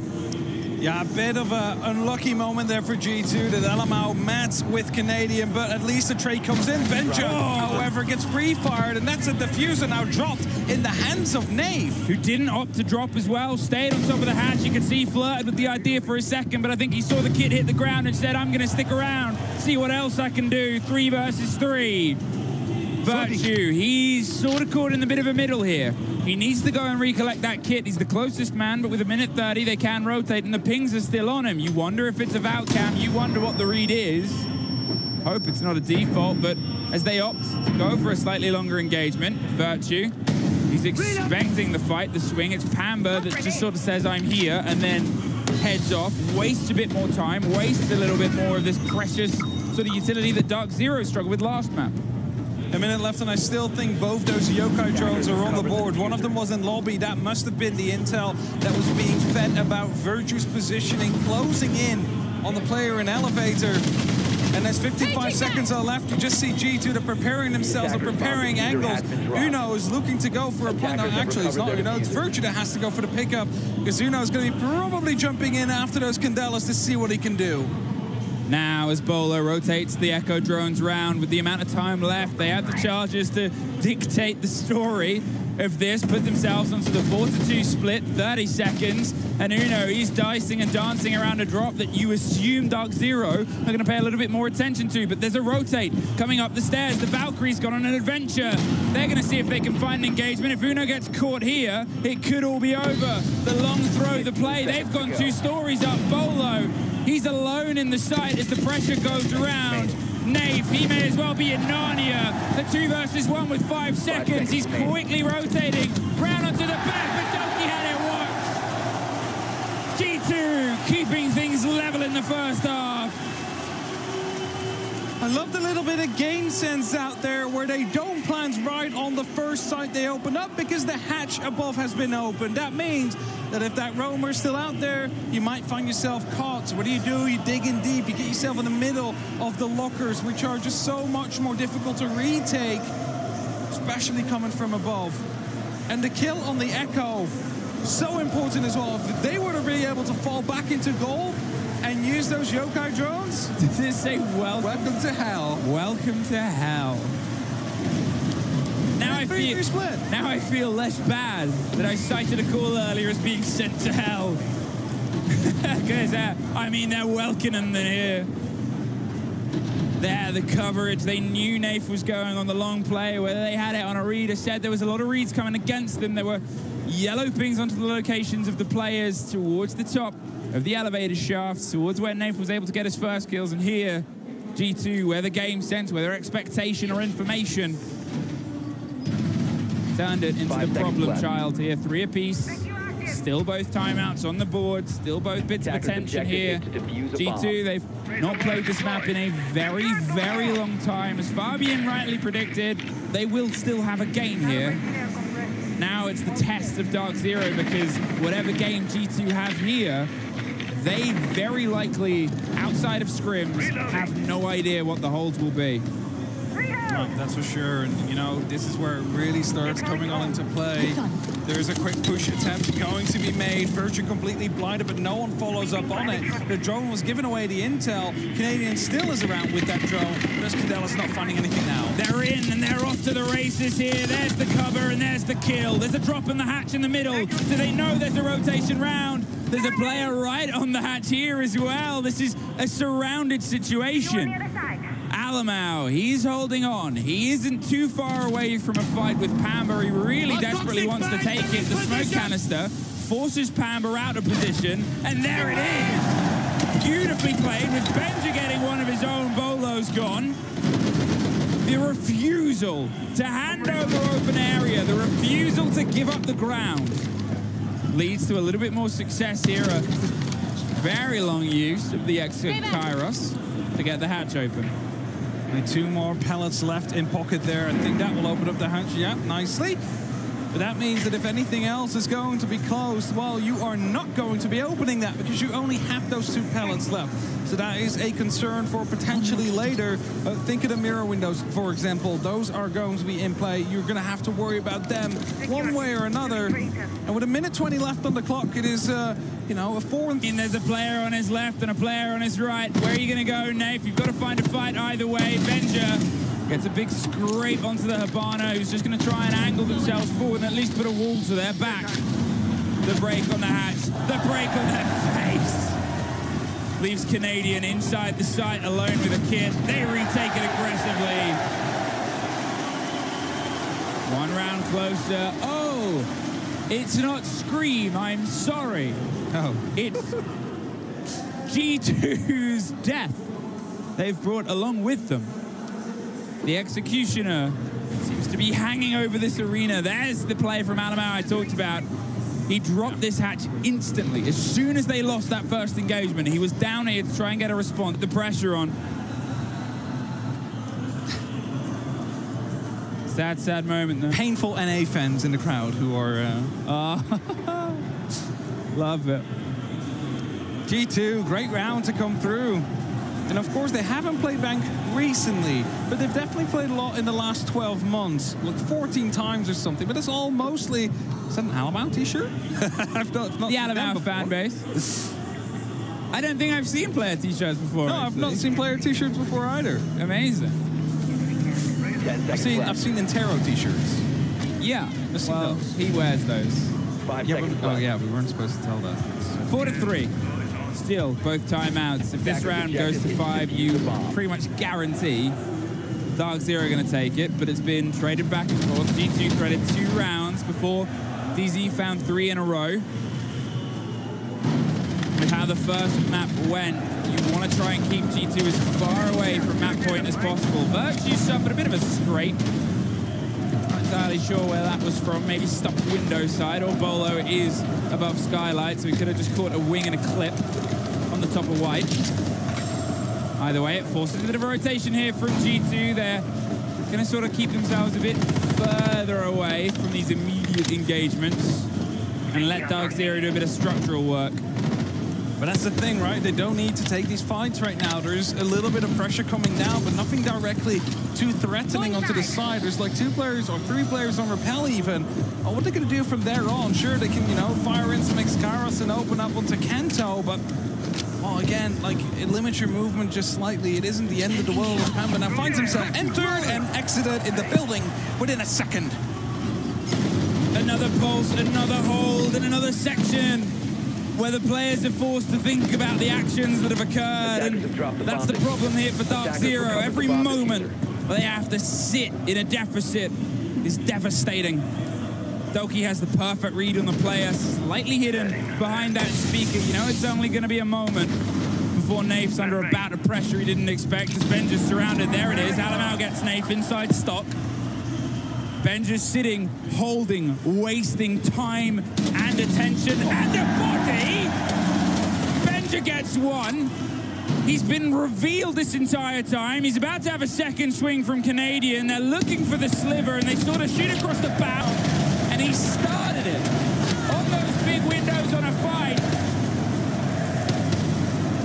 Getting another kill on the back of it. It's exits in this moment. It's 2 stories of problems. There goes Virtue. 40 seconds. You can see G2. They pull themselves a bit back. Let's not get too silly. We can still pop fire, and we have these sort of power corners, but NJR's got a great gun and a very good handle on it. They rotate vertically.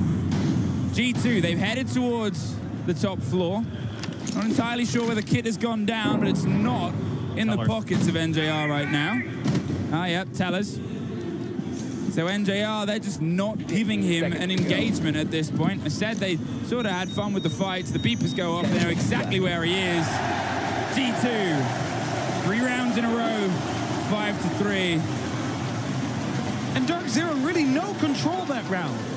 Entering the building, shut down, struggling with taking down Benja, who finds himself like in ATMs behind the closets. And as we have the timeout right now, I think that's a rightful call, not only due to the scoreline, but also due to how that last round went. Because it felt like they were trying to chase G2, but they were always like 10 steps behind and finding themselves locked off. It was a 1v2 in the end, but that's because NGR managed to punish 2 very aggressive G2 players trying to just end that round as quickly as they could.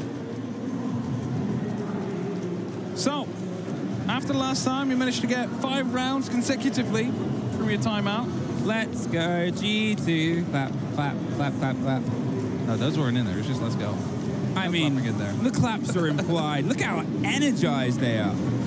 Look how much sort of vibration is passing through them from the crowd into it. You look around the room and you see several Brazilian flags. And although Alamau sort of bathes a little bit of an argument, a little bit of a sticking point, a little bit of a response to the rest of the world saying, no, no, no, Brazil's not the best, NA's not the best, EU's not the best, I am the best. 5-3. Dark Zero, you were great after your timeout last map. In fact, you were so great, you got 5 rounds in a row. Can you replicate some of that success here? That is the big question. 2 more rounds, though, and G2 find themselves moving on in the under bracket as they continue their, well, according to them, hopeful back-to-back lower bracket 6 invitational winning runs. But we're up on the top floor, and this one is the hardest one to actually defend. 48% of the rounds that have been played over the 6 invitational have gone towards the defenders once you were on the top floor.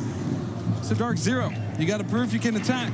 You got to prove you can do it on this site, as you've done before.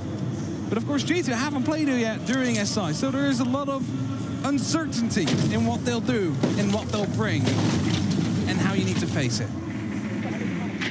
A Canadian on the Jackal, an operator that, as I said, there's 2 stacks, 2 stories, and 2 ways of getting it. But if they've misplaced Benja, well, that's going to be something that haunts them later. Well, there's no misplace. They have the hot drone information, but the longer they go without getting anything on the back of it, the more of a nightmare this will become. Do you want to take this as a flat fight here? Canadian, no!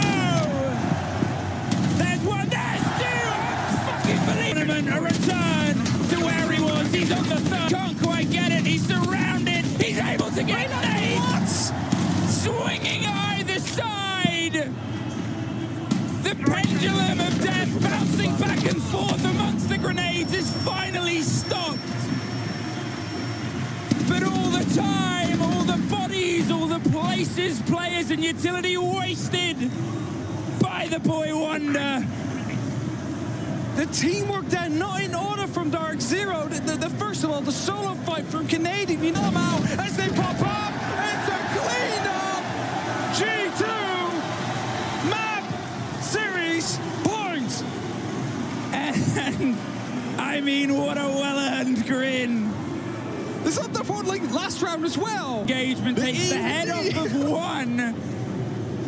Pivots 90, then 180 to find his next. And then gets a third on the back. I mean, it's an unbelievable round from Benja. And again, like he kind of did this in the last round as well when he was playing solo fight. Why was there no backup there? Immediately into the, I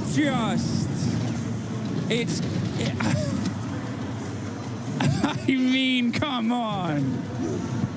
Dark Zero, backs against the wall, ahead of them, 1 round at a time, the distance of 3. It's one of the furthest they've been on the wrong end on this entire tournament. They have played excellently. With the last 2 engagements against G2, well, the fights 7-5, 7-5, Kia before 7-5. G2 have gotten better and better and better. And Dark Zero have that ability, have that capability. But a roster against the tide of Brazil and against the room louder than anyone could ever imagine have the hardest job they have ever had. We find ourselves in lockers with a heavy roam from G2. Dark Zero, their main goal will be to clear that out. But a minute has passed and only now they start opening up from the top to the first. But even then they won't find themselves within any success. Benja, again in a crucial position, receiving some vertical pressure. Also someone on the main stairs, Panda. Benja is that poster child of perfection. Canadian hits back against Doki. The IGL with more experience than any others is here, but so is Alamau. There's a full stop to NJR's sentence. Pamba's holding and waiting, but there is only so long, isn't even rewarded. A missed moment as the ship breezes past in the broad daylight. By the Syria laser gate, there's so much to do, there is so little control, and there's not enough time as they're eyeing up to go for a hot drop. Canadian walking in, they're hoping for the best. Will it be enough? That's a big question. Here it goes, exploding across, but Benja gets his second for the round and shuts down Pamba before he can fully even let loose with the LMG. Canadian on the back of a long watch smoke. It is a technical 2 versus 2. As Uno's hit the ground, but Alamau, he's hit the roof. He sees the player and the player's his. Nate, he's EU through and through. He's been fantastic. But this is G2 territory. Alamau stands proud amongst this Brazilian crowd. Your reigning champions. Despite another lower bracket team, another scalp is theirs to take on their glorious return to reclaim their hammer. Map 1 was so close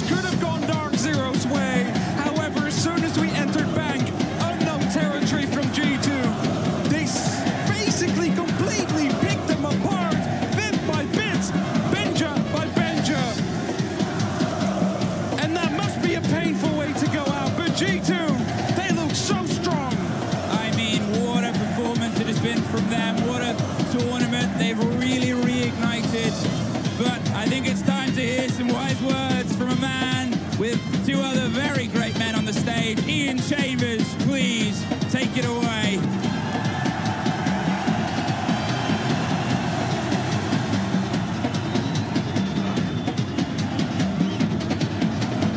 G2 progress here in Sao Paulo. Commiserations to Dark Zero. I am joined by Alamau. Vamos aplaudir! Aplausos pra ele, rapaziada. Não era isso que vocês queriam?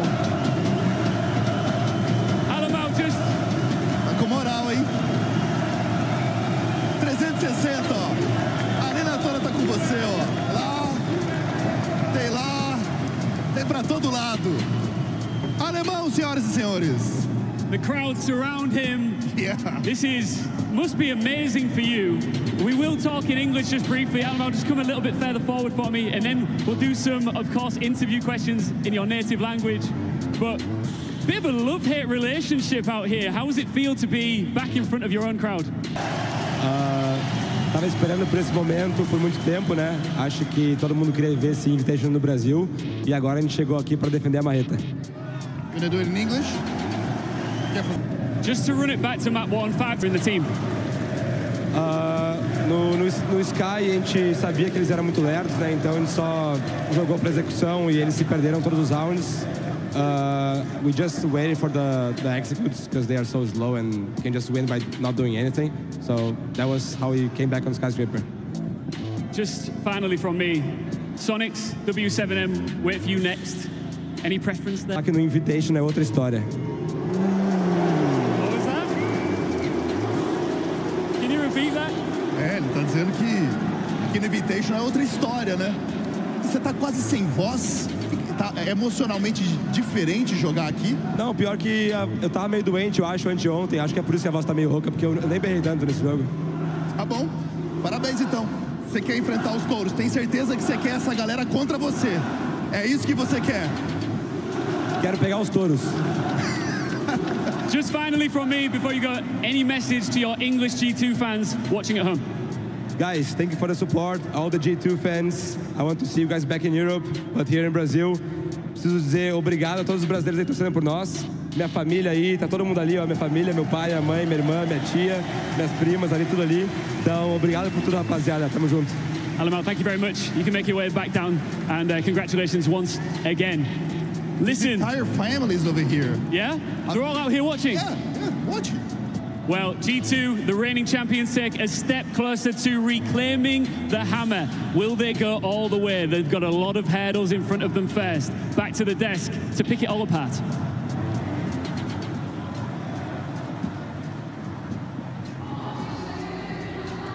Thank you very much, Ian and Leo. And yes, Alamau has his family here. He's got the eyes of Brazil on him and G2, and the entire world is watching. The world champions move on to the next stage. Congratulations to G2. We're back on the analyst desk to break things down after a map 2. Milos with me are Fresh and Fabian. Gentlemen, I have to say, G2 looked so composed on bank. You know, first of all, this crowd is like their entire family, right? Yeah. The amount of support they got from the crowd, it's just incredible. Like, I've never experienced something like this. Just needed to get out of my system. I've never seen a crowd support Alamau, then call him names, and then support him again within about 30 seconds. Give it to the next game. If they play W7M, he is back to being Judas again, that's for sure. But if we go back to the game and we break it down a little bit, G2 again, they show how excellent their attacks can be, the amount of trust they have in each other to allow that to go off the structure and just make these individual decisions and the finding of the gaps, and then just obviously backing that up with all the gun skill in the world. And then when they don't find those gaps, take the first round on basement attack. We said, oh yeah, you can't play split theory too much on bank. What do they go and do? Well, they drop all the hatches and they push side at the same time. They go from everywhere and overwhelm Dark Zero. That was such a good attack, and it just keep the momentum up for all the attacks. And then defenses, I mean, look at the individual gun skill that they have. What can Dark Zero even do against that? Especially when they understand Dark Zero as well, right? I don't know, I said it in the interview. We have to wait for them and do nothing. We've stopped short on the desk of basically saying that. Dark Zero's attacks were just pathetically slow again, which has been a big problem for them across the year. And G2 reading their opponents so well. Both maps could have been blowaways. Dark Zero obviously did manage to find a few rounds. I did like their adaptations on the defense. bringing the Valkyrie, bringing the Solace, but it wasn't enough. They were never getting any attacks. Cohesion, trust, and confidence is what we get for G2 to be victorious. Reminder for everybody, this is the squad with Uno on it that won the Invitational last year in Montreal. So there's a lot of pressure on them, but it looked like they handled all of it, and they're all showing up on the board, Fabian. You know, there's something with their mentals that they have really broken through when it comes to events. Now, again, we mentioned before the game that they have a Brazilian ghost. Now they've gone past that, and they come up on stage with all this confidence and just pure will to come back and lift that hammer again. I would not be surprised if they do it. Well, one person that was carrying the hammer earlier today and last year was Doki, and he performed excellently in this matchup. Let's put up some stats and talk about what makes him such a player. I think Doki's got all of the talent in the world, right? It's been known for a very, very, very long time. I think the problem Doki has had potentially, you know, throughout the last year or so, maybe even little bit longer term, is he tries to force it. He tries to be the guy. It looks like he's just settled into the system now, picking up the kills as part of the system, and that seems to be where he excels. You know, you say, you're not that guy. You're not that guy. The thing with G2 is everyone is that guy. Like, everyone can just do whatever they want. They run around the server, and then they decide, yeah, I'm just going to kill everybody. It's my day today. Well, here's a highlight from it. Our intel play of the game. Let's play play of the game. And who else would it be? Of course, in the 3 versus 2, managing to push in and get into sight to facilitate the kill onto the Echo. We've seen Echo clutches so many times in that round. And then just the understanding that the flank might come in from there punishes it. We were saying how important it might have been for G2 to get a 3-3 attack split. Ultimately, it wouldn't be because Dark Zero couldn't attack. But at the time, it was so important that they got that and got over the board. And Doki, with a huge 4K in that round, facilitated. But let's not put all of the Dark Zero attacks on them. Because G2 as well, they played solid defense. The team play that they had in combination with, again, opportunistic decision-making where they all come up. Like, look at the last round. Carl sneaks up on second floor in a 2-on-2 and just denies the plant. What can Dark Zero do against that when they seem to be so slow and maybe not reacting as well to what G2 are doing? Because G2 were smart in every decision. Well, issues on the day, but let's not forget that Dark Zero making it here to the stage cements them as one of the best teams in the world, and nobody on this planet can take that away from them. It's just that today, and in this adaptation, G2 was the better team, and that's the beauty of competition. They will still walk out of this pretty happy, I would say, despite the loss. So, gentlemen, final thing for Toss the Break. How you feeling? I'm just happy to have seen such a first game that is just this incredible. I'm so happy. Great quality game, great crowd, and we've got the Brazilian teams to come. All right, so we still have some more for you here on the stage live in Sao Paulo. We'll take a quick break, a bit to calm our hearts and nerves down. We'll see you in a bit.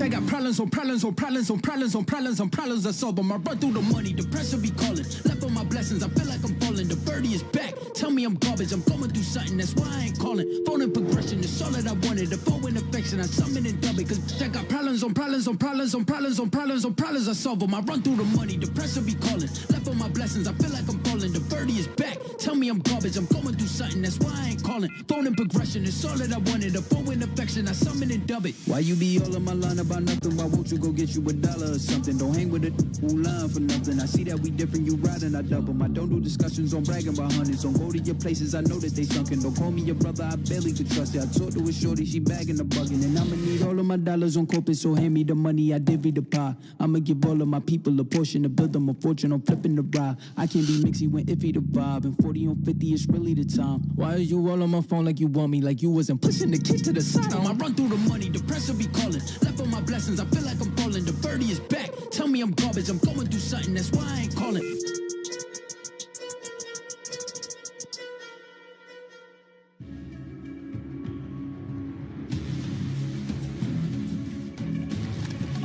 Operators, prepare to engage.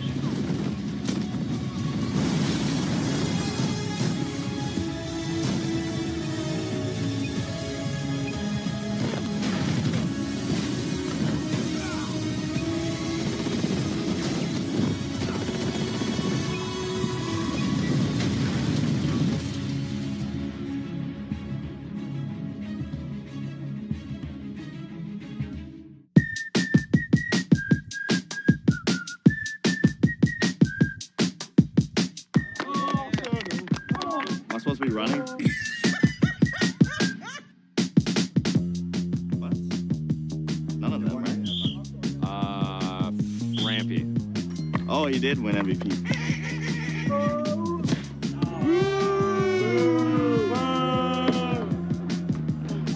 Really bad aim. I got this.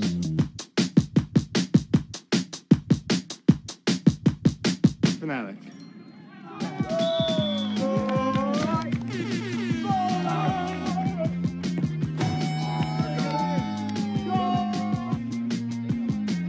Great, a hard one, bro. It is the Team Empire versus G2 Esports.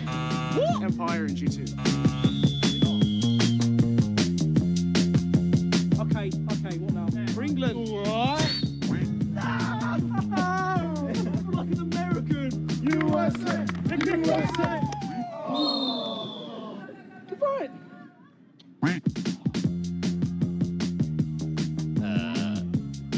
Probably Mira. Que isso? You know that little goal right there? I'm going to put it in there. Yeah.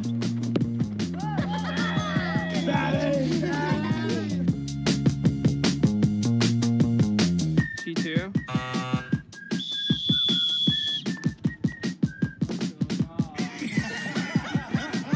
I'm gonna guess Liquid. That's fácil.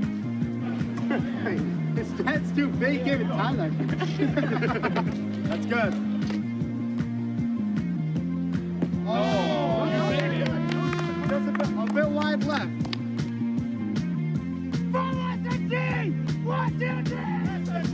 One, two, three.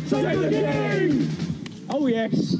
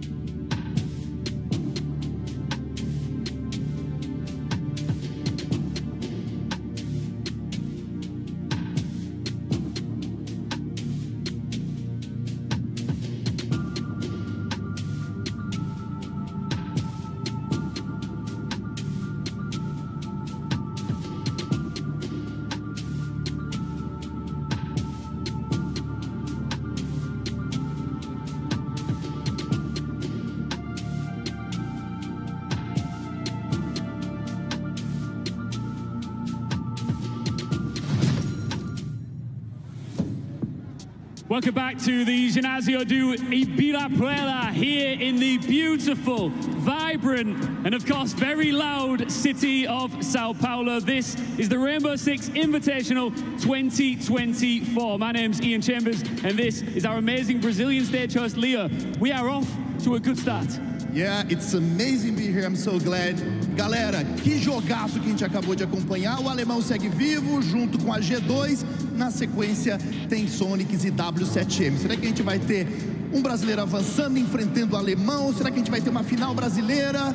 Isso a gente vai descobrir já já, mas tem muita coisa para rolar aqui no Six Invitational. Olha aí. This steps towards potentially clutching it again. Commiserations to Dark Zero, they will be back. But for now, it is time to celebrate another member of our incredible Rainbow Six community. Exatamente, então vamos respirar, já já a gente vai com o próximo jogo, porque é hora de homenagear mais um membro importante da nossa comunidade de Rainbow Six Siege. It's time for our Community Commendation Award, and this recipient is an artist whose vision is truly magnificent.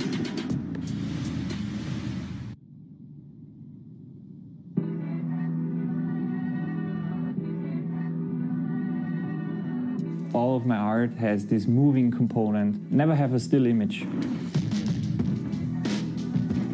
It's like a freeze frame moment where you pause and then you have all the action right in front of you. I never really studied art, so everything I know is self-taught by YouTube and books that I found and also other art peers. And I never really dreamed that something like this would happen because I'm just a hobbyist by heart and never planned to make money with my art, but had so many cool experiences already. Opa. I always try to be better at everything that I do, and I think the challenge keeps the motivation going, otherwise I wouldn't do it. My husband is a perfectionist, I would say. He is never satisfied with the same level, so to say. So he wants to improve with every illustration. If there is something he doesn't know yet, but he needs a specific skill to continue, he will just teach himself that skill.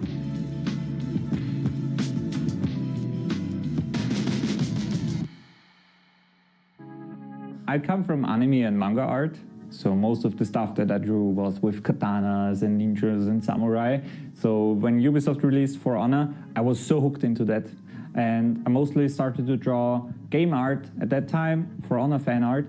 And then Ubisoft contacted me and said, hey, we saw your For Honor art. It's really, really cool.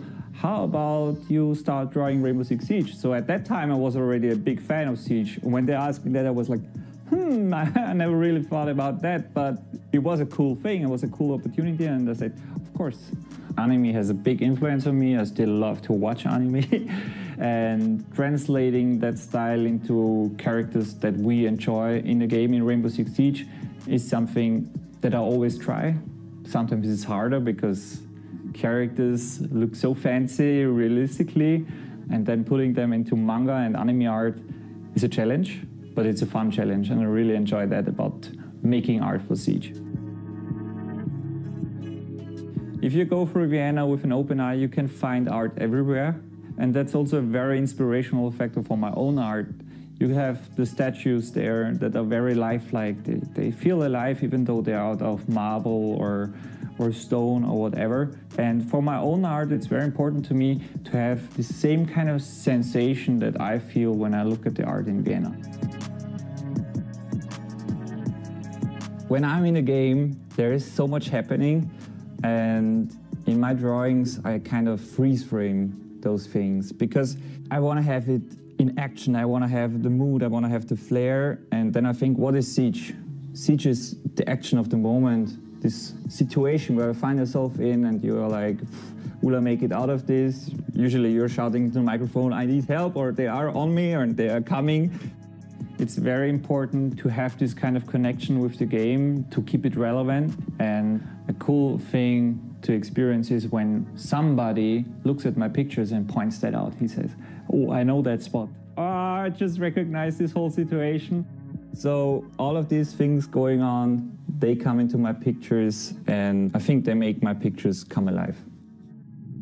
After I drew so much for Rainbow Six Siege, I was lucky enough to actually design a skin for my favorite operator, which is Hibana. I still remember it very clearly. I was on my way home. I looked at my phone and I was asked, hey, how about you draw something for us? It would be a skin. And it was like the peak of everything I was ever hoping for. You can imagine the excitement I had when I saw the 3D art for the very first time. It was unbelievable. I felt so rewarded and so happy because I imagined it in 2D and I thought it could look cool, but I did not expect it to be that cool. So I thought, okay, that was the peak of my experience with Ubisoft, designing my own skin. But after some time, Ubisoft contacted me again and said, hey, can we have a little chat? I didn't know what to expect.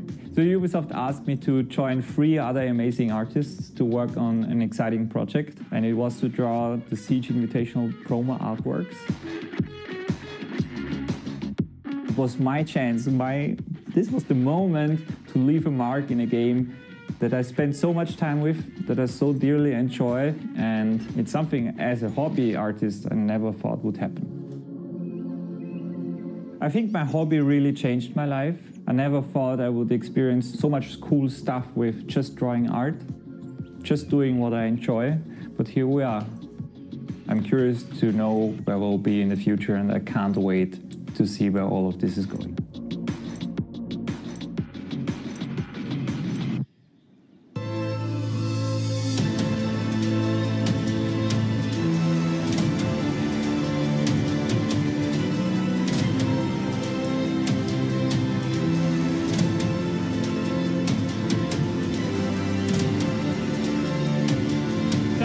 Please welcome onto the stage our next commandee, incredible illustrator, Fragments. Vamos aplaudir, galera! O cara é uma fera, é artista diferenciado. Here's your trophy. Congratulations and thank you. It looks good in your hands, Fragment. I'm going to say that first. Before we discuss anything, talk us through the fit. Yeah, it's like I can wear my own design. It's incredible and be here. Shit, I don't know. I'm a loss for words. Yeah, this is like the headgear that I designed for my favorite operator, Hibana.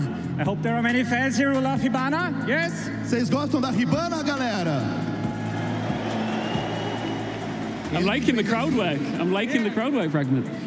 When Ubisoft first reached out to you to be part of the game and to do some work for them, did you ever imagine standing on a Six Invitational stage in front of a crowd here in Brazil? It's completely unreal. Never dreamed about that, but here we are. Here we are! Yeah! Cara, ele nunca imaginou que ia estar aqui. Afinal de contas, começou como hobby e ele desenhou a skin. I know that you take a lot of inspiration for your art. This and people that you have no idea even exist that are influenced by your work. I mean, that's why I started to draw. There are so many inspiring people, and being one of them now to inspire other people. If I can do it, they can. No, you can do it too. À frente a paixão de vocês. As an artist, you've achieved. Hey, I love that. As an artist, you've achieved so much already, Fragment. What do you set your sights on next? Because I imagine that everything that has come your way so far has been so unexpected. You never know what's around the corner, right? Yeah, I'll just continue dreaming and then see whatever comes. You never know. I never knew that this would coming. So yeah, just dream big, continue what I do, and we'll see. É isso, é continuar sonhando, fazendo, ver o que é. Amazing. Congratulations, you deserve this award completely. Please, one more time for Fragment. Salva de palmas para Fragment. Isn't it? Yes, definitely. A gente tá chegando num momento importante, já tem um jogaço a W7M contra a Sonics. Ai. Plenty more games to come, and of course, plenty more commandees on the way as well. But for now, let's get back to the desk. Over this weekend for their work in the community. And we'll come back to the desk. I'm also Medic, your host. With me are Fresh and Fabian. We're so proud to be here to talk to you about, I guess, the biggest darling of this crowd, W7M, and their opponents from North America, Sonics, the last standing team from the NA region. Gentlemen, we're hyping it up. But before we talk about these teams, here's them and what they have to say.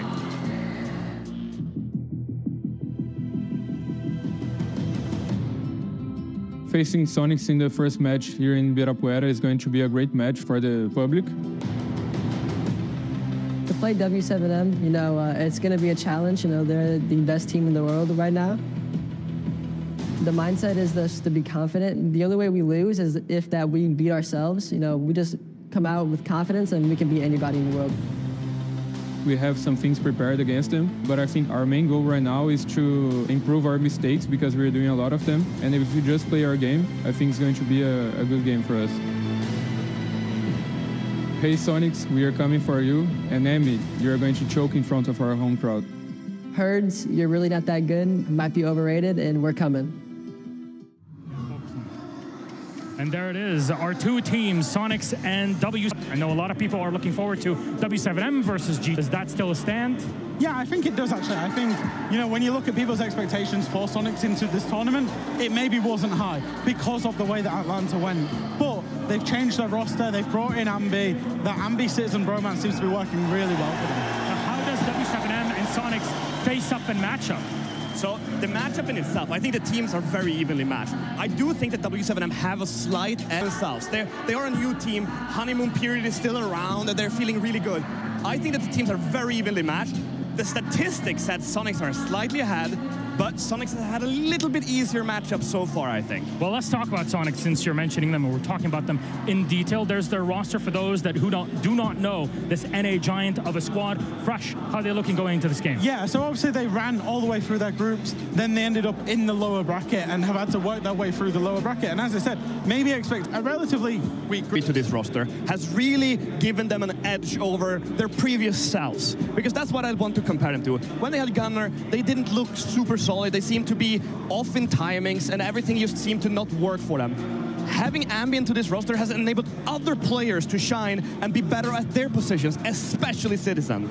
I spoke to Super, the general manager of Sonic, before this event, and he actually came up with something quite good, which is, with this roster, I believe we can. So it's almost like fate has brought these two teams together.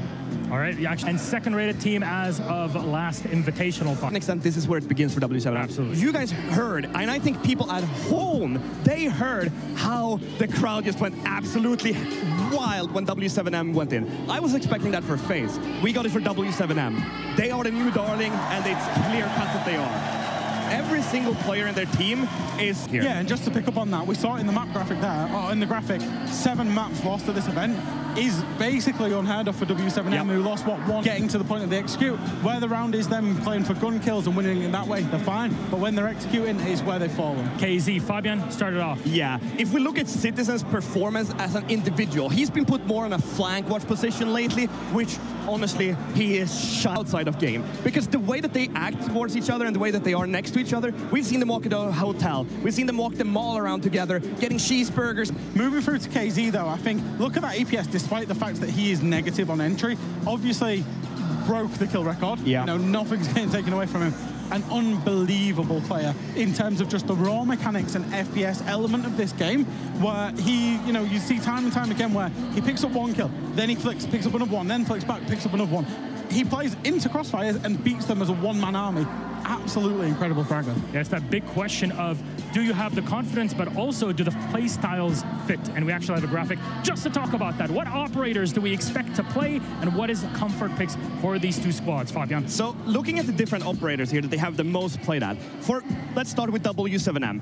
There's an Asami there that just, you know how well they play with it. They've put up these different angles that nobody's used to seeing, and therefore they get a massive advantage when their opponents are trying to get up to them. And they seem to have a tendency to not get them destroyed either. That's something that I see from W7M. This is like, they get to use the Kiba barriers much more than I've ever seen before. I'm seeing operators on both teams that the other team is going to want off the board. Yep. I'm seeing Fenrir for Sonics that W7M are going to want off the board, and I was saw Nazami for W7M that Sonics will want off the board because of how these two teams play with the North American and Brazilian styles. Well, you said that Sonics are built to defeat W7M. What maps will they have to be playing on for this series? Again, best of 3 series until we hit our BO5 Grand Final. We start off with 4 bands, Border, Chalet, that's Nighthaven Labs, and finally Oregon taken away. Clubhouse is our first pick. That is W7M, with Sonics starting off on defense. Sonics will pick out map 2. That'll go for Bank. And W7M starting off on defense. Again, no surprise, Cafe Consulate removed to take us to Skyscraper. Finally, W7M is starting off on the attacking side. Jack, overall thoughts thoughts. So Clubhouse, first and foremost, I think W7M is probably one of their best maps. It's definitely in their top 3. I've said it time and time again. They'll take anybody to that map. Not surprised to see them pick it out. Bank for Sonics also makes sense. It kind of, it plays out with the Sonics playstyle, and I think it is quite advantageous for them. Yep. I think that Bank, if you start there, I think that Bank makes sense from Sonic's point of view, but I don't know if it makes sense to play that against W7M. We just saw G2 beat Dark Zero on Bank with a Brazilian playstyle against a North American, little bit slower playstyle. Sonics doesn't play like Dark Zero, but there are definitely going to be similarities and a little bit more like each other. So I'm leaning slightly to W7M here. The one curious thing for Sonics was Bank was a permaban of theirs for a very long time. They obviously brought Citizen in and worked on it. This event, they're absolutely loving that map. So if that's where they're most confident, then that's where, you know, you should just feel comfortable going to. Confidence is absolutely key. That's where it is. What they need happens to on come Clubhouse? out. I think the W7M will go away with Clubhouse. Bank is where I'm looking for the real competition. I agree. I really hope, and I actually think this will go 3 maps. All right, Fabian Fresh, thank you very much. We are all set for a matchup. We'll take a quick break, and then it's time for Dark Zero. Well, Dark Zero out. What are we talking about? It's W7M going up against Sonics. Salve, rapaziada. Eu sou o Herd, sou entry fragger da W7M, capitão da line também. Herds just misses one, flicks onto Virtue, shotgun in hand, the ride comes out, Herds is in his head. Sou um cara que ajuda bastante nas táticas, junto com o meu coach, que é o Igor. O Abreu também, que é meu analista, e o Pox, Felipe Pox, que é o IGL do time. A gente costuma cuidar dessa parte tática aí do raid, que pra mim é um dos melhores atualmente no cenário.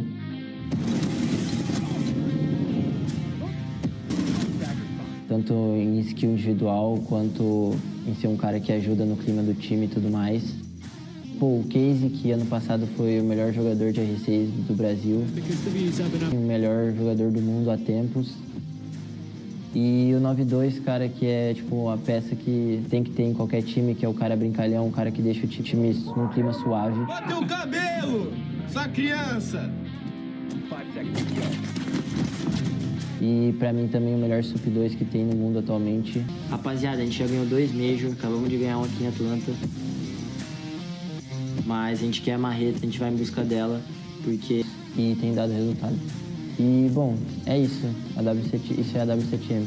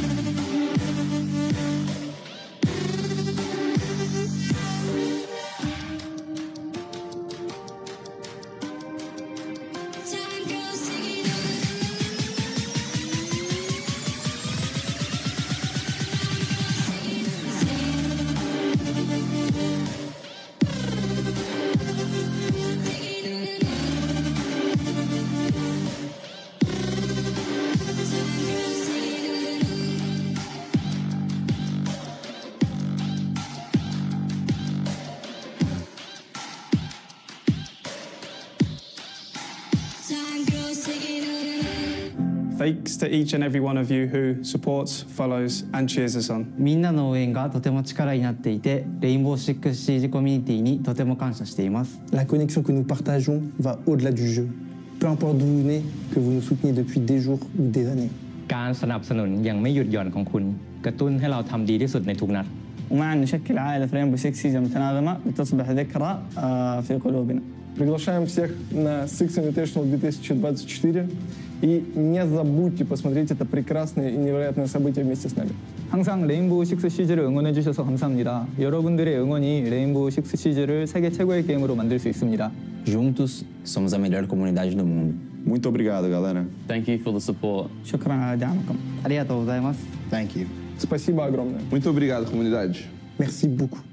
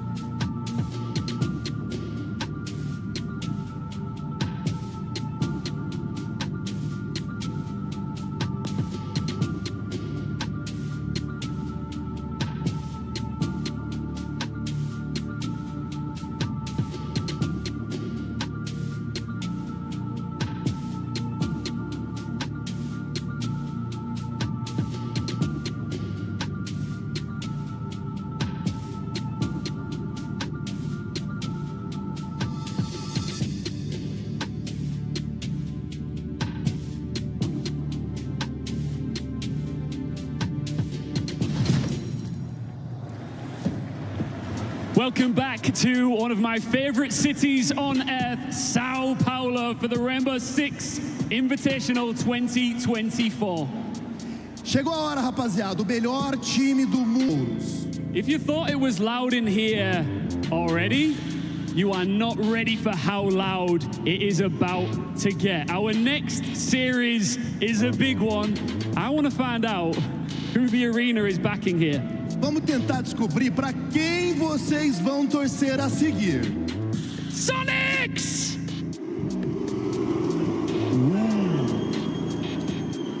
Okay. W7M!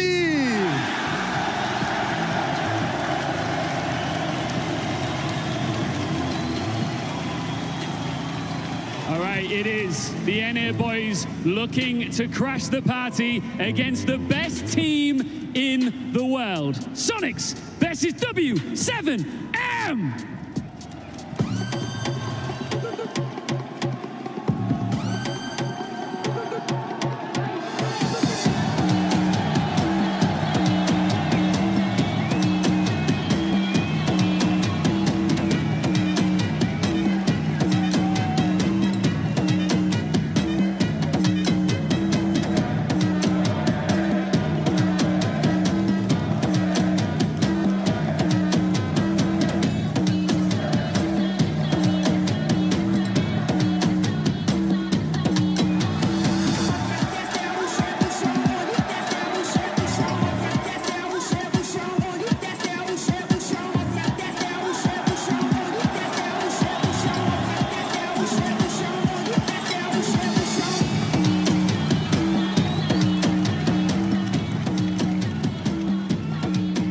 Welcome onto the stage, Felipox and Ambi.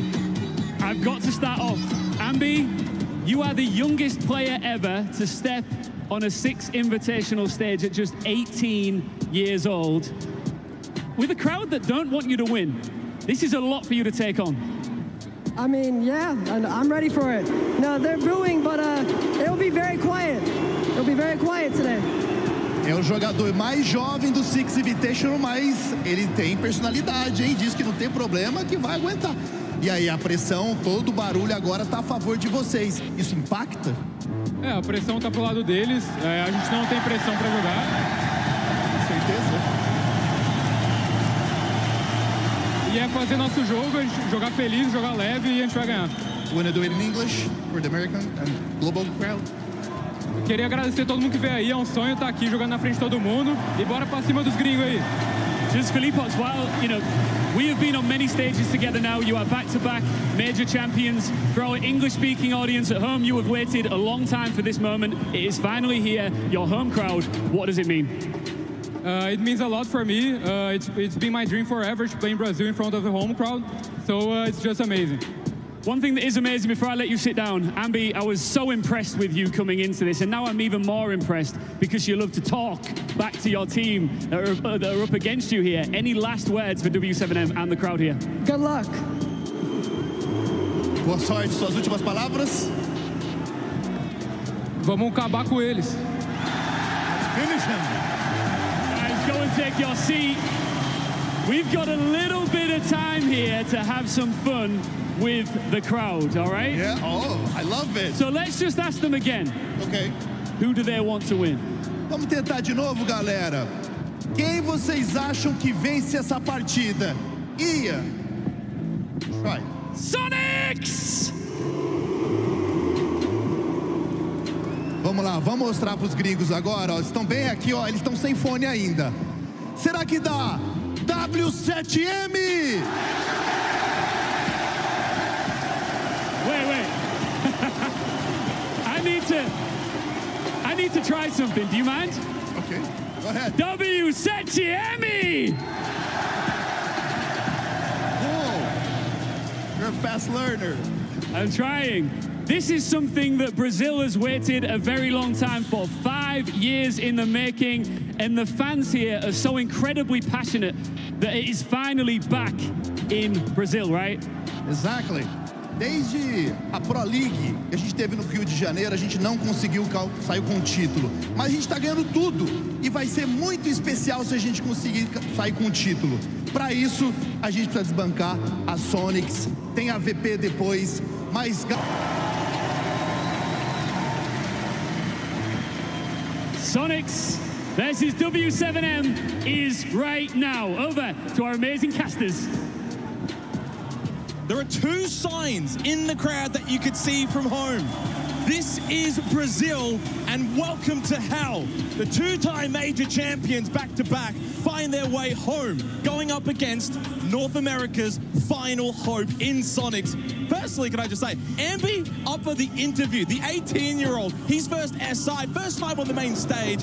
What a great job, and already enemy over 5 years to watch a Brazilian team in the flesh at an S-tier tournament for the Sonics. Or can W7M continue this juggernaut run, not just in this bracket, but arguably over the last 12 months? Winners of Copenhagen win a mighty effort. A lower bracket run that is not going to have any guarantees.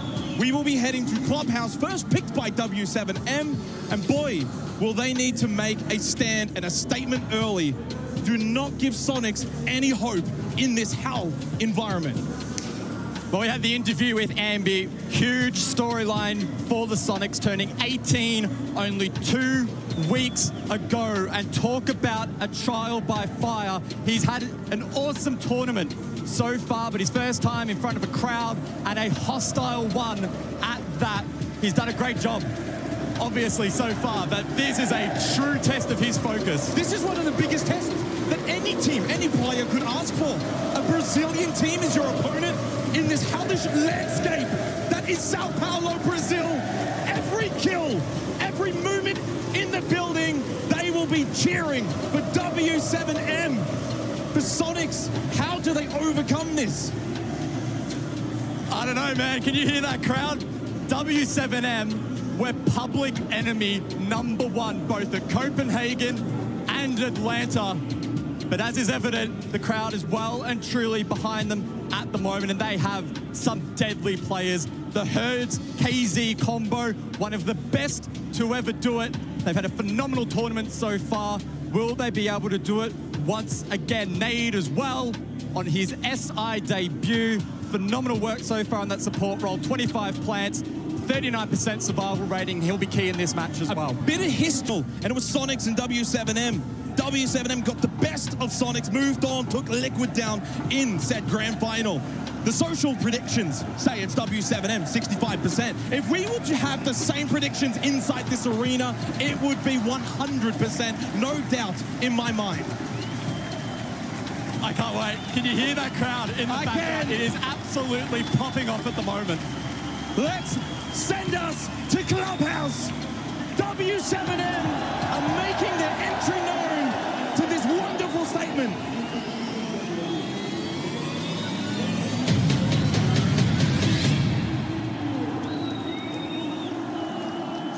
As we get underway, all eyes on W7M in front of their home crowd, virtually no one in this stadium going for the Sonics, but back home, an entire region now has their fate resting on the North American team. Can they upset arguably the favorites of this tournament coming into it, winning the last 2 majors, now in their own home country?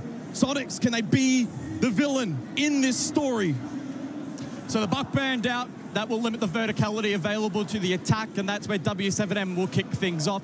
Hard breach ban as well, as we often see here on Clubhouse. Maverick this time around. Tuber out to double down from W7M, hoping that that will aid in their ability to open up walls. Bandit as well is very intriguing, Jake. It means that all of those key defenders that we keep talking about in this kind of meta will be available outside of the nerf Tuber. Let's not worry too much about the actual raw statistics. A lot of that gets thrown out. The emotions come through on this stage. These little moments will be the deciding factor. Can you be good in the clutch? Can you win your 1vXs? Can you be the one to win a 1v1 in a do or die round? These are the moments that will make or break your run here at the Six Invitational.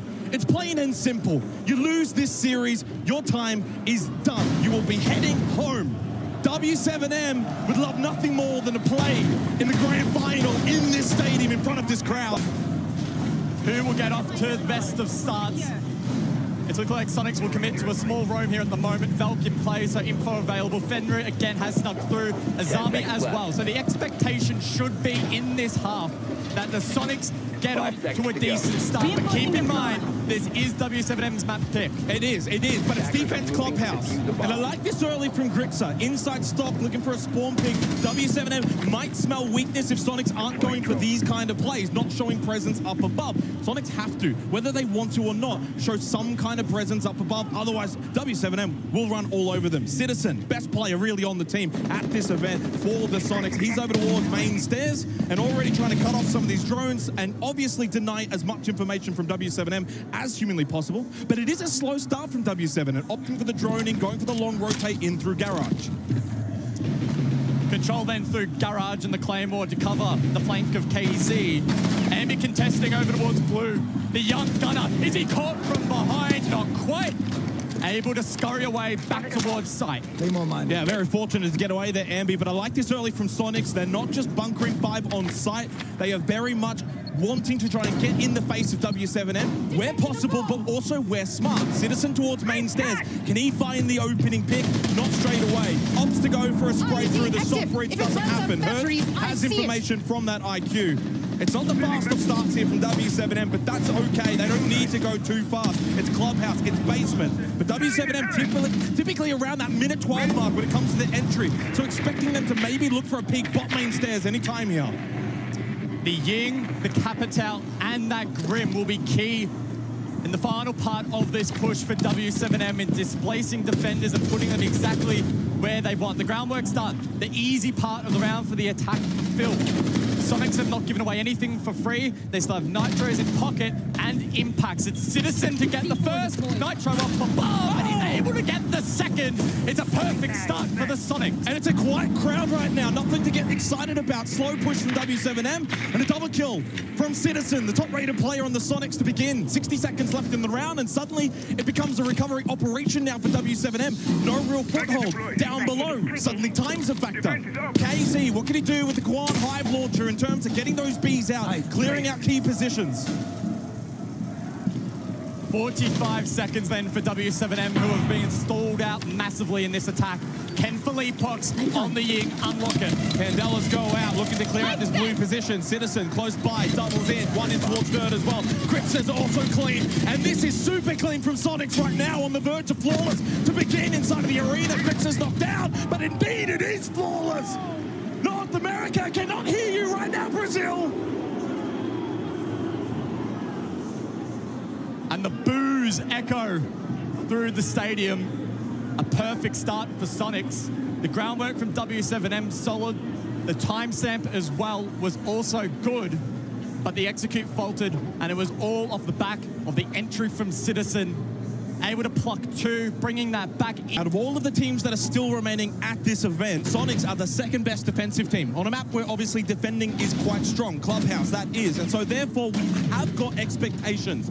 They will do well. They will do well early on, and they should be winning Church and Arsenal. Now, we go to tertiary sites. We go up above. It's Gym Bedroom. Following that, potentially Cash and CCTV. This is where W7M will have their best opportunities on the attack. Let's see then if W7M can respond in round number 2. Again, with that Valkyrie. So information is going to be absolutely critical for Sonics, and W7M will need to do their best in denying it. No IQ, for example, as a direct counter, so we'll see how they deal with it. In terms of the emotions as well, perfect start for Sonics. Flawless round, never really gave anything up to W7M. Made no mistakes, really cleaned down on basement. This will be a bit of a difficult test though. Gym Bedroom, a lot more angles of attack, and certainly W7M can find themselves looking to get into that fast-paced gameplay that we do like to see from them. Again, roughly minute 12 seconds on the entry time, and they're usually very successful in that as well. So W7M looking to respond early on. So far, no kills. So double hard breach here from W7M, Thermite and Ace for Nade and Hurge respectively. Exterior con will be opened up in tandem with the CC wall. Sonics will need to react accordingly to ensure that they don't give away too much map control here for free. We'll see Citizen up close and Con Ambi's over towards Cash, and that prompts the rotation from the attack to head to that Jacuzzi wall. Triple stack over towards Jacuzzi now for W7M. Nade looking to open it up with the exothermic charge, and will do so successfully. Of course, no tube round, no bandit. Opening up these main breaches becomes far more accessible. Step Hearns, very aggressive angle. Now wants to open up after him. Oh, Geo takes a lick of damage as Hearns is probing for this pick in towards bathroom. He knows that if he's able to get this opening pick, the rest of the team can push through. Good impact trick though, in response from Sonics. Great work from Grixer to deny that wall from being opened up and giving Hearns an opportunity to find that pick. A little one-dimensional right now though from W7M. Yes, they got main breach over towards CCTV, but look at this little overview. Double stack on the roof, over towards the balcony and Jacuzzi. It does mean logistics, main stairs, all covered for Sonics defensively. Hearns again, final Selma, looking to open up Con. Grixer holding in the bedroom close, has a Kiba barrier in his back pocket, but still slow and steady from W7M, like the opening round. Geo still up close, ball not exposed. Action elsewhere though, as GV92 will post up and try and find this pick through Cash. Philippe Box has dropped from the roof, holding balcony, can help with a pinch towards Con, if he so chooses to.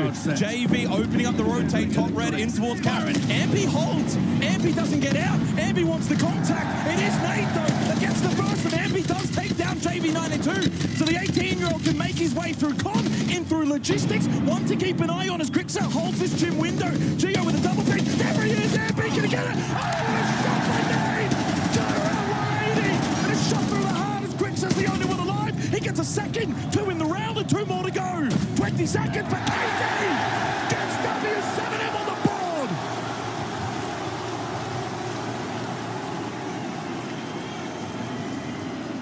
And the crowd springs back into life. W7M doing a good job contesting that Jacuzzi breach despite the counterplay from the likes of Grixer. Able to get control top main stairs. It was the Ying to facilitate that, which funnily enough actually stalled out the push a little bit and may have given Geo an opportunity with Ambi so far away on the Warden. Not meant to be though. W7M responding nicely. Yeah, and responding early as well. Good, quells the nerves. We talk about the crowd buff, but it can certainly be a crowd debuff if things start to not go your way. The crowd is silent, you know you're letting them down. Really good start there from W7M to respond after losing basement. Obviously, the ball's on Ambi, though, to stay in towards Cash. Ended up not quite working out. Lovely flick shot from Nade. Wins over towards main. Had he lost that, Ambi had really good positional advantage to be able to maybe salvage that round for Sonic. So that was a big, big moment from Nade. 2 kills in that round from him. And W7M are on the board for the first time here on the main stage. And Sonics do not opt to go back to gym bedroom. Immediately, we go over now to Cash and CCTV. So we'll see a similar lineup to what we saw on basement here from the attack, namely that Grim Capitao combo in trying to create things, but can be used in other positions accordingly as well. Herds on the Nomad, so dedicated flank watch available for the attack. And that may be utilized if W7M wants some control down below, which Herd is currently droning for. Elsewhere, Breach is being worked by Nade. Yeah, and again, no tube round, no bandit. Kaid not opting to be brought either, so this wall will get opened up uncontested by the exothermic, as we've been seeing throughout this game of Clubhouse already. These will be the very light advantages that the attacking teams may have throughout this map of Clubhouse. KZ with the Claymore, maybe anticipating some more aggression from Sonics, but right now they're opting simply for a Rafters hold. Brew, Rexon with that Azami. Garage opened up and the pressure will be coming. Geo's up top as well towards Rafters. The red bingo does silence Ambi. Citizen wants the response and he will find it very swiftly. That though onto Herds, and it's now a 4 versus 4. Yeah, good work from Citizen, sensing that there would be pressure down below. W7M finishing their work on those exterior garage walls that will expose the rotation back towards site. Geo holding that currently, and with Philippox and that secondary hard breach, he has an entry point now. He can get in, and those bolts can get to work on Rafters. Heavy focus in towards garage now. The incendiary bolts to go out. Of course, Magnus are so far stopping that. The bees as well in terms of the information and the pings that can come through. Philippox trying to just burn Rexon away on the Rafters. Nowhere to go. Welcome to hell, Rexon, and now as well for Philippox. Swiftly dealing with this garage hold, and it's now in favor of W7M. They deal with the lurking Citizen, and just like the round prior, it's down to Grixer. This time in a 1 versus 3, but that's all she wrote. 2-1 lead for W7M. And we talked about how key it would be that the Capital Grim combo was synced properly there by the attack. I thought there was going to be a slim moment there where the magnets weren't cleared. As such, the bolts would have been captured and that entire attack probably would have fallen apart for W7M, but they just paused, didn't let the pressure get to them in the moment. They ensured that they dotted their I's, crossed their T's, whatever, cleared the magnets, and you could see they're putting so much pressure on the double-stacked rafters from Sonics. That was a huge win condition for the defense, equally so for the attack. Been opting for on a map like Clubhouse defense. They're not sure really where to go. First was Gym Bedroom, now we're on Rafters position, really with no kind of response at all from Sonics. Sonics were more so opting to play into that roam game with Citizen, try and make sure main stairs com push wasn't going to be really much of a factor, but W7M were just far from clean in Garage. It will be a top red cash extension though from Sonics here. Not quite do or die round, but certainly these are the big rounds for Sonics on the defense, letting W7M get out to a 3-1 lead on attack. Not the start you want in this kind of arena with this kind of crowd. And it's important to remember as well, Sonics with a flawless group stage here at SI24, but then faltered against FaZe Clan. Didn't win a single map, so weaknesses have been exposed against Brazilian Siege. They would have worked on that, looked back, and well prepared themselves for this matchup. But after a slow start, W7M finding themselves in this game. And picking up the pace as well for W7M. They certainly look in control. Feels like they're the ones that are dictating the server, despite the fact they're on the attack. They look confident. They look comfortable. When they get into the building, it's Sonics that need to be wary. In the opening round, I thought Sonics did a good job holding main stairs, going for a stock ping. I think I need to see a little bit more from that from them. Ambi towards CCTV and Citizen top red. That's the extension you really do need to bring. The question is, how quickly will they fall off it? Pressure towards Jacuzzi. Wall gets opened up by Nate. Again, uncontested, as will be the case for all of these rounds on this map.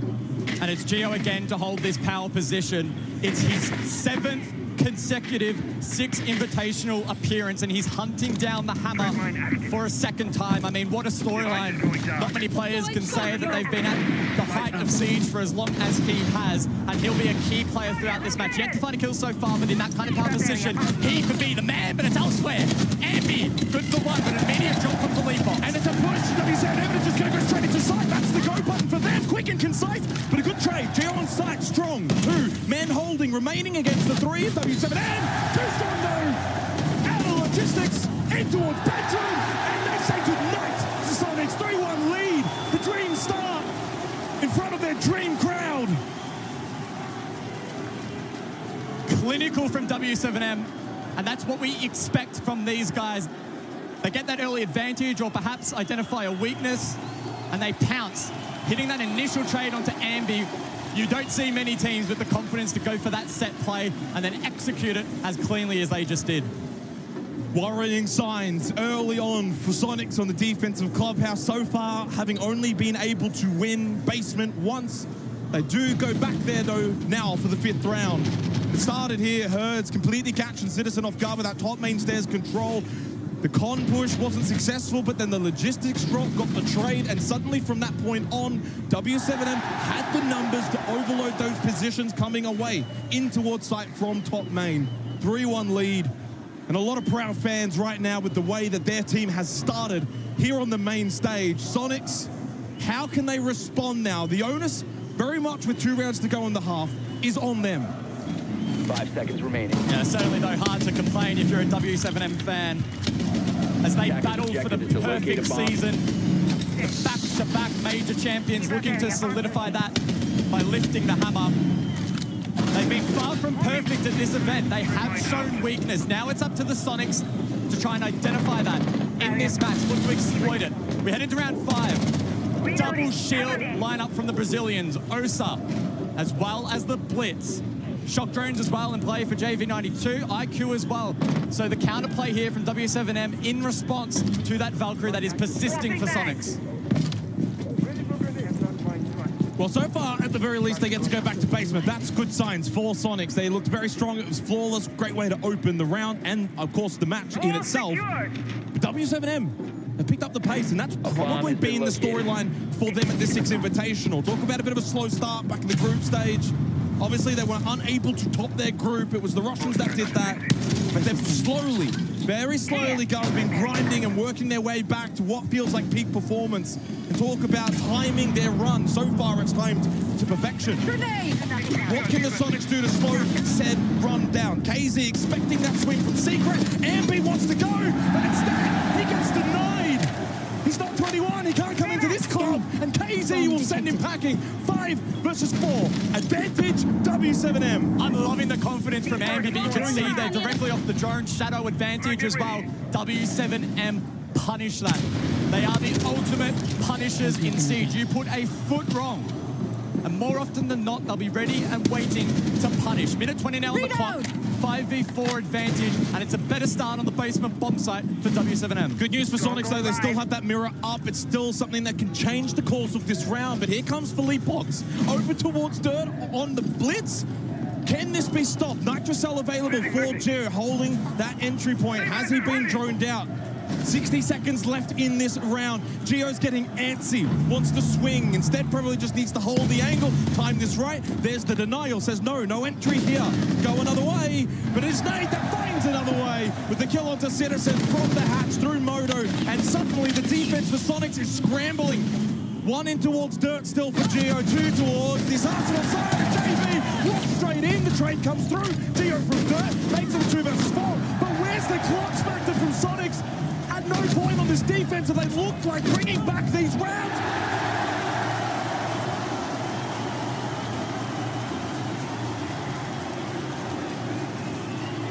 Vamos Brazil!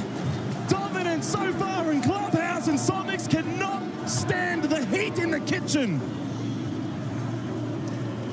When we reflect on the first 5 rounds, the only one Sonics have been able to capture was off the back of the entry 2K from Citizen. From that point onwards, they looked really solid. They locked it out in a flawless fashion, but they have shown weakness now, fighting from behind. Timeout. But all you're going to hear in this timeout is this crowd.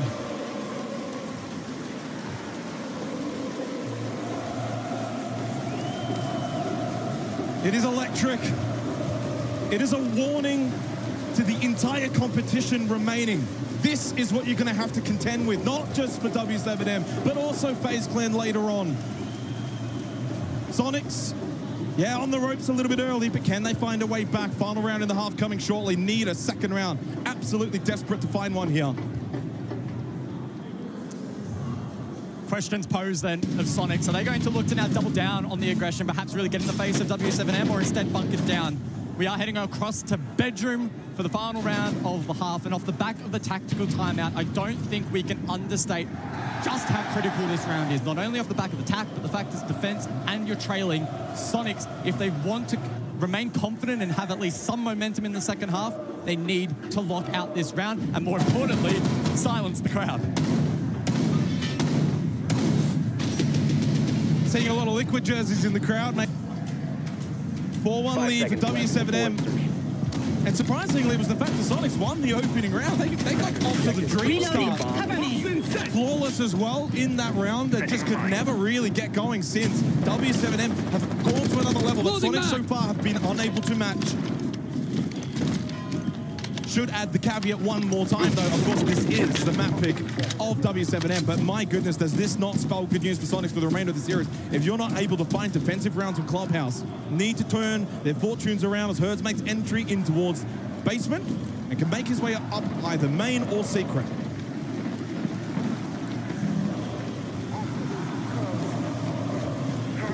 I don't know how Herds expects to hear anything on this lurk, because I tell you what, I can't hear it myself. He'll lurk through secret at the moment. Live drone by JV92. He'll be looking to contest red stairs more than likely. And who else but Citizen to run into on that part of the map? There'll be counter pressure from the breach. And we'll see if W7M can converge on this map clear. They need Citizen to get involved now for Sonics, the highest rated player. Yeah, it's a team game, but sometimes individuals make the team rise a little bit taller.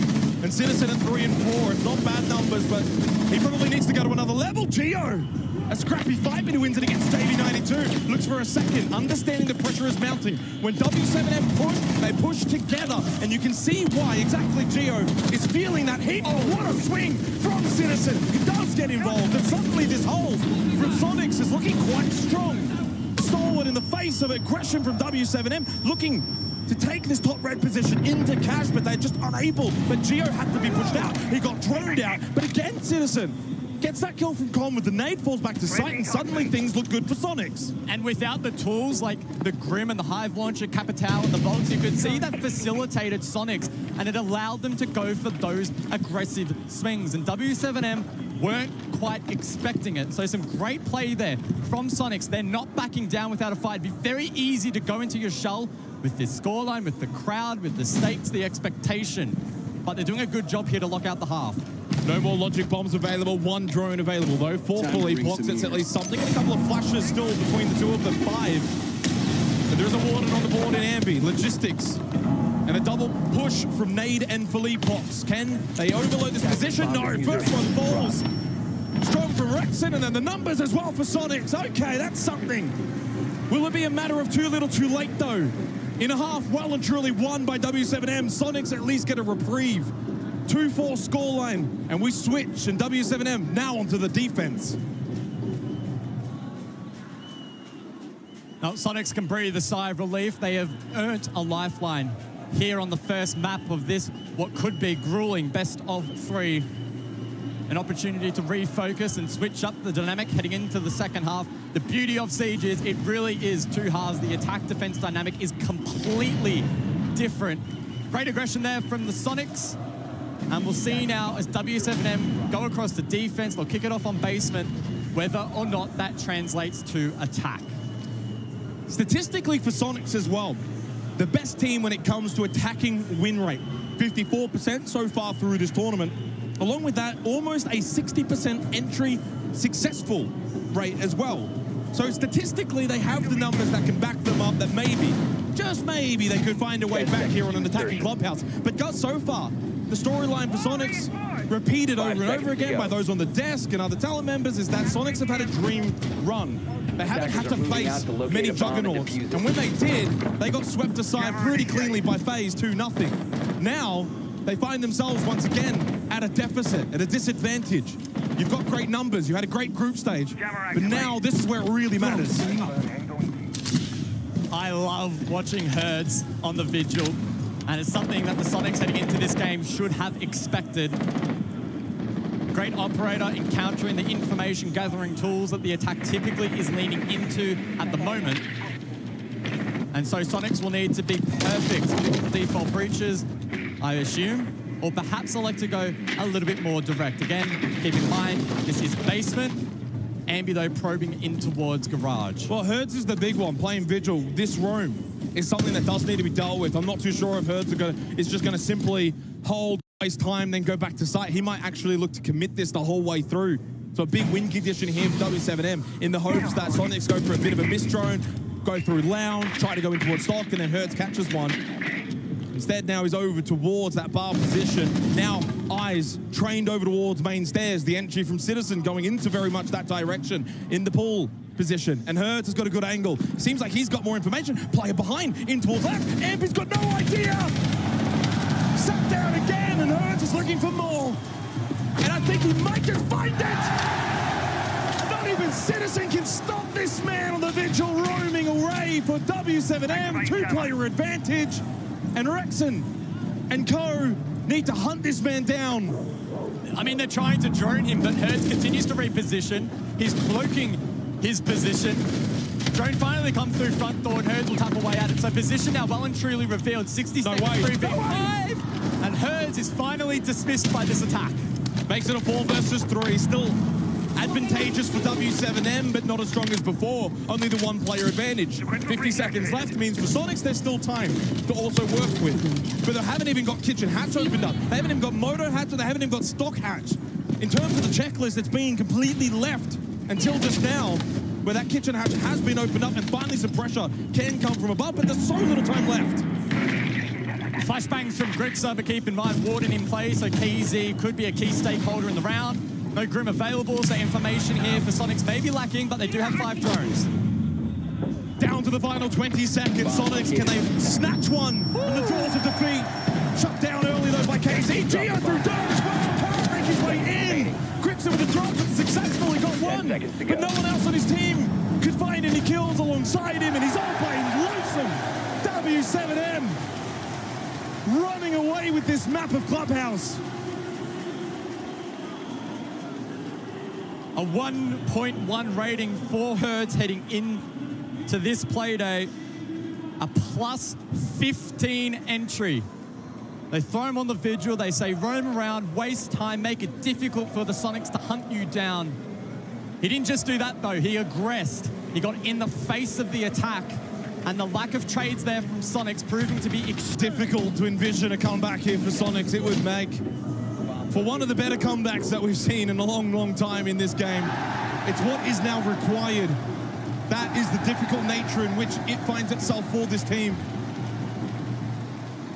And I don't even think we've heard this crowd at its very loudest just yet, simply because right now, truthfully, there hasn't really been that challenge from Sonics. This has been quite one-sided. W7M have been that dominant. 3-round lead, 1 round away from match point.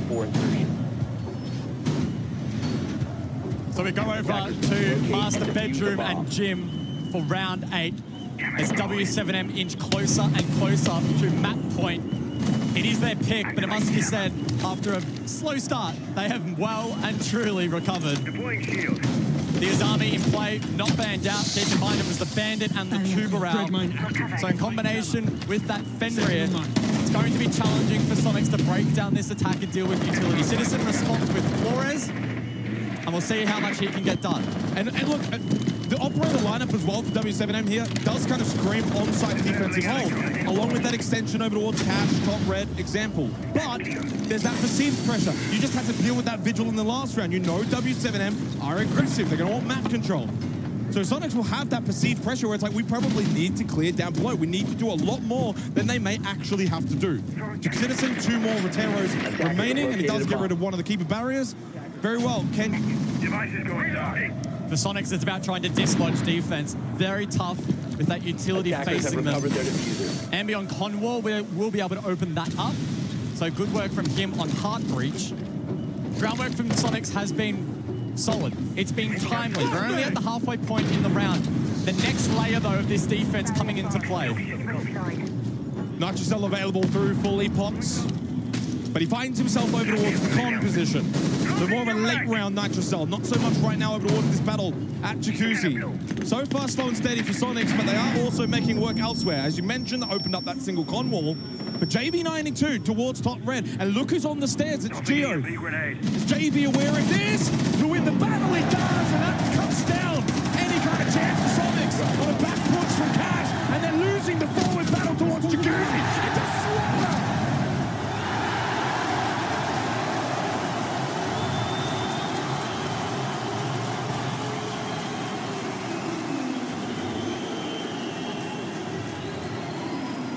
The crowd tells the full story. Utter dominance from the 2-time major champions, finding their form at the perfect time. Sonics can just not match them. Not at this moment and not on this map. 4 match points here in the opening map of this best of 3 series.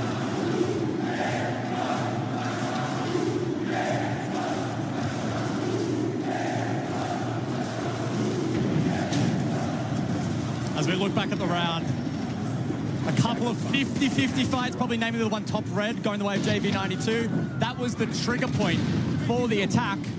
And that stack outside Jacuzzi Breach punished. Mirror window still standing. CC wall on the other side of the map not opened up.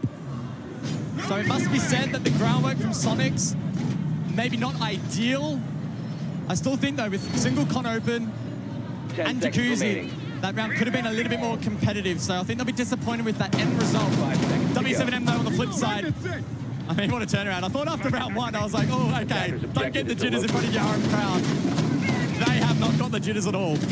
Absolutely not. Look, maybe that opening round, like you said, was that a little bit of a tease? No, certainly wasn't. Sonics have not really been able to do much since. 4 match points is the pressure just getting to this team, simply put.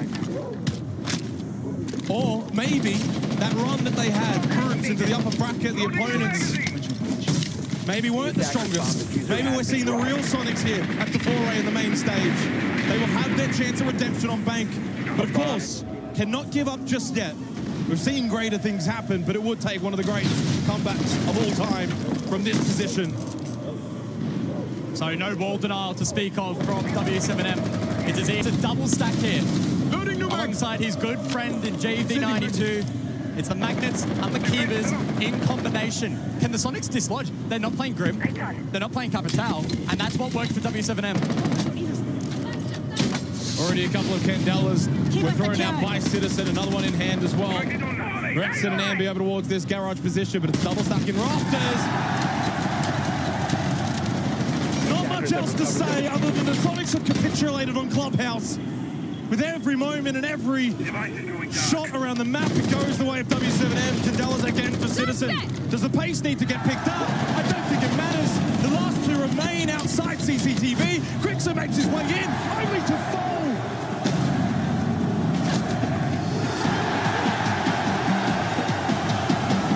Listen to that crowd! And what it means for them, for this team, at this tournament. Back-to-back major champions are making their statement at this Six Invitational. And it's only Friday afternoon and the fans are popping off, rightly so. W7M, ruthless on map number 1 of this best of 3. Incredible performance. Of course, Sonics won the opening round and flawlessly. We thought maybe for that moment we were going to be in for a banging match. No, not to be. W7M flexed their muscles. Utterly dominant. Sonics had no real chance. A lot of those rounds as well, guys. A lot of 1v4s and a lot of 1v3s. At no point did we get down to even like 1v1s. They weren't even scrappy. It was an utter dominant performance by W7M. I want to know, though, what the desk has to say about this game.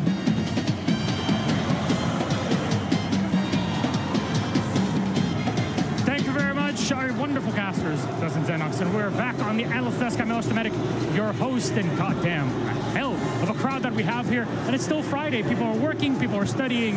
Tomorrow is going to be even better than today, and already look at how incredible this place is. And look at my incredible analysts for game number 2. Foxy and Laxing, 2 pro players that are with us here to talk the details. First of all, gentlemen, you look absolutely fantastic. How are you doing today? I mean, I'm doing great, but let's talk about you. I mean, you're looking just as flashy. I got to keep up with you, too. Yeah, you're looking pretty good. I like the little medallion. Thank you. I love it. It's a wonderful gift from Montreal, so I keep it always close to heart.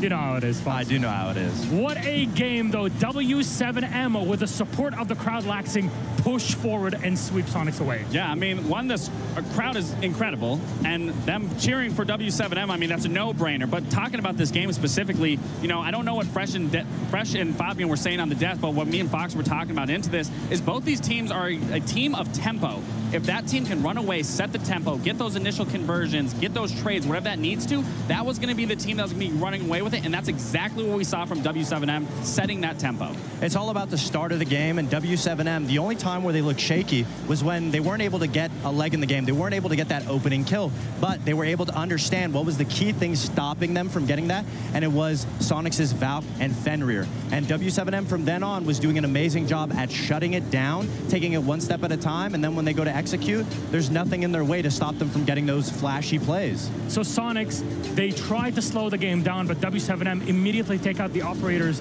that do that. How do you counter this sort of thing? How I see it is, I saw a little glimpse of hope previous round. I think it was round 8.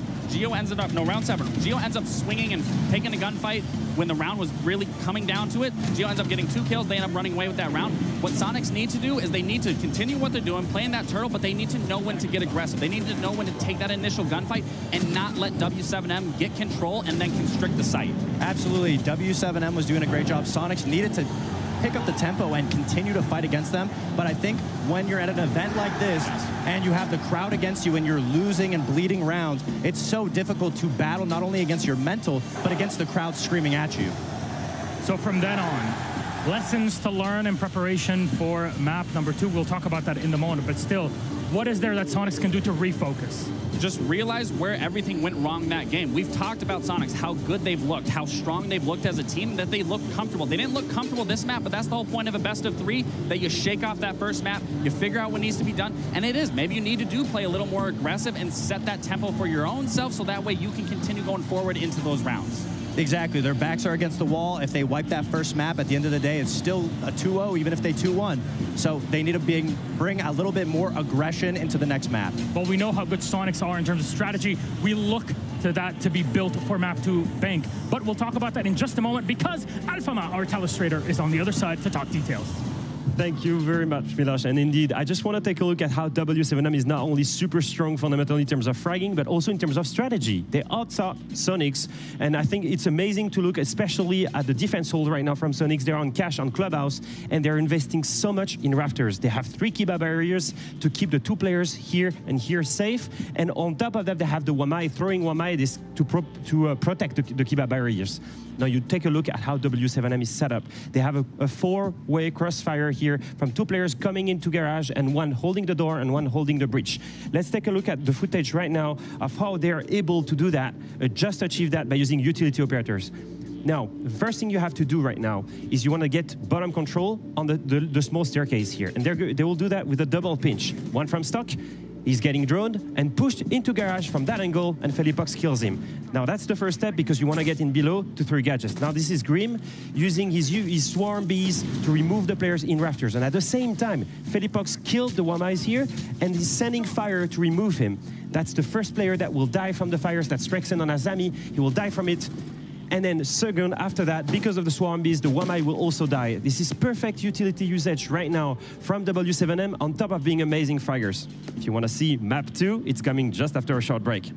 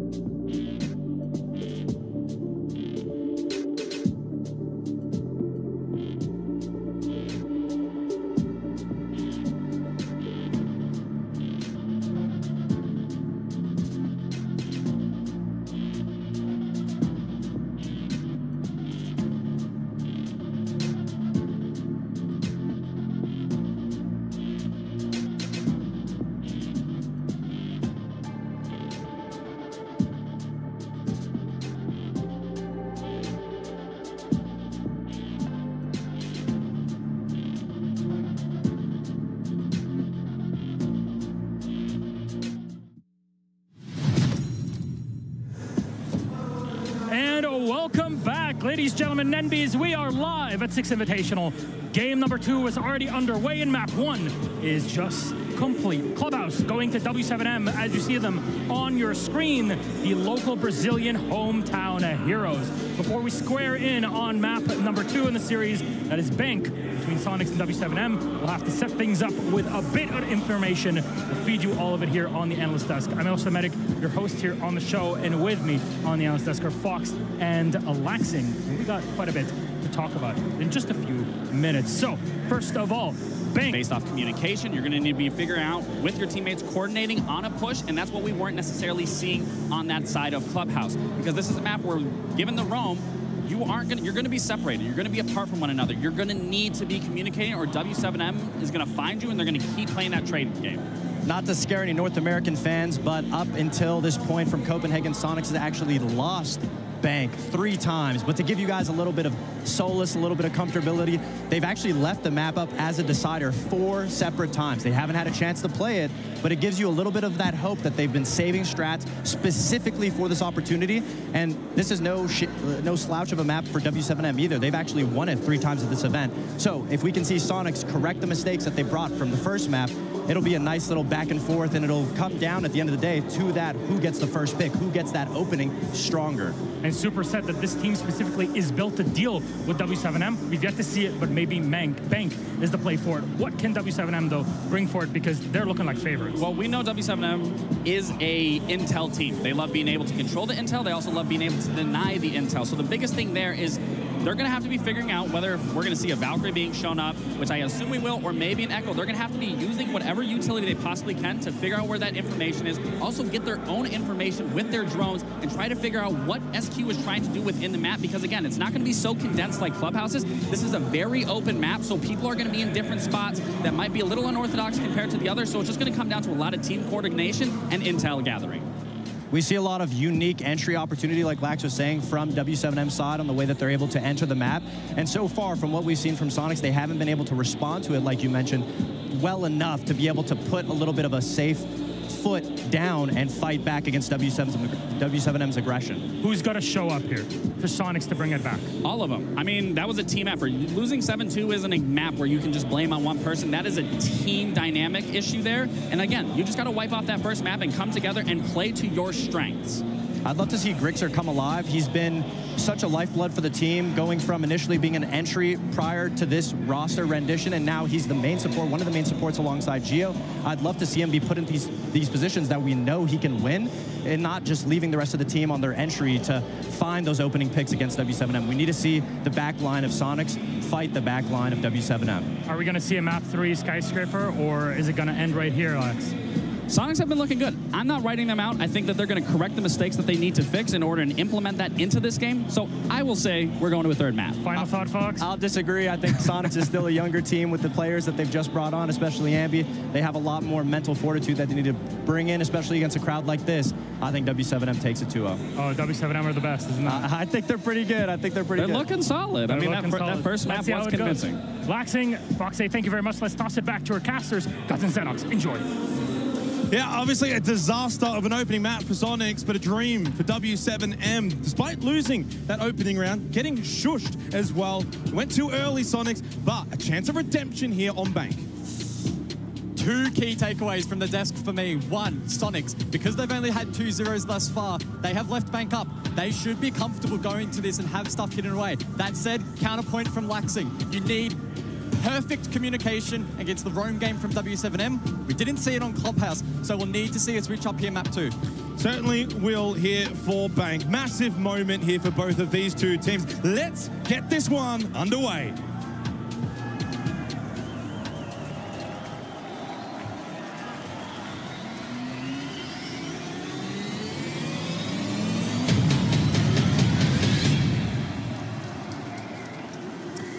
So, opportunity presents itself here for W7M. Win this map, you're into the lower bracket semi-final, booking a date.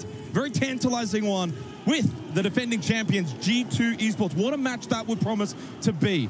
The back-to-back major champions versus the defending world champions. It would promise to be one for the ages. Sonics, though, would love to spoil that date, bounce back here on Bank, and send us to Skyscraper.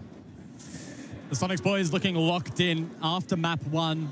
Happy to give that one away. Sensing that map 2 could be a change of fortune. Double hard breach ban on Bank. So the Maverick off the board, Ace as well. There's going to be a big emphasis on, of course, the Thermite, secondary hard breach as well, with operators such as Buck. I was going to say, starting early here, probably something Sonics need to do, but they did that as well on Clubhouse. They won that opening round, basement defense, Club. Yeah, sure, probably should be winning that. Flawless, though, and then just nothing from that point on. Maybe consistency is what Sonics would need to find. A lot of the rounds they lost back on Club, a lot of 1v4s, a lot of 1v3s, so they were losing all these 1v-Xs and, well, obviously not getting a lot of opening kills either. The good news, though, for North American fans, for Sonics, is the fact that they are the best attacking team, now playing on a map that they, of course, picked, which is Bank, which also happens to be one of the best attacking maps that we've had at the tournament thus far. If there's ever an opportunity, if there is ever a time for Sonics to bring this game back, to silence that crowd again, it would be here on Bank, and it needs to start in the first half. Yeah, the Azami ban from Sonics. Now, of course, we're not a fly on the wall backstage. We don't know exactly why they have banned out this particular operator, but I will say on the previous map of Clubhouse, Azami was causing quite a few issues for Sonics. It was, slowing down the pace of their attacks. It was forcing the Flores pick, and W7M played it really, really well. So that won't be the case here on Bank. W7M will kick things off on the defensive half. The basement we go. Let's see if W7M can book a date with G2. Well, the crowd certainly right behind W7M the whole way through. They somewhat adopted G2 in the earlier game, of course. I'm not too sure where their passion will lie in that semi-final. Of course, if W7M makes it, I have a feeling it would be with W7M. Sorry to say for G2. The Sonics, though, of course, looking to make sure that does not happen. To keep the American dream alive, they need to win this game of Bank and send us the skyscraper. They begin on attack. Mentioned it already, they are the best attacking team we've had at this tournament thus far, but they haven't really had to attack against the best of the best, and so far, they haven't really been able to crack the W7M defense. Solis in play then, round 1, and it's Herds again on the roam. Rather clutch drones available for Rexon, and Citizen is on IQ. So there's a lot of intricate counterplay in this first round, especially if Sonics are to execute a map clear, a roam clear. There's a lot of layers to it. Ambi is taken very low. He's poked and prodded over towards Dirt. Critical hard breach, especially if Sonics want to go for a default plan. Yeah, I like the aggression immediately from KZ as well. Like blocking up that dirt push. You can sometimes see the smoke go and play blue stairs or go and play back of sight, eventually looking to, of course, time delay. The Montang, though, can, of course, make things more difficult for KZ. Love the gas babe again, though. Geometrics is just going to suffer inside of that smoke. MP's already taken so much damage. Early aggression, but it does mean the gas babes won't be there for the late game in terms of denial of that flank going down towards default inside of server. So while there has been some damage onto Sonics, in the long run, it could come back to bite W7M. So Legion in play and those goo mines spotted out on drones. They could play a part late in the piece. But it's Rexon to find the first. Herds shut down. He was a dangerous roamer. Back on Clubhouse, but a clean shot from Rexon. This is a really, really dangerous round now for W7M. Can they get the kill onto Rexon? Well, they actually deal with the Montang. They deal with Garrett, and they also got rid of Ambi. Swift triple kill from W7M, and suddenly now they're just Citizen and Grixer. Nowhere even close to sight, nowhere near Kit, and not much of a chance you would imagine. Kit, though, spotted. One in towards server. It is KZ. Philippe Pox, though. Oh, they're everywhere. Citizen wants to find the response, but back into Archives goes for Lee Box, and he can peek the doorway. They're just on another level. Phenomenal defense there from W7M.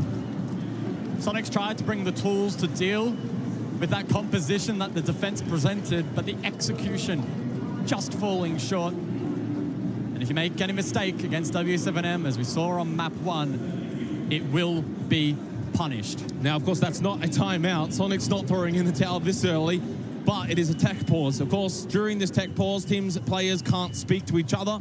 Of course, outside of those, maybe communicating the issue that they are having to the admins. Outside of that, though, it's silence. But dwelling in that silence for Sonics, I don't know if that's going to do them all that good, guys. And in this moment as well for W7M, they've continued to bring the form we saw from Clubhouse all ready to bank in this opening round. defense early on basement, very strong and not the standard default experience. We saw KZ over towards Dirt, very aggressive on that smoke, denying that server position. And then eventually they had roamers up above. So really, again, W7M are the ones that are setting the tone of this match, and Sonics are just having to follow that tune. And Bank is a map where it is often very challenging as a defensive unit to have all angles covered or all points of entry. It's a large map with a big footprint, and it's very difficult to juggle where you do want to defend, perhaps where you may want the attack to filter in. In that last round, W7M displayed really nicely that they're reading the Sonics well here to kick things off. For the Sonics, though, an opportunity to respond. They just need to keep their head up high. Yeah, they certainly can't throw in the towel here. I mean, it's one round into the second map. Yeah, Clubhouse didn't go your way. Clearly, W7M are playing really well. The crowd gets behind them. But the crowd at the moment, not really too far behind W7M because it's been so one-sided. That's the issue for me. You almost want the crowd getting amped up and hyped up for W7M's plays because it means the game is close. It means you're doing quite well. You're doing something that's getting the crowd excited as well. Come to the party for us here, Sonics. Help us out. Obviously, tech pause gives us an extended time here to quell on the thoughts as to how they want to kind of approach this mentally, individually. But again, I don't think Sonics did that much wrong in that round. I liked the Montaigne push through Dirt. Certainly can be something that, yeah, gets a little bit dealt with by the smoke. But once you deal with those gas canisters, force the smoke back, you can usually get that server room control, go for the plant. They had plays over towards the hatch. They didn't do a whole lot wrong. W7M just kind of read into them. And it's something that the desk was talking about, right? We're going to have to see the information gathering and execution off that info be really clean from Sonics, where it perhaps lacked a little bit more on the likes of Clubhouse. Again, Bank, huge footprint, so it needs to be absolutely perfect from the attack. An opportunity, though, for the Sonics now to stew, to reflect. As you mentioned, they can't communicate, but I'm sure there's a lot of thoughts running through their head at the moment. And it is quite difficult, right? You've only played the one round, so you're probably then overthinking that round, I think naturally, because that's all you can really go off of. You really shouldn't be thinking about Clubhouse. That feels like a lifetime ago now, and you do need to kind of forget that map, let alone maybe wanting to forget that last round. But obviously now you're just going to think about it. Should have I pushed this? How could have we played that? How could have I made a difference in that round? And that's probably the question the Sonics players need to be asking themselves. How can I be the one that makes a difference in this series against not only W7M, but also against this crowd? It's like they heard me. Unfortunately, an extended tech pause here. Do apologize for the delays, as the admins are obviously working as quickly as they can to try and deal with these issues. It feels like torture, though, if you're the Sonics. For W7M, it's fine. You're already one map up. You can enjoy the crowd, enjoy the atmosphere. Sonics just have to sit there. Can't do anything, can't speak to anyone. Have to deal with the fact you're already one map down. And you cannot imagine a worse scenario than just sitting there with so many thousands of fans watching you, hating you. I mean, again, we saw Ambi there trying to chill out. Again, only turned 18 2 weeks ago, just before this event started. And whilst he has a lot of experience in Tier 2, Tier 3 over in North America, this is a whole different kettle of fish, not only for him, but pretty much every other player. Nobody has played in front of a crowd like this, and it is only Friday afternoon, which is insane. Yeah, I mean, that's the biggest thing. I mean, I'm glad you kind of mentioned that. We've still got 2 more days of this to come. The semi-final day, then, of course, along coupled with the grand final day. It's a long, long way to get there, especially if you're W7M. You think you've got to obviously get through Sonics today. Then you've got to deal with G2. That in itself is already going to be a very, very difficult task. Then, even if you do manage that, a lower bracket final before the grand final, such a long, torturous journey, but one that they're slowly navigating. But I'm not going to lie, I think the extended pause here might actually favor Sonics in a little bit, only because of the fact that it felt like that first map was so quick, so intense. It kind of just went by them, flew by them. You come into Bank, you lose the first round, things don't quite go your way. And while they can't communicate, it does just give them more time. Experience the stage, sit in the chairs, feel the atmosphere, not have to worry too much in this moment. Let the nerves or the enthusiasm, the adrenaline, just kind of leave your body momentarily, then get back into the server and look to reset. And because that's arguably what they need to do. Sonics looking to lock in here. Again, keep in mind that they have not played all 3 maps in a series so far at this event. perfect group stage with 2-0 victories. Then against FaZe, a 0-2 loss. So they're going to have to go the distance here to bring this one back. That in itself will also be a challenge. Have had word that we're hopefully getting some answers sooner rather than later. Thank you so much, of course, for bearing with us. We will give you the answers when we get them. But so far, the crowd making their own fun during this technical pause, during this delay in the action, as they light up this arena. I think it was mentioned as well in the last cast that we had earlier on that this was something the crowd was getting involved in. Now we can visually see it and enjoy it. It's been a wonderful crowd so far, a wonderful event. And to think 2 more days of this to come, an incredible atmosphere. Unfortunately, though, in this moment, we will have to go to a short break, but hopefully once we get back, we can get straight back into the action.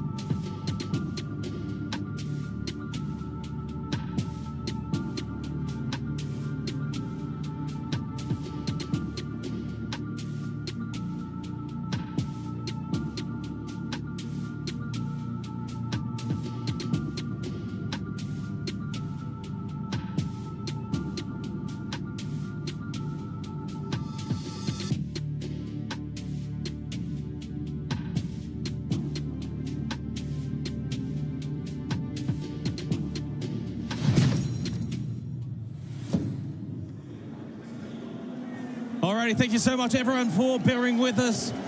Issues sorted. Maybe not for everyone though, because Sonics have got the biggest issue of all still to sort, which is this one map deficit. Over to Bank we go once again, 1-0 to W7M. Not just really inside of the map, but also of course for the series, having won Clubhouse. The response from Sonics is certainly required. Right now, W7M have played their part in this dance, but right now their dancing partner in Sonics haven't really come to the table. So let's jump back in, round number 2, and it's open area and kitchen in play. We're going to see the Monty brought out here from the Sonics. So this is indicative of a direct hit through electrical. This is something that teams have seen time and time again throughout the year. So Sonics will need to play this to perfection if it's to work out.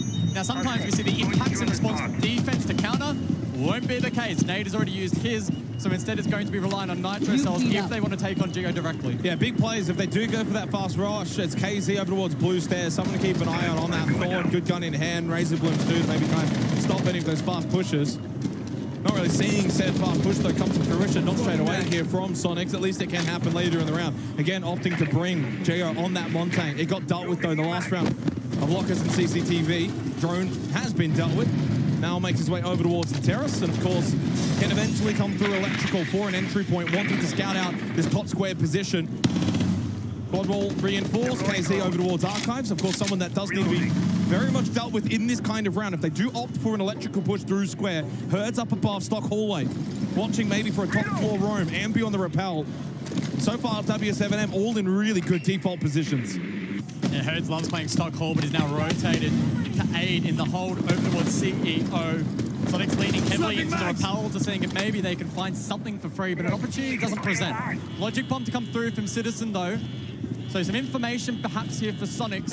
Not really able to find a whole lot off the back of it though. Geo makes his way through Stock Hallway and then into Janitor. Has spotted Herds first, forces him back to long detonate with a vault over and can catch one on the rappel and might not be able to if he fell back. Rexon now can make his way in and has been able to do so. And 2 kills in quick succession now for the Sonics as Ambi pushes through front desk. Really strong second floor clear here from Sonics. W7M now at a disadvantage. Not many times in the series have they found themselves in this position, and the drones now come out for Sonics, having cleared that top floor. Turn their attentions over towards site. Echo and Velt combination here for the defense. So Yokai's and Black Eye cameras will likely have a read on Sonics. We'll see if the defense can respond accordingly. You can see Herds and KZ sitting those cams, feeding it to the 3 remaining defenders. 3 defenders of which will need to play this perfectly. Yokai to aggress one square, get some additional information. I like this from W7M. They're looking to get proactive on defense, sensing that they're under pressure. So they clear out Archive. Square control established for Sonics. 3 on site now for W7M. Again, not many times in this series have they found themselves in this position where they're down a player, where Sonics have got map control, and Nade wanting to keep mainstairs in control and coupled with JV92. So they could overload this Stock Hallway position, keep Stock in control with W7M. It's down to Ambi. Secondary hard breach to open up the Stock hatch. Time a factor, and with that, Nade gets aggressive. Red ping, prone, smart from Ambi. Nade makes his way over towards square, but it's a double kill on site. W7M shot through the wall. Time the biggest factor. Geo can't plan. The lead box is in his face. Helped out by Rexon though, but as soon as he goes to plan, being watched by all angles. No fear there from W7M. Electing to re-aggress over towards that square position and cutting down the defense as the push came through. Again, a lot of that attacking prowess had to be centered around the Monty and facilitating him to make his way across, Geo that is, get that plant down and then play the post from far-reaching positions. But again, W7M, even at a major disadvantage like that, don't put a foot wrong, get proactive info, they play off it, and they just absolutely decimate Sonics on that final push. Look, as great as that Montaigne can be, and very much a big factor in that kind of round for what you want to do, it does make everything a little slower. Top floor clear, a little slower. Wanting to plant on site, a little slower. Minute 26 is typically the time of entry when it comes to Sonics on the slower side. And I would imagine W7M are aware of this, have studied this, have VOD reviewed this, and you could see how aggressive they were. Main stairs, knowing full well Sonics were going to be coming in late towards that Janitor and Stock position. So what did they do? Double push up. Those on site for W7M are strong. 2-0 start here on Bank defense, again, to set the stakes here for Sonic. The quote-unquote best attacking team at this event so far statistically, on one of the best attacking maps, and you've lost the first 2 attacking rounds. Does not bode well. All signs pointing to further dominance from W7M. The Monty persists from round number 3. Grim as well being brought here by the attack. Sonic's looking to layer more information on top of the Dokkaebi, which will persist. Hard breach in the hands of Grixa, so opportunities are plenty here for Sonics. How will W7M respond? Mirror is in play, so I'm anticipating this one on the Jan wall facing in towards CEO to try and counter the repel game, which is likely to come through from the attack. Castle also in play, so there is utility for Sonics to deal with. Hertz holding long desk position, and what an angle shot onto Ambi. The young up-and-coming star from North America failing to make an impact thus far here on Bank. 0-3, but not the only one that's struggled. Citizen 0-2, the highest rated player on this team, has not been able to show up when it matters the most. But that's mainly because W7M have just been so impressive on the defense. They was shot. Citizen caught top square. The young and the old, both 0-3. Geo 0-2 on the Montang. Sonics just cannot make anything happen until that moment. Rexon's doing as much as he can on the Grim. But as I say that, the Nitrocell in response from Hertz, it's swift, it's clean. And W7 up 4 versus 2, looking for their 3rd round in a row. And they have the Crossfire front desk here, which is the only real win conditioning for Sonics if they're able to get space up through a Banana. And Grixa can combine. He'll jump in lone. The 2-stack here from Sonics into 4 members of W7M bearing down. I mean, the crowd alone already makes this a hellish landscape, but in a 2 versus 4, it becomes even more difficult. Geo holding top spiral strong, allowing Grixa to get a good angle, and he found at least 1 kill. Flush to come out. The yellow ping, but no one there on the other side of it. Box plays around that shield as W7M are making Sonics look absolutely second-rate. And I think I could spot it, JV92 jumping out of his seat, sensing that that is a key round for W7M. Got off to the perfect start, 2-player advantage. They close out nicely, and it prompts a tactical timeout from Sonics under a lot of pressure at the moment. The Montag's not working. It is absolutely not working. I understand why you want to bring it, understand what it can do on a map like this, so complex, allows those entry pushes in, but it is not working. Time to pick up the pace, Sonics, because if you don't pick it up now, you're about to find yourself on a plane back to North America tomorrow. 3 rounds down, 1 map down. They have just not come to the table. Time to put the shield away, time to grab the guns, time to start to pick up the pace and try and go straight at W7M. You've got one last chance off the back of this timeout. Don't let it slip. 3 rounds to go in this half. Absolutely, Sonics need all 3 of them. And you could see the focus there in the eyes of Goddess, the coach of Sonics. She has a lot of experience, especially at this level. But will her guidance alone and her ability to reset the team be enough? Because at the moment, this is clinical from W7M. And I tell you what, G2 won't show it. And if they're watching this, I reckon there is just at least a small element of discomfort at the moment. I'm G2 right now. I am very worried. As you said, though, they won't show it. They won't tell anyone. But playing this team on this stage in front of this crowd, a difficult task for anyone, even the defending world champions. 5 seconds left before round insertion. 4. Off the back of a tactical timeout from Sonics. Locate a bomb and defuse but it's a basement site on Bank. Lockers and CCTV, a difficult task, and they do away with the Montang. The Dokkaebi brought, the Finker brought, and maybe the pace to be brought here by Sonics. They do have tools to deal with a roam if they wish to clear it, namely the Dokkaebi. Will they switch up though? Look to be more direct, look to get Ambi in the game. Yet to find a kill on the Finker now, and it's a swift entry through electrical.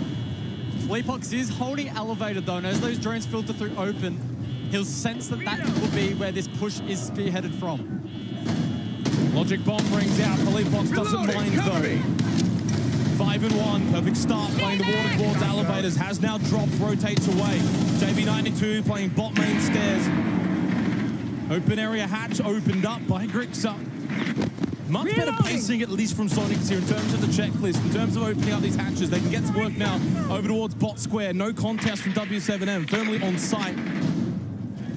Obviously, you can see the way in which Ambi watching top blue stairs. You know how aggressive W7M have been in this series. Now the drone to come through via Ambi. Server's clear. But for that sake, W7M have also got time to nail later in this round. 2 Nitro Cells, 3 Gas Babes. If Sonics go for that server push, there will be time denial by W7M. I mean, Maestro, Mirror, then Herds while that execute's coming through. No doubt he's going to try and flank on Oryx, right? So this is tough Mirror for Sonics. I do wonder if there's going to be maybe a more split approach, drop back a player or two, maybe even one on site itself to overload positions like Red, like the line of sight Garage. I do think, though, that a straight direct default hit here from Sonics will be denied, or at the very least, leave little time for Sonics to change it up. One gas babe thrown already by KZ, simply off the back of that wall being opened up. Here's Hertz, though, on the Oryx, the rotate through Archives.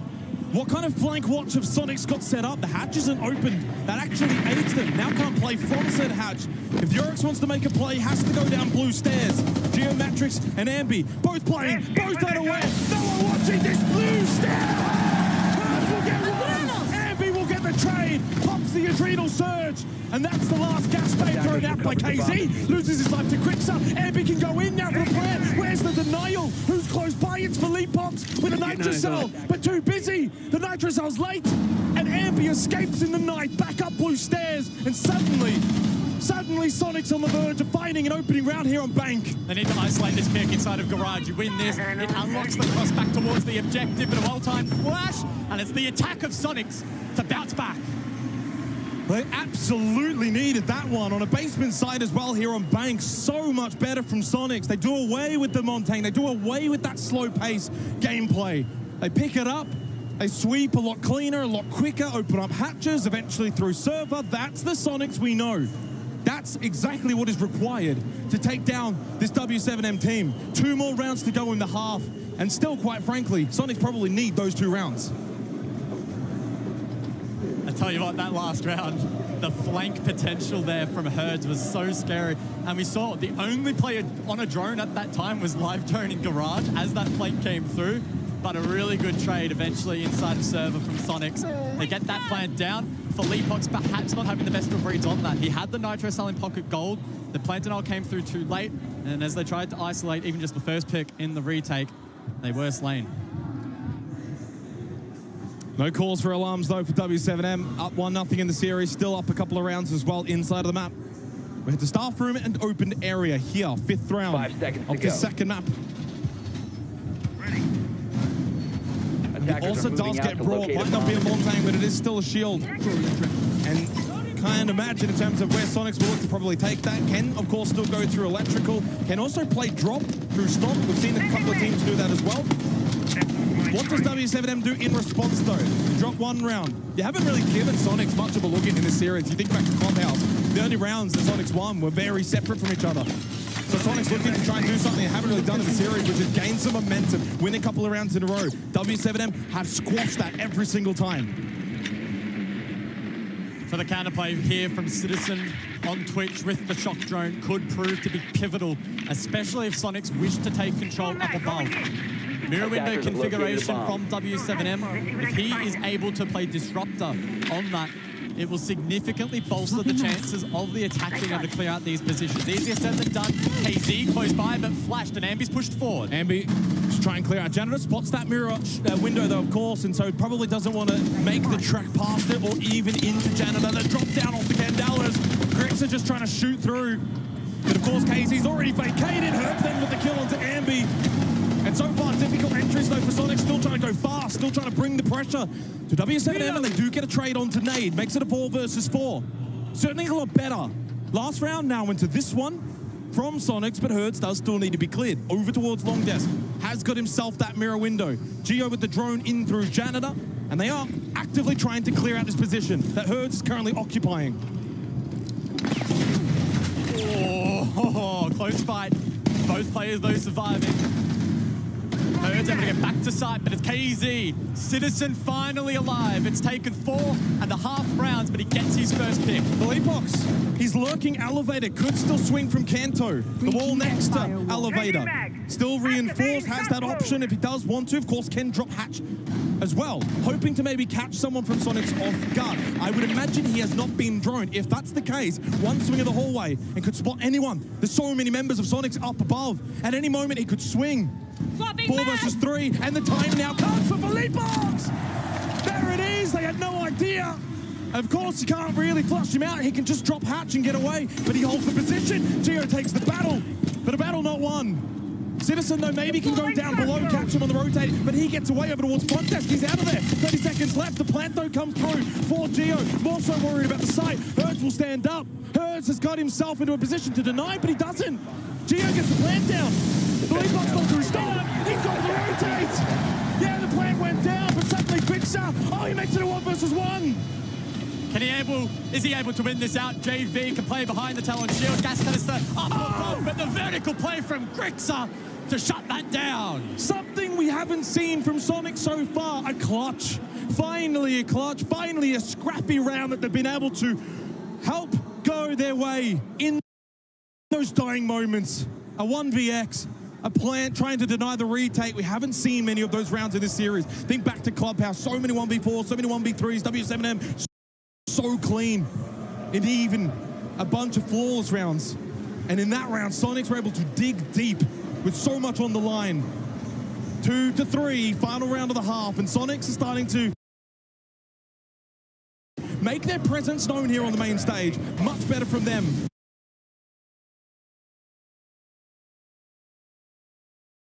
Really well played from Felipox, and certainly was a huge factor. But nevertheless, a huge 1v3 from Grixup.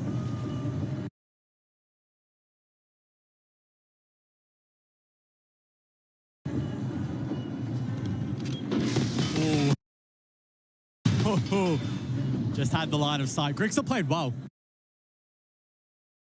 on Clubhouse. I mean, there are a couple of opportunities for him to clutch up where he's left in those 1v3 instances, and he did his best to play them as well as he could. Great work there in the post. The plant denial there from W7M not quite hitting the mark. As you mentioned, there was that game plan potential for also to drop down, the Talon shield to cover from that stock hatch position, and it worked out nicely for Sonics. And if they're able to claim one more round here, it really does ignite some belief. So Tellers and Archives now. Final round of the half. W7M looking to, of course, maintain advantage. Not wanting to allow Sonics to get themselves back into this game to tie things up 3-3. But Sonics are starting to bring the heat, starting to bring the pressure, starting to get a bit of a groove. That American dream still yet to be realized to try and make top 4. They're the last hope. Already down on that. They were already down a couple of rounds here as well. But suddenly, just suddenly finding some hope. Information gathering tools have been the name of this game so far. And Felipox scattering those black eyes on the Valkyrie around to gain information. Combination with the Solus to then counterplay the drone work here from Sonics. Grixup on the floor as we'll send a Rotero down through the lobby. That one though gets muted out. Nade elsewhere onto these castle barricades, absorbing again. More utility here from the attack. First one doesn't land onto single, so that's a little bit unfortunate. Jay will have to try and smack that down. Felipox now with the read. He will, though, fall back. Minute 45. Pivotal 6th round. Heavy doing a lot of work here on the IQ. Rexa maybe anticipating, again, more aggression from W7M, but they've quelled that a little bit. And the repel in successful. A foothold inside of the building now for Sonics up above, top floor, Ambi and Citizen. Both able to sweep across, but Herds inside of stock. Opting for aggression. Opting for a play later in the round. Hasn't been droned out. Position unknown. And could very well spell disaster for Sonics. And again, the drone economy here, look for Sonics. It's actually not that bad, but much like the previous round with Felipox inside of Elevator, they have allowed a defender to get into a wrap position, a playmaking position. And the longer Herds waits, the more impactful this could actually be, provided he times the flank right. Ambi over towards top main stairs, just to the very left. Again, no idea. Herds kept himself quiet, even on the solos. He gave up his job of trying to get rid of drones, opting instead to play that hidey hole mode inside of stock. Again, continues to take the battles, expecting the swings to come from top square. Makes a rotate, more shots from Nade. He gets one onto Rexon. Herds is just roaming. 30 seconds left, and they shut down that square position. Only down to Gritson again. Can he clutch up? No, he cannot. This time, he's on the opposite side of it. W7M close out the first half with a solid 2-round lead and find themselves 3 rounds away from a lower bracket semi-final. Again, the playmaking potential from Herds realized. He sneaks himself in towards stock. He can scan for drones to ensure that he is not live droned by the attack. And despite the economy of said drones looking very positive for Sonics, they didn't capture him. They didn't know where he was. He gets the first pick. And then instead of consolidating, as we often see from W7M, off this pick, they instead aggress. Everybody plays off that pick. Nade makes his way up main stairs, gets in on the action with the impact as well coming out from Herds. And Sonics then scampering towards site, did not stand a chance. 3 rounds away for W7M from that date with G2 Esports in a lower bracket semi-final tomorrow. That is how close they are. That is the task at hand now for Sonics. It feels like they are so far away from being able to get themselves out of this hole, but they've got to start digging now on the defensive bank. Attacker's objective is to America's defuse the bomb. final hope, resting solely on this second half of this second map. Sonics must. If they cannot, then North America is finished. The Six Invitational 2024, KZ, the aggression straight in on the rappel, despite the fact that there is signs of player presence inside of Janitor. Makes his way in. Rexon now over towards Long Desk, knowing that KZ's already in. He should have known. KZ just swats him like a fly. But Ambi with the response from Long Desk does at least get the trade. Much needed one for Sonics. Unfortunate there for Rexon, not given the sound cue. Top performing player at the moment for Sonics, despite the lowest rated heading into the day. So something that will continue to track as Ambi makes his way back into Janitor Closet. Play contact before Long Desk, he's being hunted down now by W7M. He'll survive for now, and Geo gets in on the action. Philippe still up above W7M. Hasn't been dealt with, but at this point, Sonics, if they want, make yourself go back down. Staff open, and Ambi takes the fight on square. Probably didn't need to. And Nade will punish him. Makes it a 3-on-3. Geo on the Echo. They've got themselves the Go-Kites as well. Late in the piece, JV doesn't want to make entry. Thinks better of it. Why not? Still got over 90 seconds left in the round. Don't have to rush this.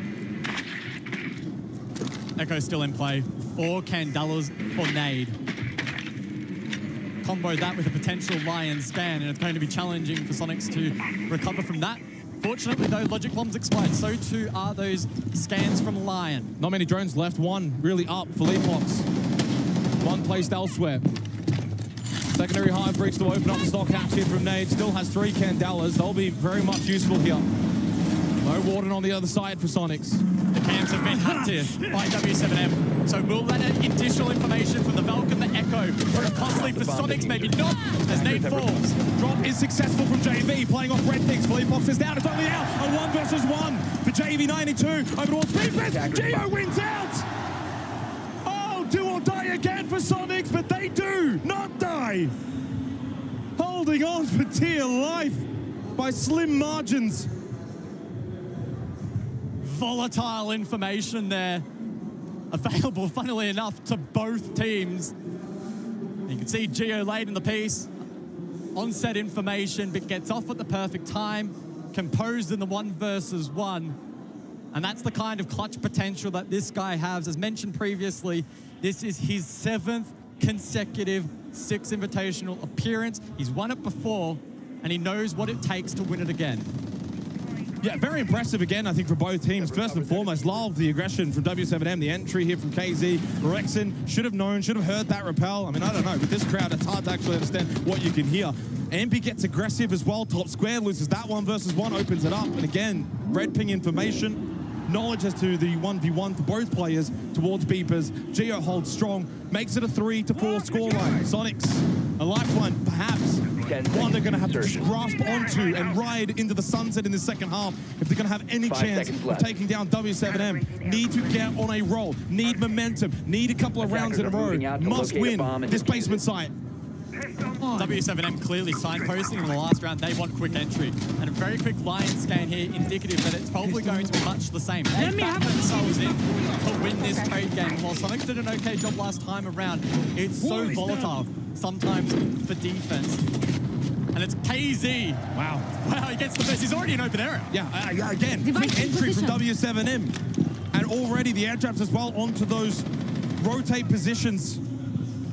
So has himself really good position and site map control. Above, in towards open. Rexen down early as well on the Fenrir, not ideal.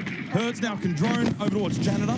Geometric sitting in there in the Mozzie. Extensive roam from Sonics here. Opting to try and take these contact fights up above rather than just sit on site. Not the conventional way that we typically see this get played out. Geo's position surely will be known in a moment. And he doesn't have a reinforcement to play on. A couple of lines of sight and the rotation. Oh, initially. Geo got through the wall. What a shot from Philippos! Through the soft wall! 2 versus 4, and it's down to Grixer and Citizen. Drop from Citizen on this Talons and Archives site. Opting to not play basement, opting to not play the more conventional defense. Sonics, has this been their undoing? Has this been their demise? W7M opening up this defense. Citizen must find the next kill. Flashed out main, right to the arms of an awaiting JV92. Grix is good, but not that good. And the crowd erupts. JV92 in perfect position to play clean-up crew. And he's working the crowd, who continue to back these boys to the finish line. On the side of Sonics, though, some of those key players that we highlighted, and I'm sure the desk did as well, struggling to find themselves in this match. They are being put on islands and given no playmaking opportunities. Well, struggling with these fast entries 2 rounds in a row. Oh, there's still a wall. Yeah. Oh. We saw it actually from the other side as well. He was running away from that position, shot through the soft wall. Now down to basement, down to lockers and CCTV for Sonics. I think wanting to maybe give themselves a chance of gaining said momentum. You win Archives Tales, then you go down below. Suddenly you could be looking at a lead potentially. But now they're forced down to basement really with not much hope in heart. In terms of that time denial aspect that we typically see on this site, again, the smoke does get brought. Grixer on that. The mirror in play through Geo. Again, the Mozzie Solus combos are trying to deny a lot of information for W7M. I'll be frank though, guys. Their pacing probably says they don't care that much about the drone play, at least not in the early portions of these rounds. Well, there were 3 drones, make that 4 taken down by Sonics already. Has that now made it more challenging for W7M? But keep in mind, they have Monty, they have Jackal, 2 very strong entry tools. Citizen's going to be hunted right from the offset, and we'll see if he can respond. Red pinged out, logic bomb, Citizen feels the perceived pressure. It is Hertz though, Alsper that gets the open kill onto Ambi. He can just not get involved here on Bang 3 and 8. The impact from Citizen trying to respond with aggression of his own, but he's just absolutely surrounded from all areas of the map. You want to go above? You want to challenge us, says W7M, no worries. They deal with them swiftly. 2 minutes and 10 seconds and it's a 5-on-3. And suddenly now the pressure on the shoulders of Geo and Rexen and Grixer towards Beepers, and Geo stands tall, gets one, loses the life though. Need to win that battle, Rexen does. 2 versus 3, the drop is successful, but no real utility to deal with this Montang. No nitro cells, only the gas babes of Grixer. Well, he hasn't read on Monty main stairs, so he can relay that to the rest of the team. But in this 3 versus 2, W7M edging towards that point. series point again to book their date with the defending champions of G2, and they have looked amazing so far today.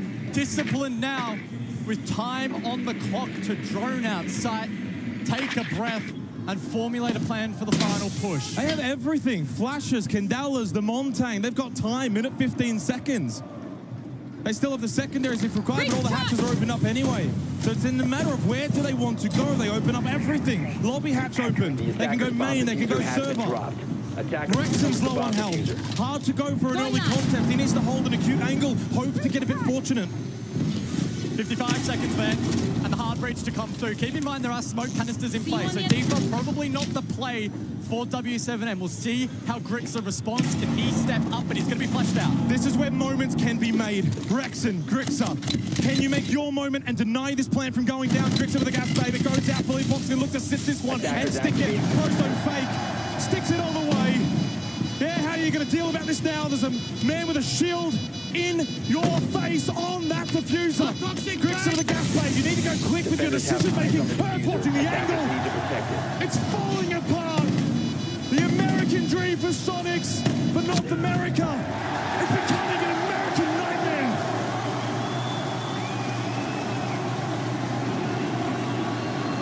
These attacks from W7M are absolutely ruthless. The pacing, the ability to adapt, and the ability to react to information, from my eyes and from what I've casted so far at the event, the best we've seen. Even in comparison to the likes of G2, who have been really quick on entry, this so far from W7M has been nothing but scary. Terrifying, a more apt word. And quite frankly now, all eyes from the remainder of this competition in terms of the remaining teams firmly on what W7M are doing and what they can do. Back-to-back major champions. They want, though, to cement themselves a legacy.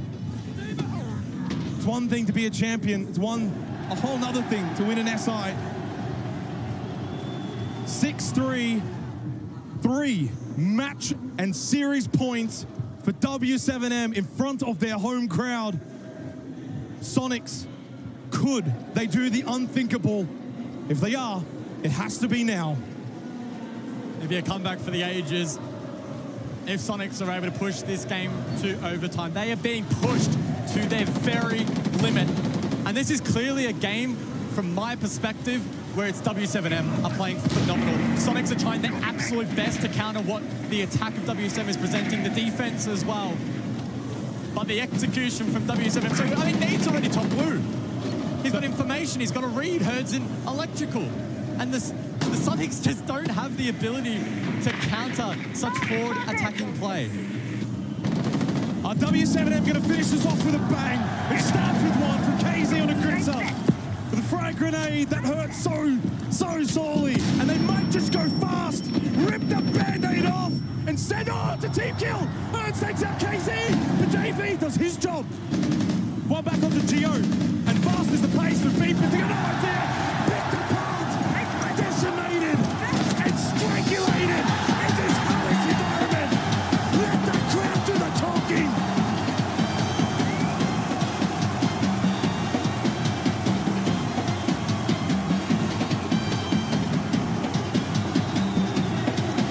The energy inside of this arena is palpable.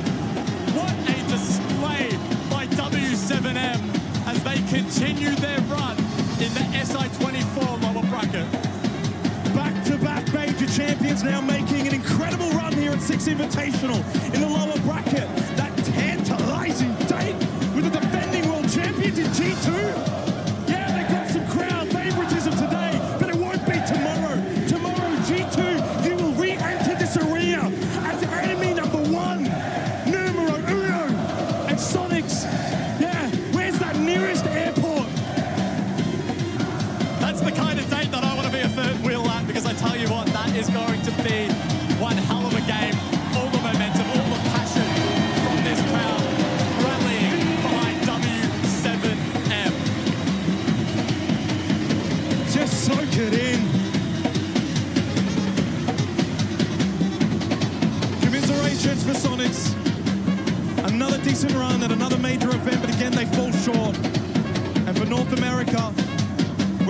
adios.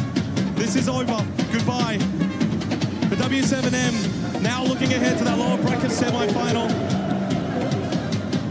NAF. I'll tell you what, again, that lower bracket game is going to be absolutely insane. If both teams play at their very best, it's going to be a wild. You don't want to miss it. Two-time major champions versus the defending world champions in a lower bracket semi-final.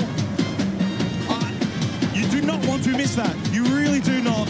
And we do not want to miss this moment here as we go over to Ian, who has got himself, of course, a crowd that is extraordinarily happy. Sao Paulo, W7M, W7M! Uma salva de palmas com os vencedores. Fala um pouquinho dessa emoção dessa galera toda aqui. E o sonho de mais um título segue vivo, hein? Pô, muito emocionante estar aqui jogando na frente da minha família ali. Eu tento nem olhar muito para eles, senão me emociona ali. Mas jogar na frente dos fãs, de todo mundo, é realmente surreal. O que você achou dessa escolha do banco? Que vocês têm um retrospecto muito bom no banco e eles não estavam tão bem assim. Eu não entendi porque eles picaram o banco. A gente até falou quando eles picaram. Vocês picaram pra gente e aí acabou sendo 2-0 aí de boa.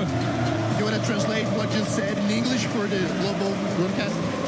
I don't know why they picked bank because it's a very good map from us. We said that they picked for us the map and it was a 2-0. Fleepox, sticking with the English broadcast for a moment here.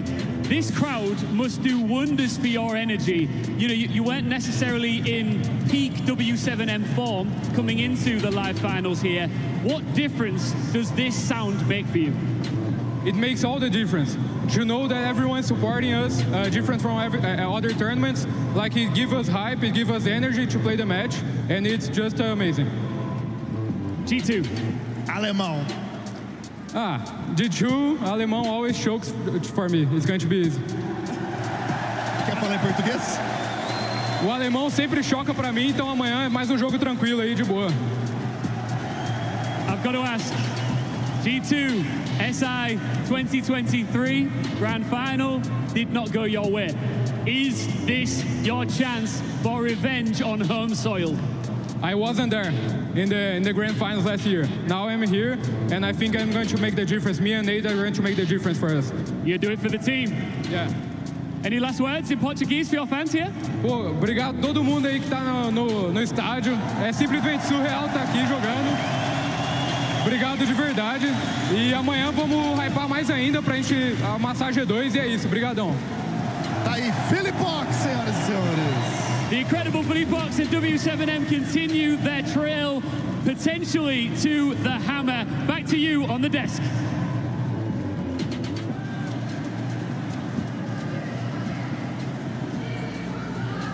Thank you very much, Ian and Leo. And there it is from KDS W7M. With all the support that they get here in Brazil, there's nothing like an SI, and there's nothing like an SI in Brazil. What a victory from the Brazilian squad. Sonics knocked out. They got a total, 4 or 5 rounds in this entire matchup. We'll set that aside here. We have to celebrate W7M and their beautiful performance. They had a beautiful performance indeed, especially how Felipox put it. Crowds really make or break teams, and I think when you have that love, you have that passion behind you, I mean, they go to show it. They wrapped it up pretty decisively. I mean, you both have been on stages before. This is just feeding. No, I mean, you live for this moment. This is what makes being a player so surreal, and like the true experience is when you're with a crowd like this that's supporting you, that's cheering you on. It really does fire you up. And for me specifically, I love playing in front of a crowd. I loved hearing that roar after a player after a win. And this is why you're here. He's on the desk with us because you now get to feel it in a different sort of way. And honestly, despite all of the noise we're hearing in this arena, W7M are still able to run their information between one another, keep comms clear. Yes, and that's what I was talking about. This is a team that loves to control the info and also deny the info. And the thing that we saw with Sonics going into those attack rounds, especially, like I said, this is a big map. You need to be working together and figuring out how to clear a roam. They didn't use a Dokkaebi. The second you switch sides, W7 immediately brought out that Dokkaebi to help clear the roam. They were finding success off of that. And again, it feeds into what I was saying originally. They are an information-heavy team. Not only are they about information, but they also are very hard to keep a hold of. Even when SQ was bringing the Monty, when they were bringing the right operators, The crowd is going crazy. Even when SQ was bringing the right operators to handle what W7M was throwing at them, pushing them back a little bit, every single round, they would go back, and then W7M would scatter back around. It was so difficult to keep a track on them. They couldn't lock them down, and that was the downfall for SQ. Now, if anything, there's one player that was playing above and beyond on W7M, and that is our highlight player, Hertz. Let's put them up on the screen to see, because Lax, this man is on another level. I mean, I played his role, that flanking role that he was doing, and he was doing this perfectly on Bank. Bank is a big map, and it was surprising to me because Sonics usually is really good and negligent about being able to focus on what is happening on the flanks, and Hertz was just playing in key spots or finding spots to figure out to just take those initial picks. And just right here, I mean, this should be a spot that should be cleared, and he gets away with it. And these are the small, crucial errors that can completely ruin an entire round. Exactly. I mean, this is a prime example of how SQ wasn't locking him down. I also love that he had so many operators that he played, but the main operator on both maps to highlight for this player was IQ. And that goes to show that they are so good at shutting down the information that they give to the other team and maintaining the information of what their team is doing. They got rid of the Fenrir's, they got rid of the Valkyrie cameras. They kept SQ blind the whole time, and I think that's honestly just a rookie mistake from Sonics because they are so young. And it fed into the Solus play even from him alone. That, again, He is controlling information. He knows where the drones are going to come from. He knows how to avoid it, and he was exploiting all of SQ's errors in clearing whatever they needed to clear. You play IQ on attack, you play Solus on defense. It's pretty much the same role, but you're just setting up in a different way. Being able to sneak through your opponents, that is something that has to do with Sonic's inability to drone W7M out. That's where Dokkaebi could have fixed that. It could have fixed it. It was also just a lack of information and the lack of confidence, too. They brought the Monty, but the Sonics backline, we highlighted it after map 1. They weren't there to necessarily play off of it.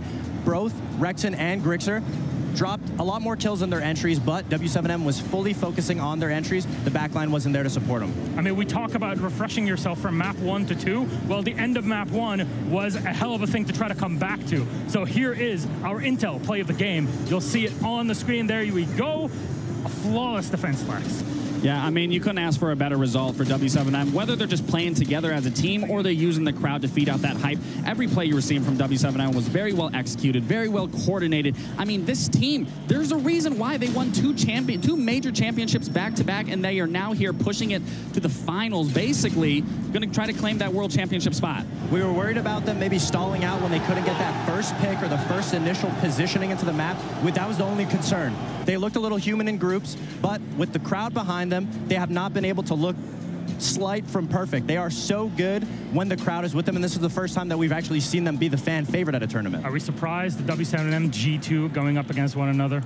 I'm not surprised, and that is going to be a game because both teams are cocky and confident in that they can beat the other. So I mean, you couldn't write a better story. No, absolutely. I think it's all about Alamau coming back, coming to get his revenge, and pretty much show that you is a little bit better. And it's the Brazilians pretty much fighting not only in this game but the next game that's coming up too. All right, we still have one more to go, and I'll come back to you here so we can talk about things in detail. Lax, Fox, thank you very much. And for all those watching at home, we love you so very much. Honestly, we have still one more game to do today, and that is our top seed matchup. So don't go anywhere. We'll be back in a few.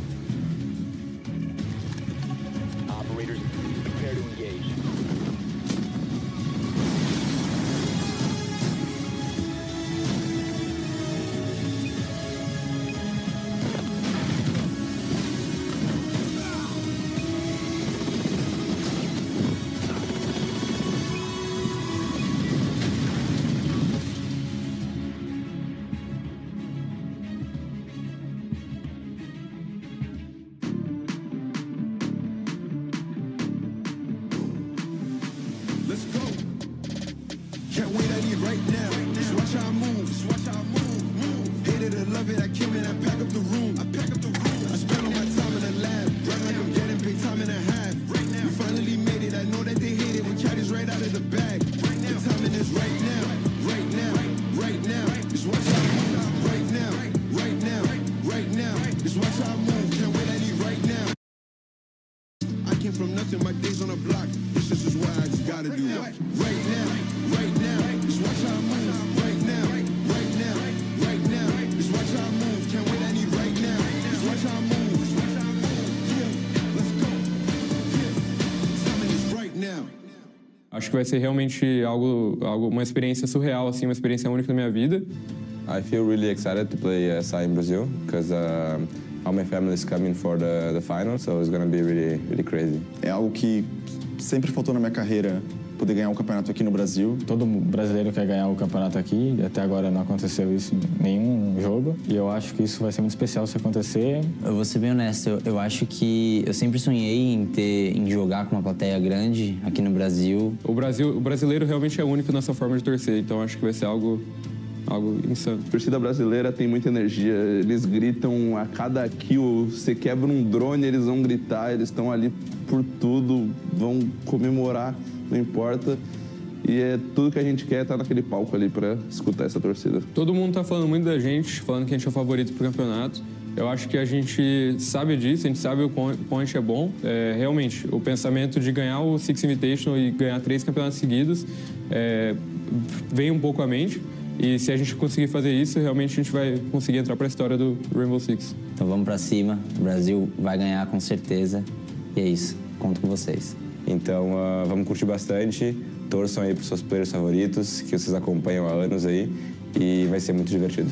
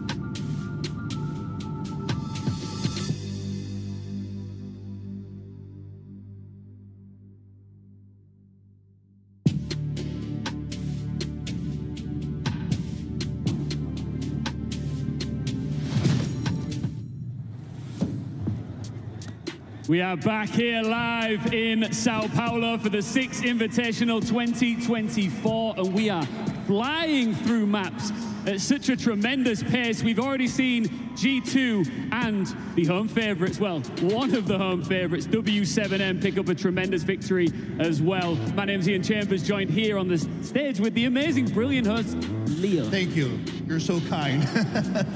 That's it. E nós temos, então, já brasileiro amanhã, no sábado, e se a FaZe passar pela VP, que é o próximo jogo, teremos brasileiro também no domingo. Será que a gente vai ter uma final brasileira? W7M FaZe? Isso a gente descobre já já, Ian. Before we get into FaZe Clan business, let's just bring the tempo, the volume down a little bit. Let's breathe. Yeah, let's breathe for a moment. It is time for another commendation. Mais uma vez a gente vai fazer uma homenagem àqueles que representam a nossa comunidade. This one is a special one. This is our developer commendation.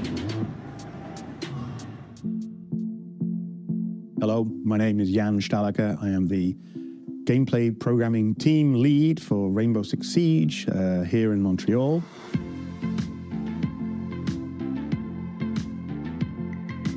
My view is that gameplay is the core of the game. A good game will evoke interesting emotions in its players. Some games it's excitement, some games it's passion. Imagine that feeling when you're the last guy left on your team, there's 4 guys left, you have to clutch and you pull it off and you get that amazing feeling. Siege does that, for sure. Reaching a site, entering a site, being tactical, taking out your opposition.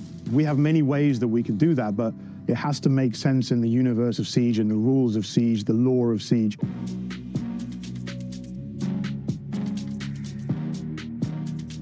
When I was a kid, multiplayer games meant console games. 2 kids sitting in front of a TV playing with a controller. And then as soon as Doom came along, it was really Doom that did it first. You could actually play with somebody else without being in the same room. And gaming, I've always loved gaming, but it was multiplayer gaming that made me go, this is what I want to do. This is where I want to spend my energy. This is what I want to do for my career. And so I ended up joining Rainbow Six Siege, which was a great idea.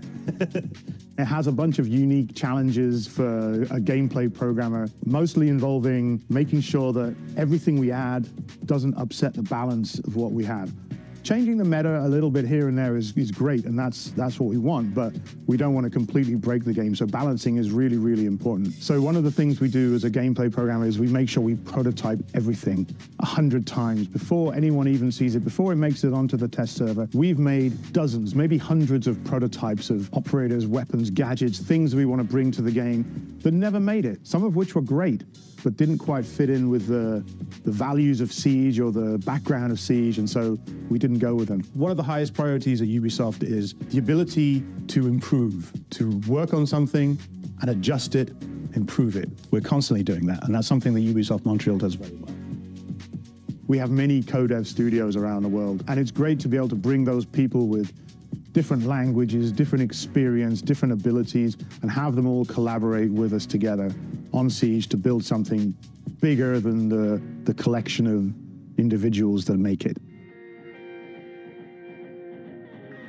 So I was in a meeting with a bunch of directors. It was a review meeting. We had a bunch of emails from users about mouse and keyboard users on console. And we did investigate it, and we did put time into it. But time and time again, we came back to the same conclusion that something had to be done. And so we turned to the tech team. So I suggested, I think I might have a way to solve this. I started chatting with another friend of mine, and we decided we wanted to try it. We wrote like a little prototype. It was just a little thing that we did on the side, just for fun, really, to see if it would work. And it did work. It took us about another 18 months to put all the penalties and the online services together. And then when it was done, we announced it. We thought other game studios would already have this technology in place, but nobody did. So we were the first. Originally, we were console all the way from season 1. We were pretty hard console players. We ended up swapping to PC around 2017. because there was way too many MK users. You really couldn't get into high levels, anything past plat 3, essentially. Seeing Ubisoft take steps to go out of their way to like prevent that and make it a more fair playing field for everybody, that makes me really happy for everybody that plays on console. I think Mousetrap is amazing. They've been doing a great job with it. Literally, like, there has been way less mouse and keyboards on console. I think Mousetrap is a good example of the way that we build a lot of the things on Siege. It's usually the designers and the programmers and the people who are actually working and building the game that come up with these ideas that end up making it into these cool, unique things that Siege is known for. But it doesn't stop there. We have to continue investing in this technology. We know that we can deliver, closing down loopholes for players to get around it.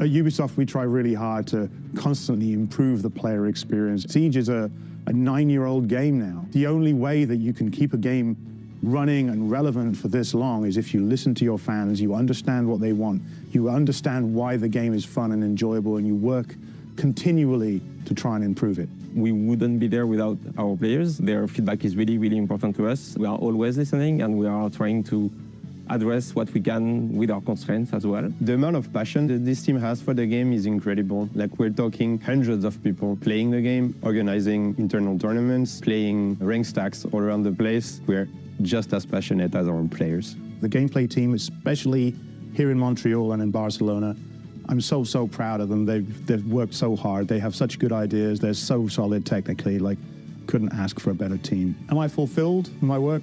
Absolutely. It's really awesome.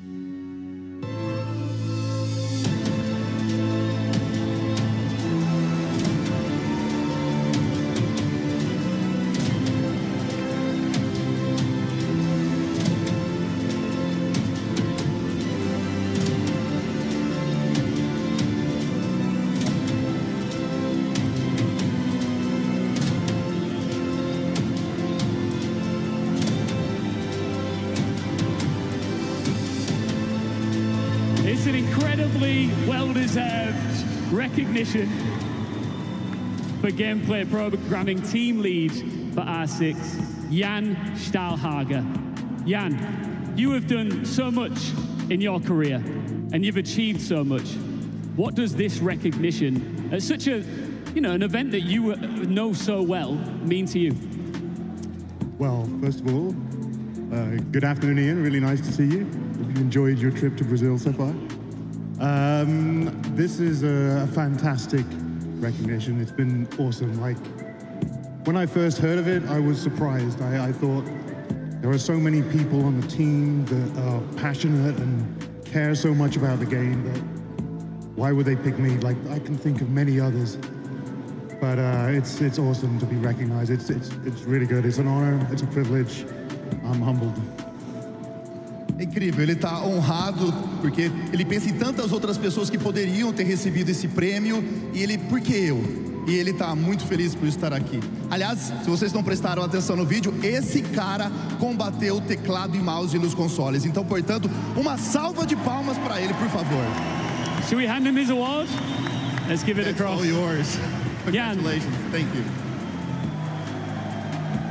Jan, you deserve to soak every single second of this up, by the way. Gameplay programming, that is one heck of a responsibility. How much pressure do you feel to make sure that you deliver for the fans? Our fans are like the best fans in the world.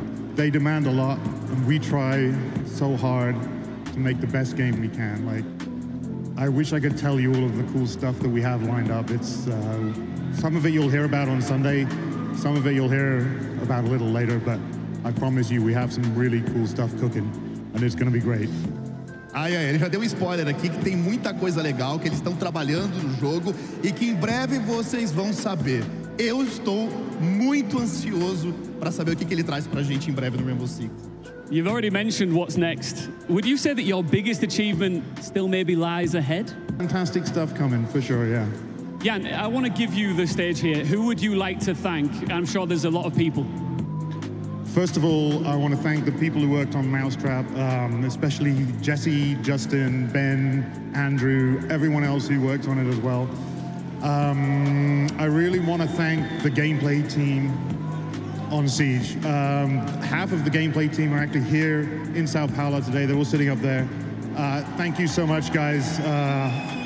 It means so much to me and to everyone. Good job. And finally, I want to say, Obrigado, Brazil. Look around you, Brazil. These lights, the show, the stage, the lasers, the athletes, the devs. É isso, ele está dedicando a vocês. Aprendeu inclusive português, agradeceu a equipe de desenvolvimento, especialmente aqueles que estão aqui na arena junto conosco, que ajudaram a desenvolver o combate a mouse e teclado no console. Thank you very much for this. I started playing a console, and I can't... Senhores. Amazing. This is why the commendations are so important. We spend so much time shining a spotlight on the Stu, and Jan is just one of them. What a wonderful man. Over to you on the desk. Common D here at the Invitational between the devs. Make it worth our time to sit down, play it, and enjoy it, and be here surrounded by thousands as we prepare for the biggest event of them all. Our next game is the big one from the top seed, Virtus.pro versus FaZe Clan. We are going to play against VP, and I'll be... Because, you know, it will be our first match on the stage. It will be Brazilian team. I think everyone on the crowd will be cheering for them. We're not scared at all, so I think we're ready as a team. Our strategy to beat VP is we are going to do our things, and we beat them. Well, the strategy will be for our team is to counter the Cyber Zero. I think he's the most aggressive player on this team. So if we can counter it, I think the game will be easier than it can be. It will be an easy match against you guys, and see you at the game. I hope we have a good match. Good luck and have fun, guys. There we go. A major piece between these two teams, FaZe and Virtus.pro. No strangers to the big stage. They've both felt it at pretty much the same time. They've both had their fair share of trophies and, well, still, the big one evades them. This invitational hammer, and one of them will qualify directly into the grand final through their victory at this matchup. Let's come back here to the desk and set up the big story for the game. Hi again, I'm Immerse. With me are Foxay and Laxing. The big piece for these two have tasted it before. Can they make it to finals? I definitely think they can. I mean, I think it's just a matter of finding that right flow and tempo of the game. I mean, that's kind of what it's been throughout this entire thing, is which team is setting that tempo, which team is getting that opening engagement, and just from there converting that into just a round win overall. Now let's talk about key players in this matchup. Foxay, there's three that some would say have it a cut above the rest. So we'll put them up on the screen. Handy, Souls, and Always. What are your thoughts on this? My thoughts are the last game was very punches being thrown first. I think this game is a lot more won by the supports in the back line, so we wanted to highlight and give so much love to the backbones of both these teams. Obviously, Always actually saved VP in their match against Dark Zero with a phenomenal 1v3 clutch. But Handy and Souls, we saw Virtus.pro talk about how Cyber was the person to look for in FaZe, but I actually think it's Handy and Souls. They've been doing a phenomenal job, both more supportive, passive players, but that structure in FaZe has been able to win them games, and they look like the most confident and most adaptable team so far left in the tournament. Well, we talk about supports, and you also mentioned Cyber. We talked about him also in the playoffs. Who is kind of the counteract to Cyber on the VP side? I'm gonna have to say Pasha. Pasha is he's been performing tremendously throughout this tournament with his play. He has a dynamic play style that the rest of VP doesn't. You know, a lot of them have this static play style, especially on defense. But on that defense, Pasha is constantly moving around, and he is always moving into the right power position and running away, whether netting it's one kill or getting a multi-kill. And then the flanks that he is pulling off, he has been such a huge improvement and a huge overall performer for VP going into the SI. Then let's lock into FaZe first and talk about the squad and what they're bringing. You'll see their squad card flash up on the screen with their average stats throughout the whole tournament. Has it been a surprise, Fox, to see FaZe so deep in the tournament? It hasn't been a surprise. They've been making it to these main stage events time and time again, and it's almost like teams are forgetting the product that they produce. They're one of the most consistent teams. I would honestly consider them similar to Dark Zero in the way that they're so adaptable, but I think they're two teams in one. They have the core of FaZe that is very adaptable, very slow pace, setting up those rounds, but then they also have Cyber, and Cyber has been so dynamic in the way he's getting those opening kills for his team. But in this tournament so far, he knows that teams are looking for him. Virtus Pro's looking for him, and Cyber has now been playing with the team and adding another level of that dynamic. And I think it's a unique playstyle that FaZe has. Every other Brazilian team has that aggressive playstyle, but FaZe specifically has that slow, methodical, well thought out. And when they need to get aggressive, it's more of a passive-aggressive sort of playstyle. They'll set up the way they need to. It'll be well thought out and then perfectly executed with that aggression. I mean, if you're playing against FaZe, what's the sort of feeling that you're getting? Is it like oppression that they put on you? Do they go for early picks and then kind of cool off so you don't know how to react? How's it go? It's more of you worrying about where Cyber is going to come from and where he's entering in. The rest of the team is slowly and methodically setting up to execute or stalling you out. They're setting you up into a trap. And when you're worried and Cyber's taken off the board, it's already too late at that point. And being choked out by FaZe as they're going through the map, that is a tough round to survive from. But on the other side, VP are no slouches themselves. The squad has gone through a gauntlet over the past year to get to the Invitational. Of course, they've had some tougher times and some better ones, but they've been on this big stage many a time. Absolutely, and I covered a lot of their games throughout the group stages, and they by far, a lot of community can say, that was the group of death. There was a lot of strong teams in there, but VP stuck true and stuck to their playstyle. Joystick specifically said after the Liquid game that this is a team that they aren't switching anything, they aren't going to do anything different, they're going to focus on their key elements that makes VP VP, and we've been seeing that time and time again throughout this tournament, and it's the reason why we're seeing them here on main stage, is that they are staying small, concise, and focused on what they need to in order to shut these rounds down. Not only have we seen it at this tournament, but we saw it when you and I played against them back in the day. Their whole motto is perfection in repetition. They do the same things consistently over and over again so that there's nothing that surprises them when they get into a game. They have the proper responses, but teams that are really good at adaptation, again, I hate to bring up Dark Zero, but Dark Zero did a great job at exploiting those little mistakes. And if we're holding it FaZe into the same echelon as Dark Zero, it'll definitely be a nice little back and forth that we'll see in this match. Well, let's highlight one player from Virtus Pro. Of course, we can highlight all 10 players in this match and kind of talk about them, but we have one specifically that we mentioned earlier.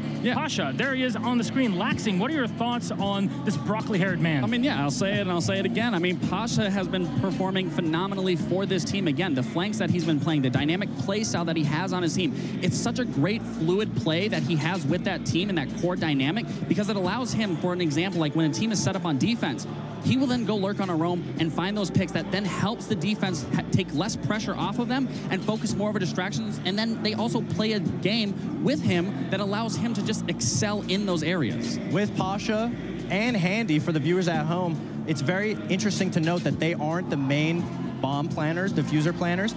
It's them playing support, they droning their teammates in, getting their hard breaches open, or playing in the site, and then when their job is done, when the time comes, they're able to be a lot more fluid, a lot more flexible, and they go out hunting, they go out and get these big picks, these big advantages for the rest of the teams, and that's what I want everyone at home to keep an eye on, those two players specifically. That's why that roam and lurk from VP's side is going to be extra important. When you have someone like Pasha, when you got Dan, you got Joystick, some of the best players to come out of Europe. Honestly, I remember only a few years ago, these were the kids that are coming into the game. Now they're just here going up at big stages of the Invitational. It's a massive, massive little growth cycle here for these teams. And you both have seen them grow over the time. But let's be honest, FaZe has the hometown support. It definitely plays a factor. I can't say that that's what's going to win you the game, but it definitely puts, a little pep in your step overall when you have the crowd cheering for you. And also, as a contender where I've had the crowd against me, we've had crowds against us, you just got to buckle down, focus on what you can, and be the team that you can. And that's exactly what VP focused on, is the team that they can be. If anybody's going to focus on it is VP. They have ice in their veins. They are meant for this situation. They love being tested, and nobody has tested them that hard yet. Well, let's see about our map bans. Again, it is a 9-map pool here in competitive Rainbow Six. First maps, 4 of them are out. Chalet, Skyscraper, Clubhouse, and Nighthaven Labs. We've seen a lot of Nighthaven in our playoffs and groups, but not here yet. Our first pick, FaZe Clan, will go for Consulate, as VP will be starting on that attacking side. All right, they're going to choose that. FaZe will be starting on defense as map 2. Cafe Dostoevsky will go to VP. And after our last 2 bans, Border and Oregon, we're left with Bank as our decider, with FaZe on the attack. General thoughts on the map pool? The map bans aren't too crazy. It's expected. All 3 more defender-sided maps, all 3 able to expose both teams' strong support lines, make everyone have to execute.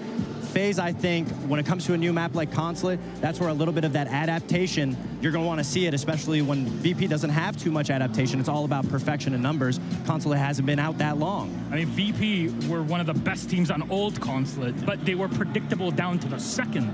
That's different here. It plays completely differently. Oh, absolutely. And then you look at Cafe going into that second map. I mean, what I loved about seeing Border from VP is they played those sight lines and those opening engagements perfectly, and also on that defense back end, they were also forcing so many engagements. And in a map like Cafe, where it is hard to get into and they can play that passive game, I'm seeing that going to be a map that's going to heavily favor them and getting those crossfires, forcing those unwinnable engagements, and constantly staying up in that man advantage. I agree. I think FaZe, when it comes to Cafe 2, we talk about where Cyber's coming from. VP is expecting them to be entering the map. So taking them to a map, Cafe, Consulate, where it's very difficult to enter in the map, find an opening pick, I'm not too surprised. But here's where we're going to see the transition of Cyber, specifically throughout this tournament, playing a lot slower and playing with his team. I mean, we know that the attacking side, every round that you get is worth its weight in gold. And starting off on the attack, that is a choice that VP made for Consulate. That's something ballsy. I mean, I just want to say this, and we've done this on OXG. Sometimes a map, you just have to pick attack because it forces you to communicate, it forces you to work together, and it gets the comms going. It also shows that you have a good game plan going into the map. All right, gentlemen, thank you very much, Gabe and Davide. It's been a while since I've said the name. Thank you very much, gentlemen. Thank you for everybody watching at home. We're going to take a quick break and then directly into our game. It's FaZe versus Virtus Pro. Meu nome é Jaime Pereira Ramos Jr., mais conhecido como Cyber dentro do jogo Rainbow Six. Jogo pela FaZe Clan. What is the idea for FaZe to try and mix things up? Oh, what a shot there from Cyber. Major Suécia, eu quebrei o recorde, né, de kills que teve em campeonato de Major. No próximo campeonato que a gente jogou, que foi o Major Berlim, eu quebrei novamente meu recorde, mas não fui campeão. Meu estilo de jogo é muito agressivo, então eu sou um jogador que pensa em muitas possibilidades ao momento. Tem o Vita King, né, que é o nosso IGL. Ele é um jogador que direciona a gente onde ele precisa.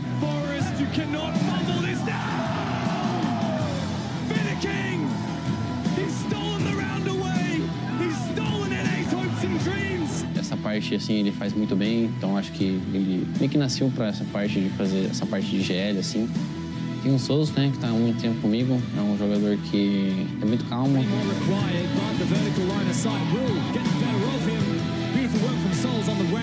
Ele consegue pensar muito sobre o jogo também. Ele consegue trazer muitos rounds importantes pra gente, que a gente tá perdendo. Ele é um jogador muito habilidoso nessa parte. O KDS é uma pessoa que fica parado, não faz muita coisa assim fora do comum. KDS is looking for him and the opening kill is for FaZe. Acho que essa parte sim é uma parte mais forte dele, assim, de ser um jogador também que pensa bastante dentro do jogo e sabe a hora de executar alguma coisa. O Range é um jogador que é muito bom também. Ele tem uma parte de skill muito boa também. Acho que todo jogador do nosso time é muito bom em questão de skill.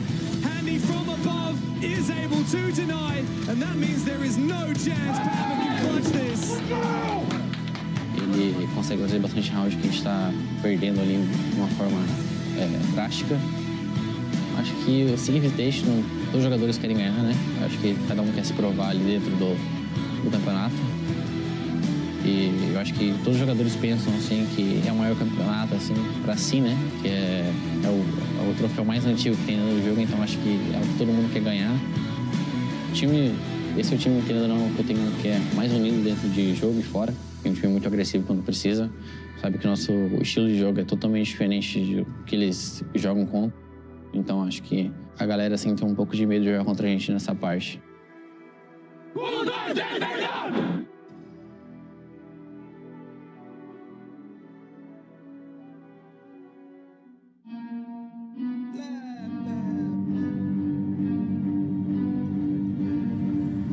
I got problems on problems on problems on problems on problems on problems I solve them. I run through the money, the pressure be calling. Left on my blessings, I feel like I'm falling. The birdie is back, tell me I'm garbage. I'm going through something, that's why I ain't calling. Phone and progression is all that I wanted. The phone and affection, I summon and dub it. Cause I got problems on problems on problems on problems on problems on problems I solve them. I run through the money, the pressure be calling. Left on my blessings, I feel like I'm falling. The birdie is back, Tell me I'm garbage, I'm going through something, that's why I ain't calling. Phone and progression, it's all that I wanted. A phone in affection, I summon and dub it. Why you be all on my line about nothing? Why won't you go get you $1 or something? Don't hang with it, who line for nothing. I see that we different, you riding, I double. I don't do discussions on bragging about hundreds. Don't go to your places, I know that they sunken. Don't call me your brother, I barely could trust it. I talked to a shorty, she bagging the bugging. And I'ma need all of my dollars on corporate, so hand me the money, I divvy the pie. I'ma give all of my people a portion to build them a fortune on flipping the ride. I can't be mixy when iffy the vibe, and 40 on 50 is really the time. Why are you all on my phone like you want me, like you wasn't pushing the kid to the side? I run through the money, the pressure be calling. Left on my blessings, I feel like I'm falling. The birdie is back, tell me I'm garbage, I'm going through something, that's why I ain't calling.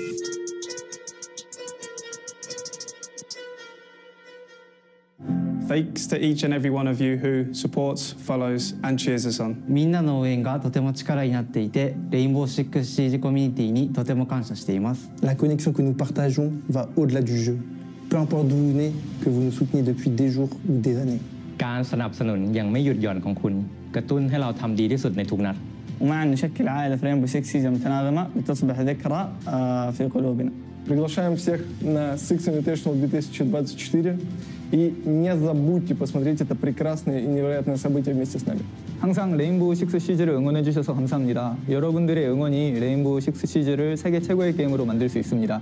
Juntos somos a melhor comunidade do mundo. Muito obrigado, galera. Thank you for the support. شكرا على دعمكم. 아리가또 고자이마스. Thank you. Спасибо огромное. Muito obrigado, comunidade. Merci beaucoup.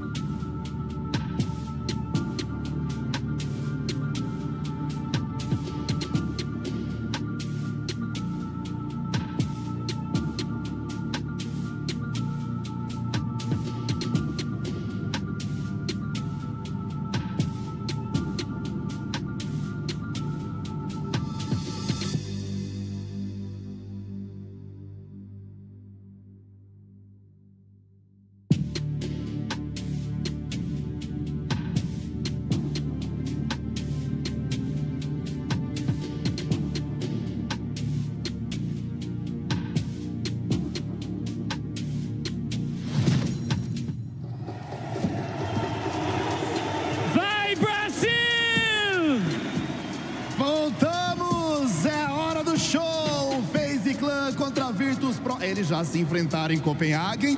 Lá deu FaZe Clan, mas era MD1, agora MD3. Aqui tem torcida. Será que vamos ter finalista hoje? Já garantida, Ian Chambers. Yes, Leo, welcome back to the Six Invitational here in Sao Paulo. Our next best of three will determine who will be our first team to make it into the grand final this year. We know there's going to be a lot of noise in this arena as the Brazilian beasts make it on to the stage. But can Europe handle the heat this time round? A gente vai descobrir agora. Será que eles vão aguentar os russos que são frios? Mas tem a FaZe Clan pela frente. VP e FaZe Clan. Let's invite them. Before we do, can we just see how loud this crowd can get for this time? I'm going to let you have the honors, brother. Okay.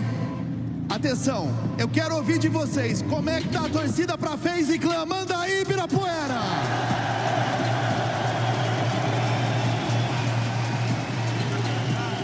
Wanna try VP?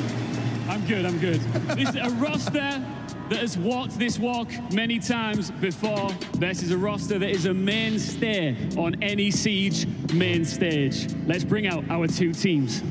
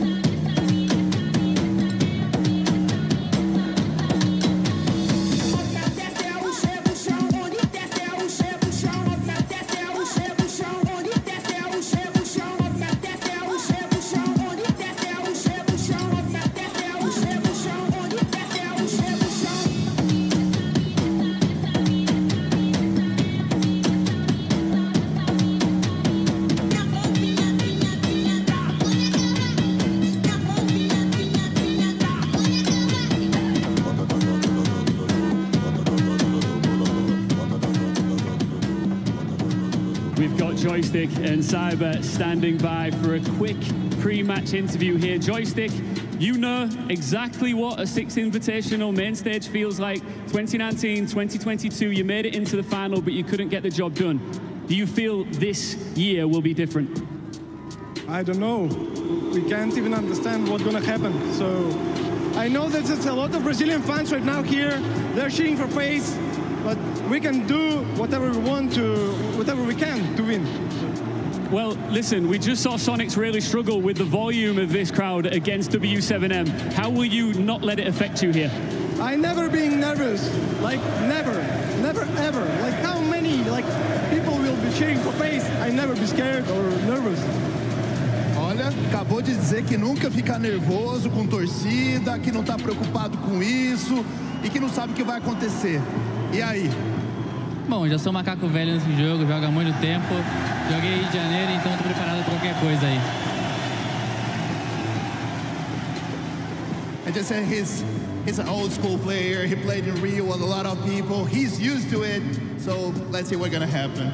Any last words, Joystick? What? Any last words? Good luck and have fun, guys. Boa sorte e se divirtam. Últimas palavras? É isso, boa sorte e que vença o melhor. Good luck. Best win for you. Best of luck, guys. Go and take your seats. You can feel the tension in the air. There's so much at stake here. You can see the hammer behind us. Each one of these teammates have to walk right past it, knowing that only one of these two teams will make it to the grand final. The hammer's right here. A marreta tá aqui. Estamos nos caminhando. Deste confronto sai o primeiro finalista do Six Invitation 2024. Can you teach me how to ask if there are any FaZe clans in the building, FaZe clan fans in the building here? Definitely. You're gonna try like this. Tem algum torcedor da FaZe aqui? Tem algum torcedor da FaZe aqui? Torça FaZe aqui. He tried. I tried. You tried. Good. Tem algum torcedor da FaZe aqui? Okay. Let's go back to the one that I know. Okay. Go ahead. Vamos fazer barulho! What a wonderful atmosphere here today. Are you ready for this one? Oh, yeah. It's our last matchup of the day, and it is a vital one. Let's get into it with our casters. Mainstays indeed are FaZe and Virtus Pro. Always favorites to make a major, always favorites to make a final, but always the bridesmaids and never the bride. Sam, FaZe are fighting to reclaim Yavla, and this roster that used to be Team Empire is fighting to reclaim Raleigh so long ago. Absolutely. And I was even there for that event as well, for people like Forbes with Pasha and, Team Empire with people like Dan, people like Shepard, people like Joystick. It's amazing to see them put all this effort in and come back to a grandiose stage like what we have behind us right now. FaZe Clan so far this tournament, out of the 3 European teams we've had, Wolves, G2, and Virtus Pro, have beat 2 of them. FaZe 2-0 in groups, and FaZe were the very team that sent G2 down to the lower bracket, where today they beat Dark Zero for a rematch, as if destiny had foretold it, with W7M in our loser semifinal tomorrow. But right now, FaZe are facing lucky number 3 in their first match in front of a crowd this tournament. Virtus Pro's first match in front of a crowd since Raleigh, almost 5 years ago now. That is how long the Empire Core and Pasha on 4s at the time.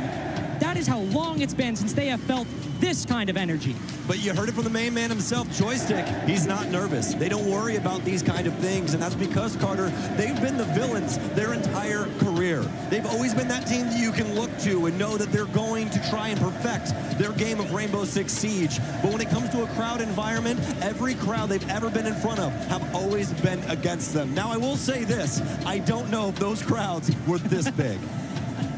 That's the one thing I have to say, too. Virtus Pro, they faced G2. They faced so many teams in their prime. But FaZe, with the crowd on their side, at their backs, I heard the cheers earlier. They might have been louder for W7M. But we're nitpicking if we're saying the FaZe ones were quieter. Maybe a few people were on their phones and missed them walking out. But if they had been paying attention, they would have been cheering for FaZe Clan 2 at that walkout. That's how loud it's been. Absolutely the case, my friend. And we have a beautiful map pool in front of us. We're going to be starting off on Consulate, which both of us are very, very excited to show you folks, mainly because both of these teams have not played this at this event. Virtus Pro played it a little bit in EUL, but that's it. That was a long time ago. So this is going to be very interesting to kick off this series. And Virtus Pro's Consulate in EUL was very good. We had a 7-0 over Wild, so an excellent showcase on this map. But FaZe are the kings of adaptations. The counter-stratting is excellent. Sure, there might not be a lot of VODs, and Consulate might have changed quite a bit since 2018, but you know Virtus Pro. They might be difficult to figure out in the server, but at least if FaZe are a very prep-heavy team, they might be a bit of a known quantity.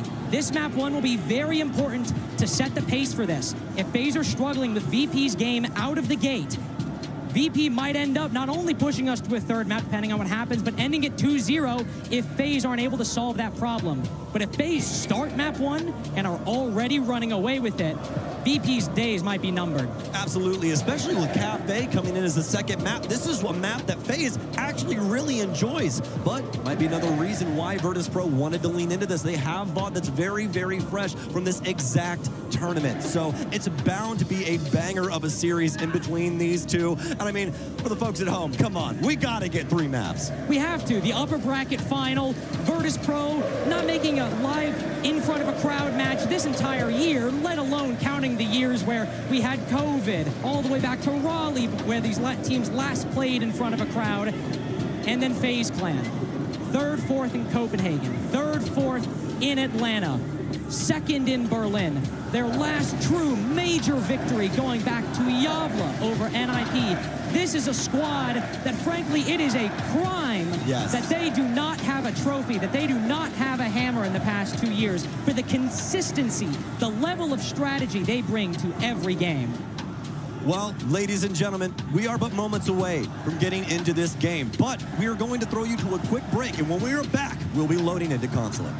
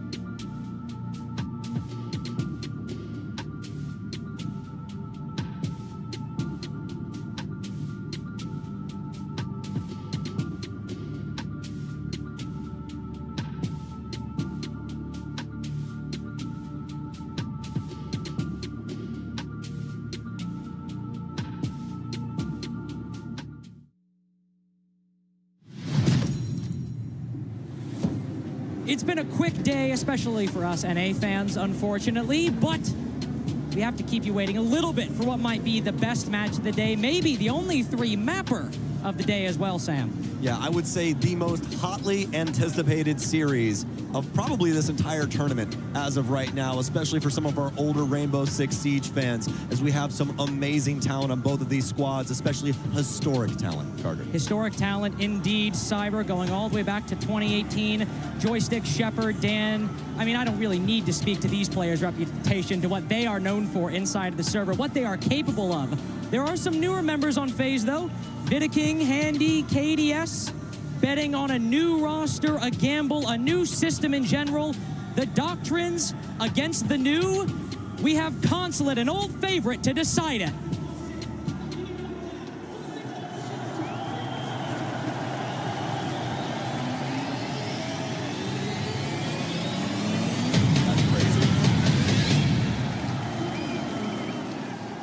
And now, potentially the most impactful part of the series. Both of these teams, especially FaZe, can be very flexible in those bans. And Sam, I'm not going to lie to you, there were 2 bans I wanted to see to start out. Either a Buck ban or a Grim, excuse me. Considering Cyber's not giving up that Buck and not letting it leave his cold, dead hands, I'd like to see Grim and Ying, 2 of the best attackers of this tournament, both gone to start. Yeah, and you knew that Virtus.pro was going to be removing Ying, as they have removed her 92% of the time inside of their games, Carter, so why would they change things up now? They are inevitable when it comes to these things. Azami, I do believe, is the follow-up for their defensive bans, and yes, she is indeed at a 93% defensive ban rate for them. So, with that being said, we got the Fenrir for FaZe, as that'll be removed, as they usually ban out Azami as well, so they get to reach deeper and farther into that bag and remove something like this. I think this is fantastic, especially for a map like Consulate. You're swinging a lot of doors, you're clearing a lot of hallways, and you don't want to worry about that Fear Nox gas there when it comes to those engagements. And in my opinion, the one time we saw Virtus.pro on this map in the EUL, in that 7-0 over Wild, this was one of the best showcases of their strengths. Playing crossfires, holding angles, and coordinating with their teammates. Fenrir makes that a lot easier. You're able to have a sound cue when somebody walks in, they're blinded, and then you're able to take a gunfight and usually win it. If you, of course, don't end up whiffing some of your shots. So I think it's a very smart ban for FaZe, both in general, of course, but also in this particular matchup. FaZe are starting out on the defense, those who will take some time to see those famous Virtus.pro crossfires in the defense, but it might also take some time before we see an attacking win. Consulate has not had the same woes as, say, Clubhouse did earlier in the tournament with its insane defensive win rates. The one struggle this map has internally is it is difficult to acquire map control without physically moving in and taking it yourself. We'll see how Virtus.pro adapt to those challenges, whether they can beat that fate that has awaited many teams in this tournament. Most definitely. This map's a lot different from its previous iteration, where it was a lot of window play, a lot of cross angles coming in built upon that. Nowadays, it's a little bit more like a labyrinth. You get inside and you have to deal with the amalgamation that the defense has built. And for Virtus.pro, more than likely going to be a very straightforward affair for them, as we know their style of play. When it comes to Consulate, though, 61% defensive overall win rate currently, and actually CEO meeting, although it has the most plays, it has the worst win rate, sitting at 48%. Let's see if Virtus.pro can change up their fate. We've seen a lot of interesting strats on the CEO side. I remember a particular G2 game earlier in the tournament where we saw Alamau and the Amaru hopping in and out of that CEO window. Gara hooking in, then hopping out to bait as much utility from the defense as possible. But that doesn't read like a very Virtus.pro strat now, does it? They like their more systematic clears. They are a very by-the-book team, as the desk mentioned. And the Doctrine has been very consistent for this team, for this core, for so much. Some small adjustments have been made with Pasha, a little more aggression, a little more inventiveness, but here we go. An admittedly very quick set of util going on in. The Capital vaults in and hops out. Baits out quite a bit of utility, also does quite a bit of damage to Vidaking. But with that toxic canister, VP wanted to execute, they'll have to wait a little bit longer. It's all going to be a numbers game here, especially when it comes to the utility. Shepard in and Shepard out once again with that case, as they'll continue to try and bait out the majority of FaZe's utility. Some drones here to try and assist, see where these FaZe members are positioned. Dan's going to work his way up yellow with his drone as well, to try and see exactly the ways that they can try and manipulate this. Dan is actually going to follow suit here too, more than likely try and be that cloak and dagger move once that plant starts to come in. Joystick will take down Handy. Vidaking's on such low HP, and he doesn't have a smoke. If he steps up here, he's more than likely dead. Waiting on souls. They're pre-firing the window. They're doing their damnedest to try and find an answer to this, but it's not there, and Shepard will pick up Vidaking too. the defuse now extremely difficult as Virtus Pro have entered some incredibly strong post-plant positions. We heard the air jab ticking around the corner earlier that was stopping Vidaking from pushing. Well, there's it going, and there's Soul's gone. KDS doing his best to try and find a way back in, but VP, a compelling argument to start out their attacking half on Consulate. A flawless execution, and it just so happens the game seemed to agree. I'll definitely tell you, in the lineup of Virtus Pro, there's a lot of killers. But there's one man that you do not want hot in a series against you. And it just so happens to be the cyborg of Joystick. If that man can find his stride, to this day, he is still one of the most dangerous men in a server. That's a triple kill for him to start. Great supporting angles there with the buck, able to transition that into the mid floor and completely abuse this setup here on Consulate. And ironically, the very execute I mentioned, that's exactly what VP ended up doing, except minus in Amaru. They had the Capitao to bring the utility, and they hopped in and out to try to bait out Vidaking's utility while having a buck from below, alongside the air jabs inside of the site, a nice little addition, to make sure that nobody could rotate up and go for that defuse. I really like that strategy from Virtus Pro to start. And we see some very nice adjustments as well from FaZe. We see the Solus coming into play. Not a CEO defense, but a lot of presence will be inside of this. We could honestly even see Vidaking playing below or above the site. We've seen a lot of teams play retake with the Solus upstairs this tournament on Bank and on Consulate. We've seen it plenty of times as well. Most definitely. And this is what I was expecting more for Virtus Pro when it came to their lineup here on Consulate. I was expecting a lot of globals. We're going to get two of them here. Lion and Doke both out to play. This is going to help Virtus Pro lock up a lot of the big sweeping moves from FaZe. Maybe a rotation, maybe somebody trying to move through that mid floor and cause a muck of things when it comes to this offense. We'll be able to lock them down, and with good information, they should be able to isolate these kills. One big thing here as well, Dan's going to be on Sledge. We have not seen a lot of this operator this tournament. No, we haven't. Buck has risen to be one of the top 5 highest picked attackers throughout this whole tournament. In no small part because, well, his vertical destruction is quite flexible. He can go above or below. But most importantly, the nades Sledge has are not as strong as they used to be. And, well, they won't be a factor in this round whatsoever. Handy's able to find the first pick.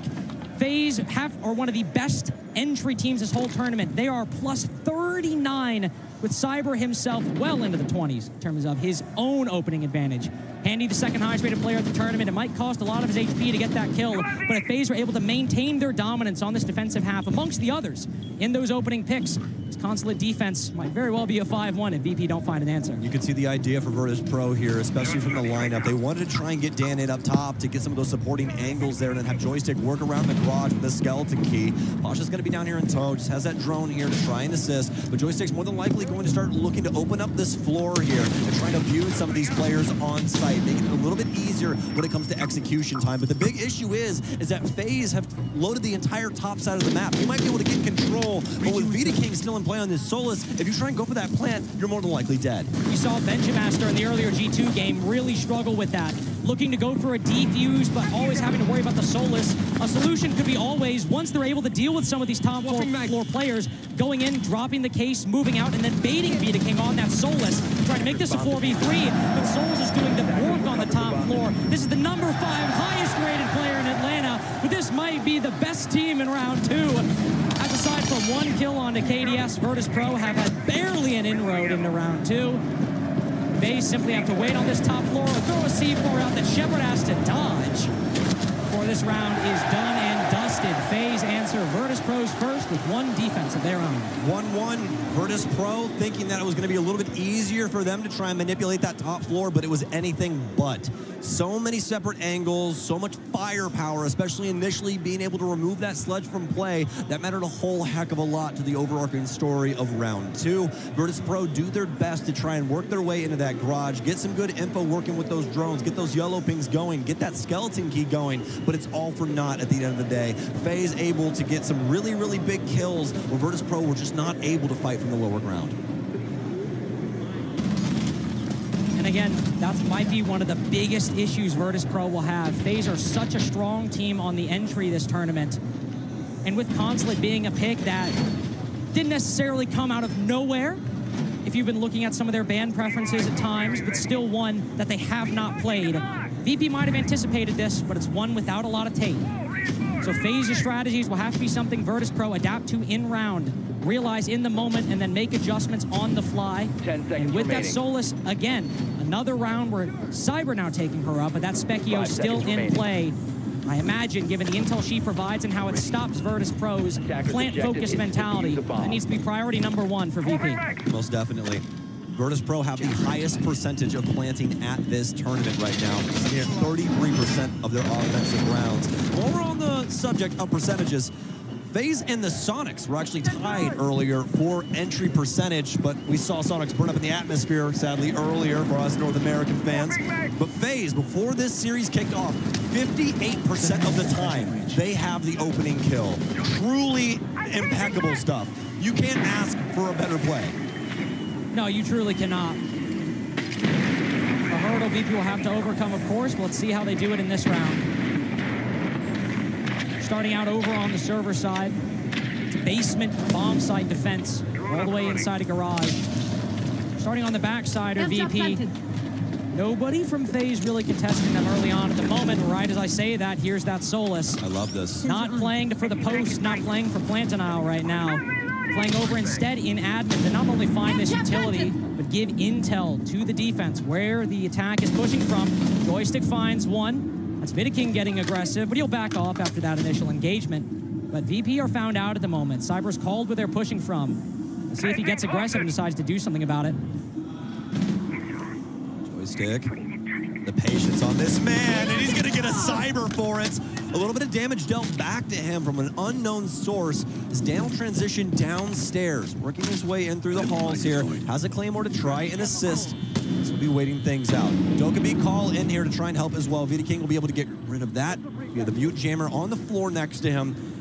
They're trying to do their best to slow up VP here. They had a very good read on the early situation and what VP wanted to go for, but now the health pool is starting to dwindle. Vidaking's been discovered inside of Tellers. That call still rings true in his pocket. You can see FaZe waiting patiently still down low to see how Virtus Pro are going to try and deliver this case.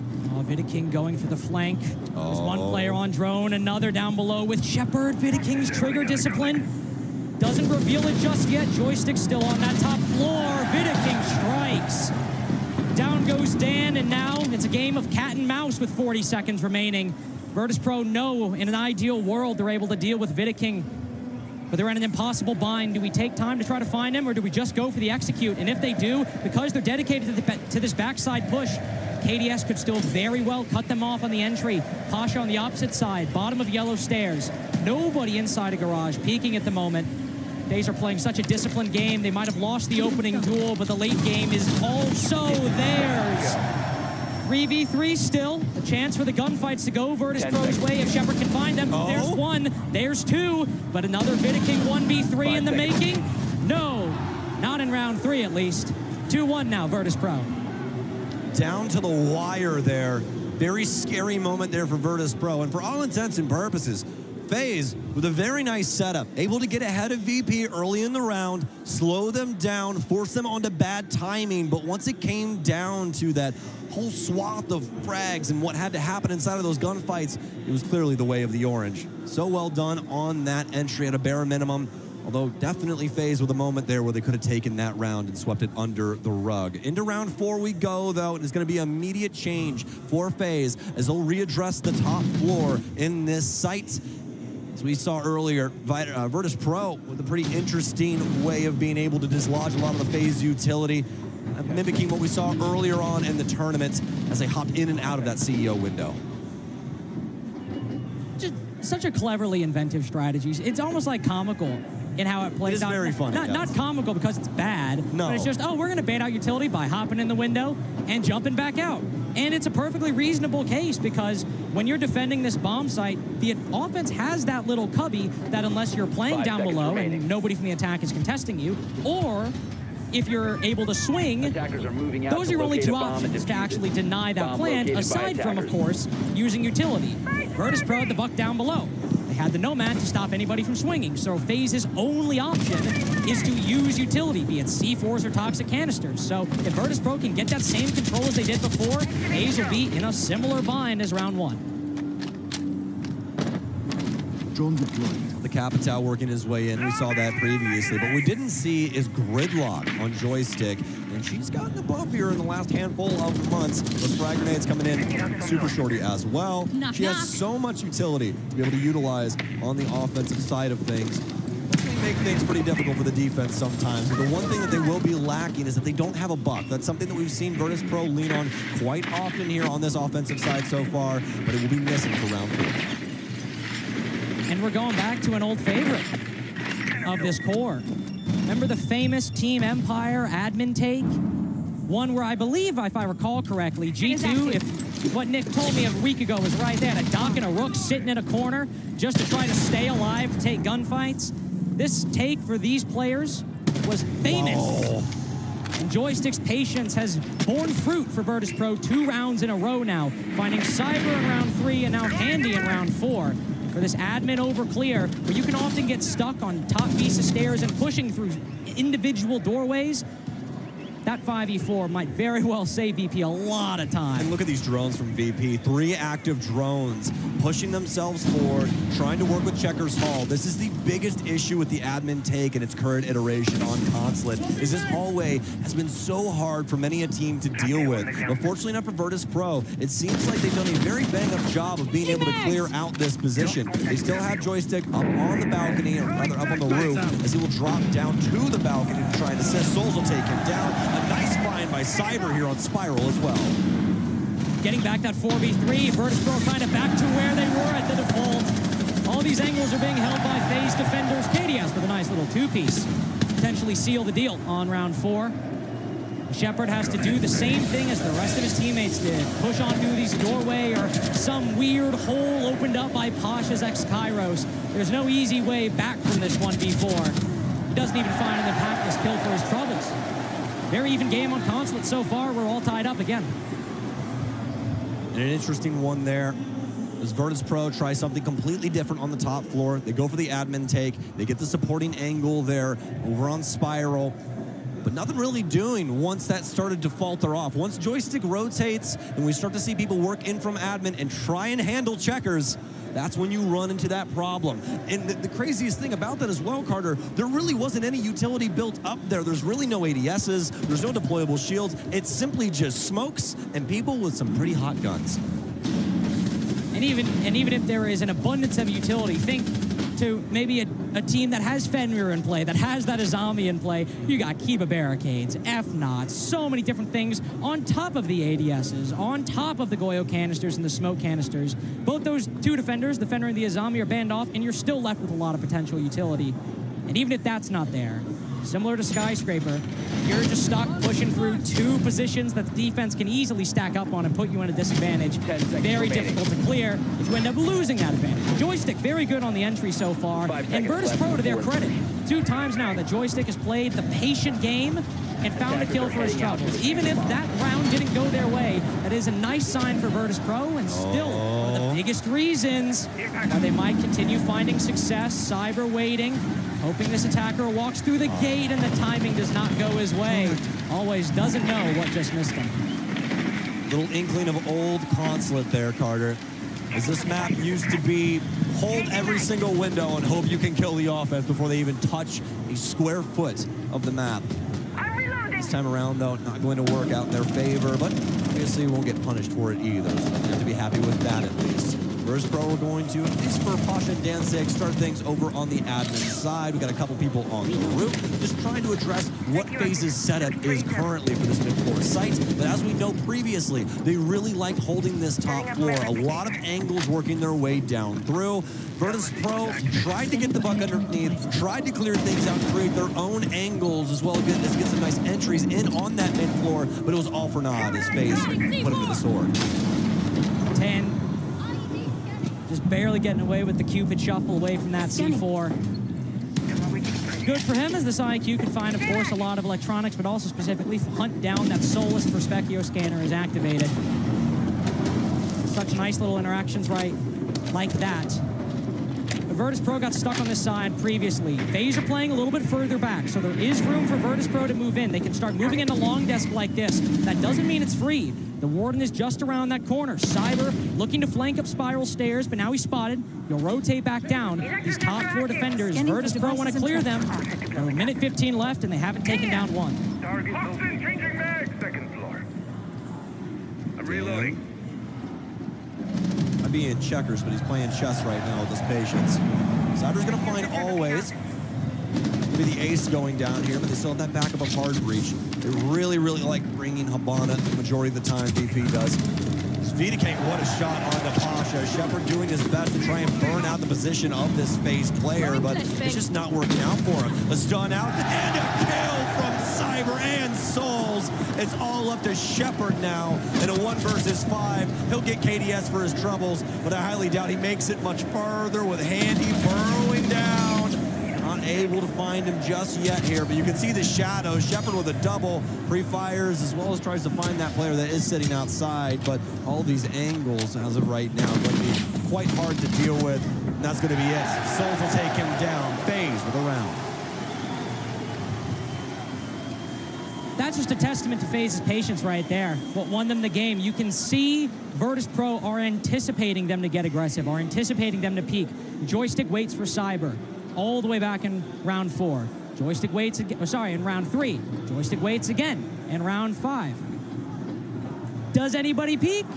Nobody's biting. Nobody's home for FaZe in that round. There are players on the top floor, but they know if they don't give Virtus Pro that opening, they'll keep playing patiently. They'll keep waiting. They'll keep biding their time, hoping FaZe make a mistake. When all the time is gone and they have to start pushing in, FaZe were able to get the man advantage, take down Always first. 5v4, just hold your positions, play the man advantage, and FaZe get round 5. And the patience was perfect there. And I also love the fact that they ramped everything up as soon as there was blood in the water as well. I mean, those kills started to come in hot and heavy, especially with that rotation from Cyber, as he was able to work his way in behind the IQ there and get that big kill as well. You can definitely tell FaZe are using this huge stage and this huge crowd to its fullest advantage, because I can tell you right now, Carter, nobody can hear a damn thing in this server. No, they cannot. Especially if you're Virtus Pro and one of your teammates have fallen and all that follows is a deafening roar. You know whose side the crowd is on. You know what side you are. What side are you on? Well, listen, I'm on the side of a good game. I'm on the side of a lengthy series. Did you just hit us with the I hope everybody has a good time? I hope I have a good time. That's all that matters to me, really. And I have a good time for the reasons I just stated. Drone goes out, C4 flies out in turn, doesn't find any Virtus Pro attacker, as always, I believe, backs up. See FaZe still holding on to that top floor, looking to contest some of these positions. We saw the winning strategy. Don't give Virtus Pro an opening. Let them play slow. Looks like they're doing it again. And Vidiking here, I absolutely love this. Consulate, one of Pulse's best maps. Doesn't matter what version, because you can sit all the way downstairs, and this cardiac sensor can see you all the way up on the 3rd floor. You can try and dictate your entire defense from one position. It is really, really strong. And that's exactly what Vidiking will be doing. He'll be trying to relay to FaZe what the position your Virtus Pro is. We might see some calculated swings based off of that info. We'll see when those happen. And able to find Cyber early on. That's the opening pick that they have succeeded. Almost every round so far. Is one exception, but with Cyber gone, that player on the roam. There's a nice little advantage for FaZe. C4 goes out. It's not all of FaZe's supply. And even though it is a 5v4, there's a lot for FaZe to rest on. That Pulse, as you mentioned. The Zoto canisters, unfortunately, always able to cut through a hole. Handy didn't even use any. Flashes go out. Handy looking for the kill down inside of Soul. Handy fights back. 4v4. FaZe evening things up with a minute to go. Handy's got hands. Able to take down Always. A nice find from him. More than likely telestrated. By Always getting tased as he tried to work through that electrified wall that he torched a hole into. Dan and the rest of the gang now have a sub-minute situation to try and figure out round 6, try and tie this up, make it a 3-3 before the half. Joystick works his way in where Always fell, begin working his way up. We saw just how deadly Handy was in his last engagement here, as he has 3 people to try and deal with. 3 people, but they might all be funneling through one doorway. That single reinforcement's not open. Pasha falls. It's the IQ. Dan, Joystick, and Shepard left. All of FaZe's defenders on this bottom floor ready and waiting to stop them from entering into the bomb site. Shepard's made his way in, flashes go out, he pushes for more, clearing all of these angles, and FaZe seem to retreat almost at the exact same time. Vidiking cuts down Joystick, Shepard still finding nothing. Dan alongside him, grasping at straws.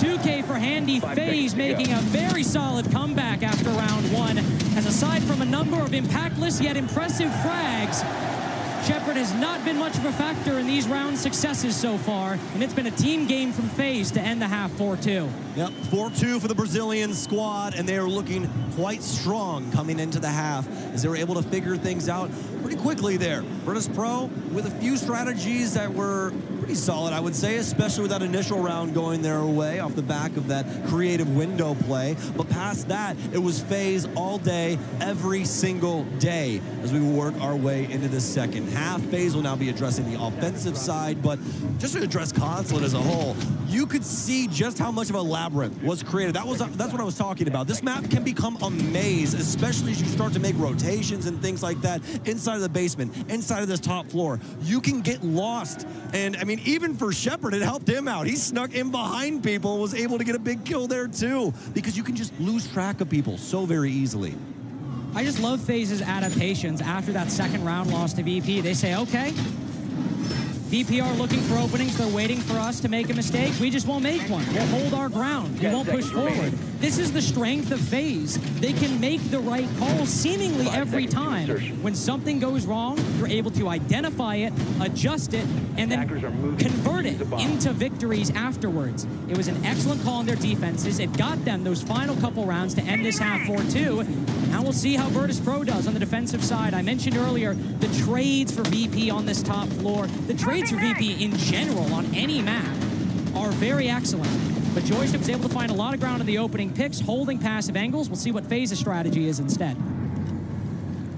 Going to be splitting this, as you would expect on Consulate. Little window play, little drone to try and find an entry point for these entry players. Cyber, as we know, one of the best right now when it comes to that entry capability. Currently sitting at 41 kills, 23 deaths on his entry. My God, I'll say it for you folks. That's absolutely ludicrous. So, we're likely going to be looking to do even more with this. Has to shoot that little tank at the back, and it'll stomp the boogie drone. That's exactly what they'll do. But we're going to have some more flooring there for FaZe. Pretty interesting fold, I would say, especially given the circumstances, what we saw on the previous attack. But as you can see, FaZe doing a lot of pushing and polling here, trying to prod Virtus.pro and figuring out what exactly FaZe is going for. I really like this strategy so far. If FaZe want to find success in this backside, they will need to remove Dan, of course, but always can be such a flexible player in this defensive setup. You can move him to the back to support Dan if he's facing pressure, to give him intel and to stall time. If it's on the front side, you can do that instead. Dan also has the shield as a fallback position. And those Banshees at the front with Pasha all the way inside of the A bomb site provide a little bit of a crossfire. Half the round now gone. FaZe haven't really found a whole lot. KDS has been here for so long, and he struggled to find any bit of access. Barbed wire goes through, tries to activate the Banshee and shoot it, but all it does is give away his position. Most definitely.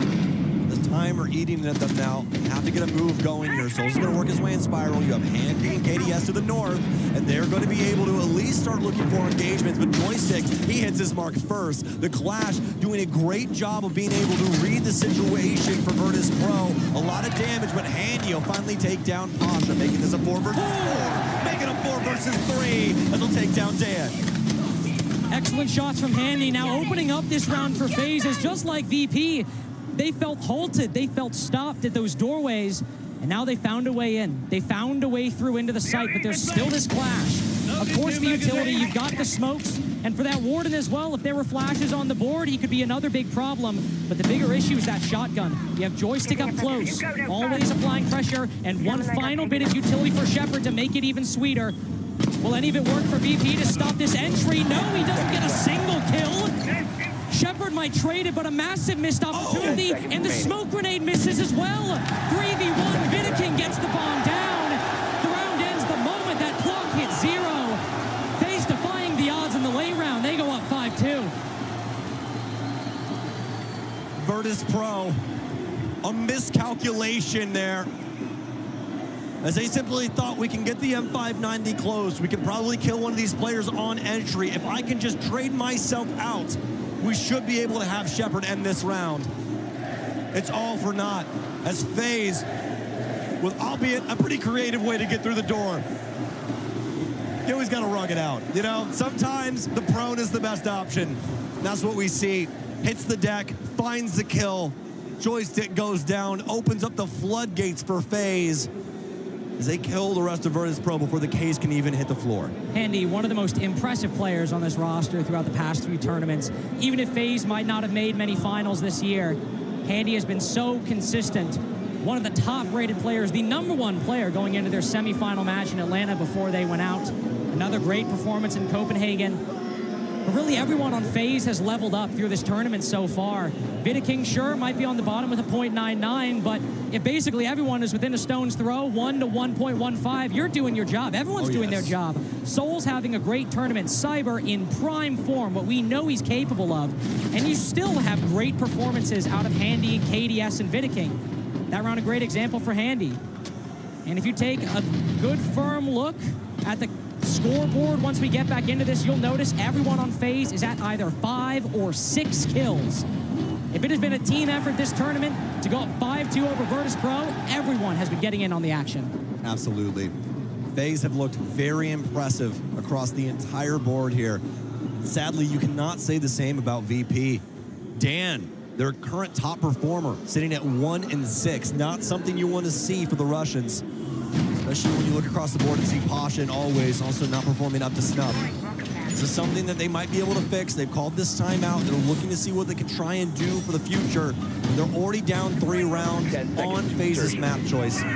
This is bound to get interesting as we're going to head back upstairs. Virtus.pro going to try and readdress what they just saw and see what they can do with FaZe potentially trying to take through admin again. Well, that's the interesting question, because if you're just looking at the op lineup, Virtus.pro haven't changed anything. Malusi, Clash, Frost, Smoke, Warden, it's what we just saw, even down to the same guns. You're also going to have that Shield 05 ESA. Instead, it's FaZe changing things up. Virtus.pro, I'm sure, will give us maybe a new look in terms of some smaller adjustments in the strategy. And with the introduction of that Amaru on the CEO bomb site, there are a lot of places Cyber could fly into, but it's likely going to come down to that CEO window or the projector window on the opposite side. Bomb diffuser has been dropped. Need to do their homework, though, Carter, because if they don't, there is a frost mat that awaits him on that window. That could be a non-starter right off rip. Souls might be the one to deal with this, but I highly doubt they can get a Rotero drone all the way over inside of that room without somebody noticing. Still a lot of time here for FaZe to try and solve the puzzle. So don't start sweating things just yet. Good info on that there as well as VP. Building things up around that front desk for right now. You'll see Always constantly patrolling back and forth. He'll be looking over in CEO. He'll work his way back over towards Checkers to see which side needs help the most. KDS is going to work inside of admin, so we'll be holding things down inside of managers for a minute. This is what we saw from KDS before, sitting inside of this position for about a minute in the round overall. Trying to deal with that Banshee, not doing much. And it came down to Handy to open things up to give FaZe that round, to give it their 5th.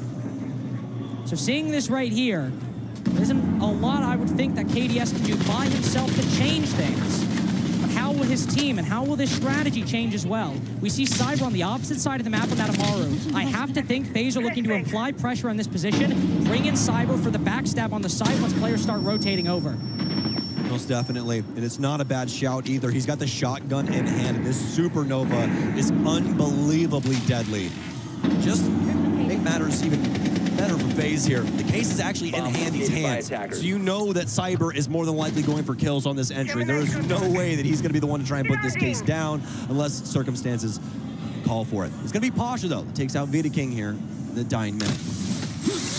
Oh, a quick adjustment. You see Cyber aiming for that CEO window. That's one of the spots I predicted. But instead, with the loss of Vidiking, we see him now go up to the roof. Probably will consolidate with the rest of the attack, as Handy might have just found a gap. But no, it's a false one. Smoke canister goes out. Now FaZe are at DEFCON 5. You need another Handy multi-kill, it seems, to try and go big. Well, there's one. Another pre-fire. Handy might have just given FaZe the opportunity they need, but you have to keep respecting those toxic canisters. Shepard has 10 more seconds of denial in his pocket to stop FaZe, and without that advantage, Virtus.pro still in the driver's seat. They switch out for KDS. The last one goes out. Will it force him off? It will indeed. Shepard cuts down Cyber. It might be an effective 3v3, but this is finally some impact from Shepard. The last alive for quite a few rounds on the attack, but so active in Virtus.pro's first defensive win. So well done from BP there, as they're able to take out that cap and immediately slow things down. Force FaZe to try and work this execute up against extremely strong utility game from Virtus.pro. I mean, this is as VP gets. It is, and I really think if Vidaking doesn't fall, I think we might see a successful FaZe round. You see the Amaru go in the CEO window, has the shotgun on the backside, because if you noticed, once Virtus.pro saw where FaZe were coming from, Pasha, Dan, always, everyone except Joystick on that Warden was focused on this front side. But once Vidaking fell, Cyber had to rotate over. He couldn't leave his team to push in a 3v5 with him as an isolated person on the backside. A backstab works when you have an even man advantage, or even a man advantage. But in a disadvantage, it is a risky gambit, and you're making a lot of bets. Absolutely. I'd rather take their chips and try and cash things out somewhere else. You really can't doubt them for that situation at all, doing anything against them. FaZe more than likely making the proper decision. It was just that Virtus.pro had so much solid utility for a situation like that, especially with Shepard not only being more than capable of delivering those smokes, but also some very impressive frags out of that SMG-11 to even complicate things further for FaZe as they tried to readdress the site. Round 9 now as FaZe still looking to gather this penultimate point. They're going to bring in Dokkaebi now, try and assist with this clear with these logic bombs. It's a good decision. You can see Virtus.pro are pushing out a little bit. There's the Solus, the Oryx, classic indications of operators looking to move a little bit off the site, but with those castle barricades as well, you can place them in positions on the first floor, the second floor, to allow for a bit more easy mobility. Of course, force some utility from FaZe to destroy them, but if they're still up, cover yourself from angles that FaZe might be wanting to hold for a cutoff, or might be looking to take control in the map, make things a little different. Cyber, again, waiting for a call. Looking for guidance, waiting to see when he can open up that projector wall. Once that Dokkaebi call goes out, so does Cyber. Skeleton keys start ringing. No capitalization just yet, but it will force some movement from Virtus.pro, anticipating a clear from FaZe Clan. This will at least be the top floor going the way of FaZe.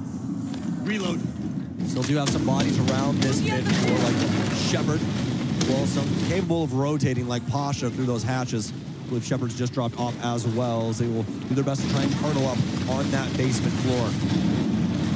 Solid consideration so far here from the squad as they'll continue to clear on down. Cyber more than aware that there could be some people playing over inside a piano, but it's actually Joystick that strikes first onto Souls. A nice impact out from the Goyo, hopefully locking up that wall for VP's sake. With opening kill, I believe, in the series for Joystick so far.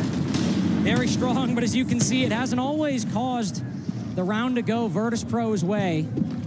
Still FaZe Clan in the lead, and look at the control they have on this middle floor. The hatch open by Virtus.pro to allow for rotations back to the site, but it's one that still FaZe have control of. They've also got this buck in position with a minute left. Start opening up the floorboards, applying pressure to those Virtus.pro defenders on the site. Still a lot of drones for FaZe to use as well to find these remaining bombs. No more Logi bombs, though. That's something that's quite useful when it comes to execution. Joystick, he's been flashed out and murdered by KDS. A nice find here for FaZe, making it a possibility for round 9 to go their way. There's fire in his way, though. KDS stuck for about 20 seconds, unless he wants to just sprint on through. But they brought it back to even. So many of these rounds, it's been an opening pick gone untraded immediately after, but then a follow-up to a 4v4, and more often than not, an even later follow-up to a 4v3 for FaZe. Dan in the power position, no kill going his way. A likely match point now for FaZe is Handy, the biggest performer on FaZe so far throughout Consulate. Flash goes out, Shepard blinded, another impactless kill. So much for Shepard, but so little impact for Virtus.pro. Map point for FaZe Clan, their pick looks beyond comfortable. Shepard and Joystick. These guys performing so well for Virtus.pro right now, but they just do not have the backbone. The other 3 players currently are not stepping up to the plate in the way that they need to. Whereas across the entirety of FaZe, they are unfazed. They have looked so dang good throughout this entire game so far. Even the rounds where Virtus.pro was able to nip in the bud and slow them down and give themselves these opportunities to pick up these rounds, FaZe haven't let this affect them. They've continued to be able to readdress things, look at things in a different light, and try and find a way around Virtus.pro. They're doing a very swimming job as of right now. This round is another reason, though, why FaZe Clan are so much of a threat. They were lacking progress. They had that middle floor, but a slower team might have just focused on the utility, opened up the floorboards with a skeleton key, done some more droning, and wasted until there was only about 25 seconds left on the clock, gone for an execute, and maybe they get a 4v4, maybe they get a 4v3. Shout out to KZ, by the way. I know that guy. I know that guy, too. New kill record holder. And also, rematching with G2 tomorrow in our losers semifinals. But FaZe are able to pick up the pace, and what you've seen in these mid-rounds, on the attack especially, if they don't have ground, they throw some flashes down a corridor, send two-man to pressure a position, and often get the kill without losing a single body in the process. FaZe are so good at realizing, all right, we're not making progress, we need to do something quick, need to make a decision, and oftentimes that decision has resulted in not only a 4v4, but multiple